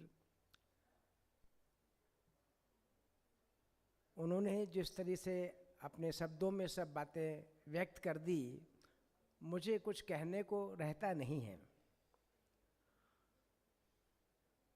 जैसे अपन बोलते ना, गागर में सागर, तो सब बातें उन्होंने कह दी। और हमें इस बात की खुशी है कि जो हमारी मित्रता थी उनसे, और जिस विश्वास और जिस उम्मीद से उन्होंने हमें ये कार्य दिया था, और डॉक्टर समीक्षा ने पूरी मेहनत करके दिनों रात उस कार्य को पूरे करने में लगन से कार्य किया, और आज वो खुश हैं। यही हमारे लिए सबसे बड़ी खुशी की बात है। कोई भी कार्य एक व्यक्ति के द्वारा नहीं होता, इसमें सामूहिक प्रयास होते हैं। भोपाल के सारे साइकेट्रिक में जो लोग हैं उनका भी सहयोग रहा। मेरे प्रिय शिष्य वैभव दुबे तो अभी बैठे हुए हैं, हमारे डॉक्टर राहुल शर्मा, डॉक्टर बैरागी, अजय वीर सिंह तोमर, डॉक्टर प्रबुद्ध और मनीष बोरासी, बहुत से सभी लोगों का सहयोग रहा, तभी कोई कार्यक्रम सफल होता है। और उसके साथ साथ मैं ये कहूँगा, I will be ungrateful if I do not express the real feeling. All the pharma people, their behavior, their affection, their love, their reaction was so human, so helping, so cooperative, that I have told one word to them that look, देखो भाई, ये मेरा नहीं आपका कार्यक्रम है। बाहर से लोग आए, ऐसा ना हो उनको कोई चीज़ बुरी लगे। सबने कहा नहीं नहीं सर, हमारी तरफ से पूरा सहयोग रहेगा। और उन्होंने कहा ही नहीं, उन्होंने ये करके दिखाया। परसों की बात है, वो न्यूज़ वाले बार बार मुझसे फ़ोन कर रहे थे, तो मैंने राहुल शर्मा से कहा, उनका भैया कर दे, क्या करना है। उसने नहीं, मैंने सब बना के भेज दिया, ये है, आप बताइए मुझे क्या करना है। वाक़याथान था, उसका भी उसने बना लिया। प्रेस कॉन्फ्रेंस थी, उसमें कुछ लोग आए, कुछ नहीं, सब लोग, काफ़ी लोग आए थे, उसका भी सब हुआ अपना। तो अपना जो उद्देश्य था कॉन्फ्रेंस का, एक जागरूकता समाज के अंदर पैदा करना, मेंटल हेल्थ के बारे में लोगों को बताना, और एक सुसाइड जो भयानक प्रॉब्लम है, हर घर की प्रॉब्लम है, उसके प्रति लोगों के अंदर संवेदनशीलता बनाना, उनको जागरूक करना, ताकि समय पर इस बीमारी को पहचानें, जो कि एक ऐसी परेशानी है जिसे हम रोक सकते हैं। अपनी कॉन्फ्रेंस का जो उद्देश्य था, मेरे ख्याल से अपन ने पूरी कोशिश की है, पर कोशिश कभी ख़त्म नहीं होती और उद्देश्य और बढ़ता जाता है। तो हम सबको मिलजुल करके कार्य करते रहना है, और साथ में कार्य के साथ साथ कभी भी कार्य में अपने ईगो को बीच में मत लाइए। ये मत सोचिए कि अरे ये डॉक्टर करा रहे हैं कि वो डॉक्टर, नहीं नहीं नहीं, ये तो एक काम है जो हम सबको करने के लिए दिया गया है। तो हमें उस कार्य को तन मन भान जो भी है, हमें उससे करना चाहिए। बाकी सब चीज़ें सेकेंडरी होती हैं। अगर हमारा वर्क, हमारा उद्देश्य अच्छे से पूरा होता है, तो मन में खुशी ही नहीं होती, हमारे अंदर उत्साह भी पैदा होता है, नई ऊर्जा पैदा होती है। जब हमें लोग दो अच्छे शब्द बोलते हैं, तो हमें लगता है कि हम सफल हुए, और हमें अगले कार्य के लिए प्रेरणा मिलती है। मैं इतना ही कहूँगा, और मैं सबको धन्यवाद दूंगा जितने लोगों ने सहयोग किया। विशेषकर हमारे दामाद साहब डॉक्टर प्रबुद्ध गोदरे, उन्होंने भी पूरा, जब भी जो कहा, सर सब काम करते रहे, जो भी ड्यूटी आवर से जो भी टाइम मिला। डॉक्टर जयप्रकाश अग्रवाल हो, रुचि तो खैर बेटी है हमारी, सब ने सहयोग किया है। तो और उनके जो टीम है समीक्षा की, जो डिपार्टमेंट की, they were also very helpful, they all work round the clock. आपको सुनकर आश्चर्य होगा, समीक्षा 2 दिन से सोई भी नहीं है, वो लगातार काम ही काम, काम भी काम, से नींद गायब हो जाती है जब काम होता है तब। तो इतना अच्छा डेडिकेशन है, ऐसा नहीं है कोई प्रॉब्लम, वो कोई दिक्कत है, but she works, she likes working. And most of the delegates have told me that you have got a very wonderful daughter. और इसके आगे मुझे जीवन में क्या चाहिए कि आपको आपके बच्चे के बारे में दूसरे लोग कह रहे हैं कि आपके बच्चे अच्छे हैं. Thank you very much, thank you Indeed.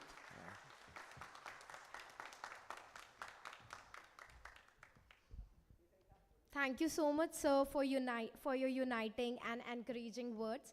Now, I would like to call upon Dr. Nimesh Desai, sir, the chief guest for our valedictory event, to please come on the dais and share his thoughts. And sir will be also announcing the awaiting poster and paper presentation results. So I hope you guys are ready.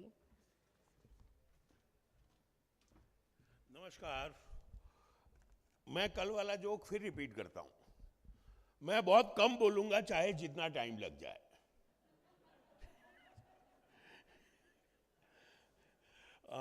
मुझे मेरा मन और दिल चला जाता है सन 1982 में. मृगेश और हम साथ एमडी कर रहे थे और एमडी ख़त्म करके मैं निमांस गया ही था इंटरव्यू के लिए, सीनियर रेसिडेंसी के लिए. और वहाँ साहू साहब से पहली बार मुलाकात हुई थी जुलाई 1982. तो साहू साहब और हम और मृगेश और हम एक दूसरे को तब से जानते हैं, अजीज़ हैं, भाई से ज़्यादा हैं. लेकिन जो बात सुविदित होनी चाहिए, शायद बार बार कहा जाना जरूरी है. जैसे विशाल ने कहा था पिछले सेशन में, आई थिंक वो राउंड अप करते हुए, माया भाभी is the backbone for this entire family that you all see. She is a very silent, very efficient, very strong glue that binds this family and brings out the best. So Maya Bhabhi, thank you very much. खास आपको. Samiksha is of course what we all know. बहुत सच में कम बोलूँगा जितना time लगे. Winners announce करने. Winners for the best poster. First, Aman Srivastav. Here.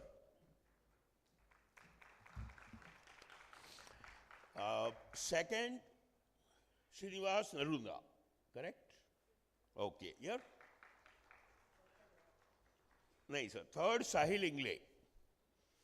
Okay. And there are some good known names here. Paper, best paper, Vijay Niranjan. Vijay was here. हाँ कहीं पे. 2, Varchasvi Mudgal. 3, Deban Mandal. और एक है मिसलियनियस award. ये कौन सा हुआ समीक्षा पता नहीं. ओके. ओ सो उसको कहते हैं स्पेशल अवार्ड ना. Special award Rahul Sharma.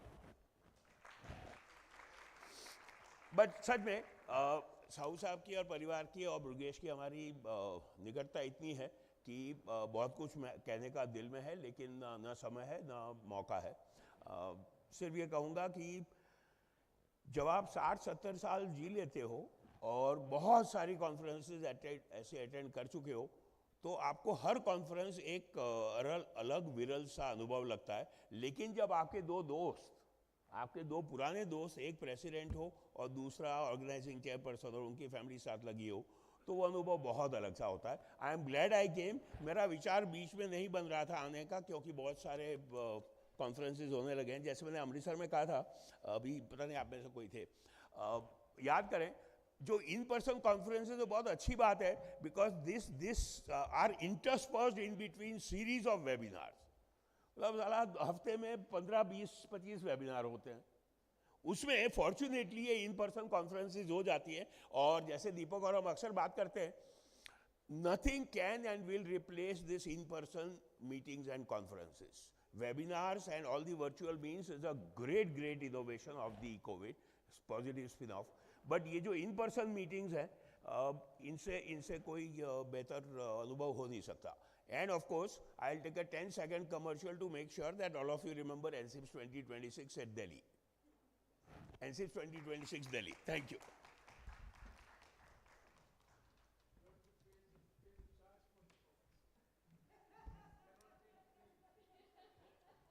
Thank you so much, sir, for not taking too much time. Now, I would like to request Dr. Vaishnav sir to please felicitate our organizing chairperson, our organizing secretary and treasurer of IAPP Midterm CME. Please, sir, ma'am.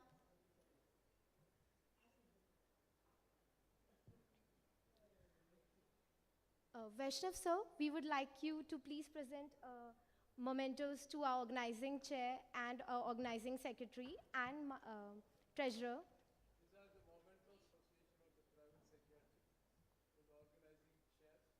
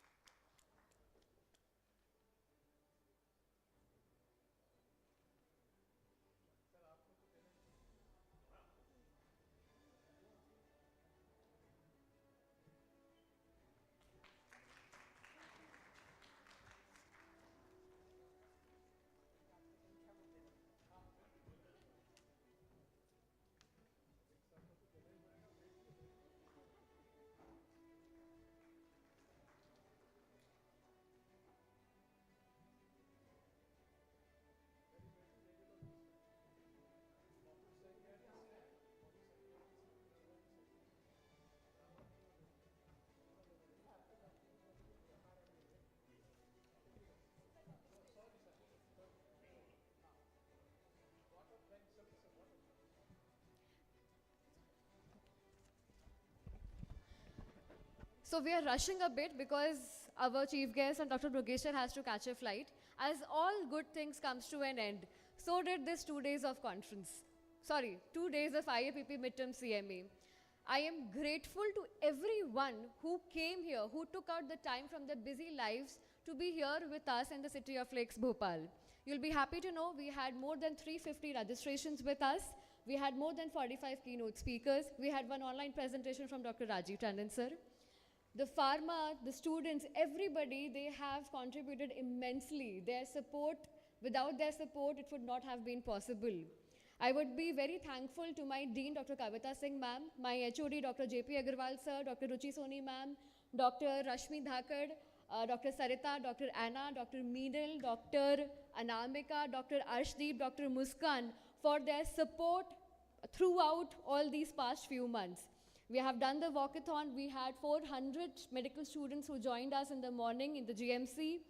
Without all the support we received, it would not have been possible. I'm really grateful to my department and my medical college. Please give a big round of applause to all of them.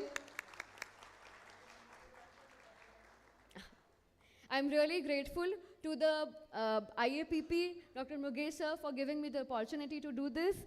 Dr. Nimesh Desai sir for taking out the time to be here, the entire office bearers of IAPP, the NAB committee, all the senior dignitaries who have joined us. I'm really grateful to my parents and my husband and my brother and sister who have been a support in all of this.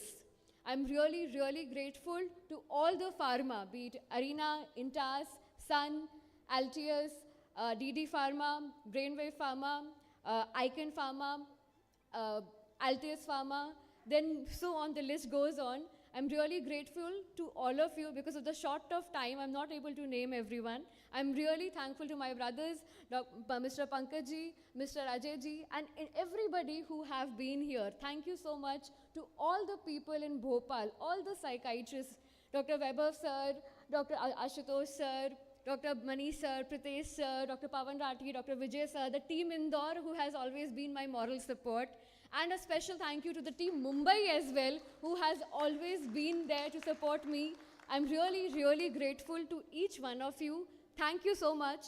And I would just apologize if there are any inconveniences, if it was caused, any delays or anything. It's a big event, certain thing goes here and there. And towards the end, I'm really thankful to our event team, Chikitsa event, Mr. Bhupenji, for the work you have done. Your team has been so grateful in the last challenging time. You have pulled 2 nights without sleeping, and I'm really, really grateful to your entire team. And towards the end, I'm really grateful to Taj, the entire team. Many people ask us, why do you keep on repeating the venue? What is the setting which you have here? So please let me tell you, we don't have any setting here. It's just the love and hospitality. I feel it's a second home because they all treat us like that. They care for us. They care for our guests. They take it on them to make sure everything is smooth. So I'm really, really thankful to Mr. Khandelwalji, Mr. Sugosh. Special thank you to Mr. Abhimanyu Chef Amit, and all the staff who have been there, Mahendraji, everyone who has just running around. I'm really grateful to all of you. One more special thank you to Sanix Formulation who has helped us with the transportation and the support staff. Thank you, thank you, thank you, and thank you.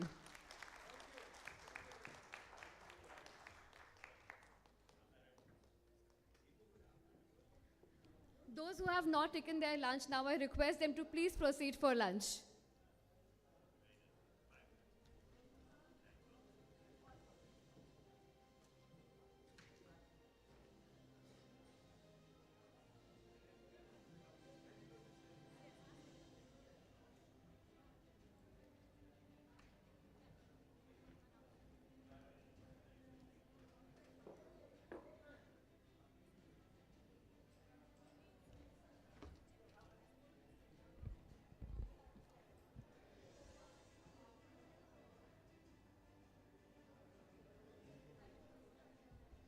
ज़्यादा ऊपर हो रहा है क्या?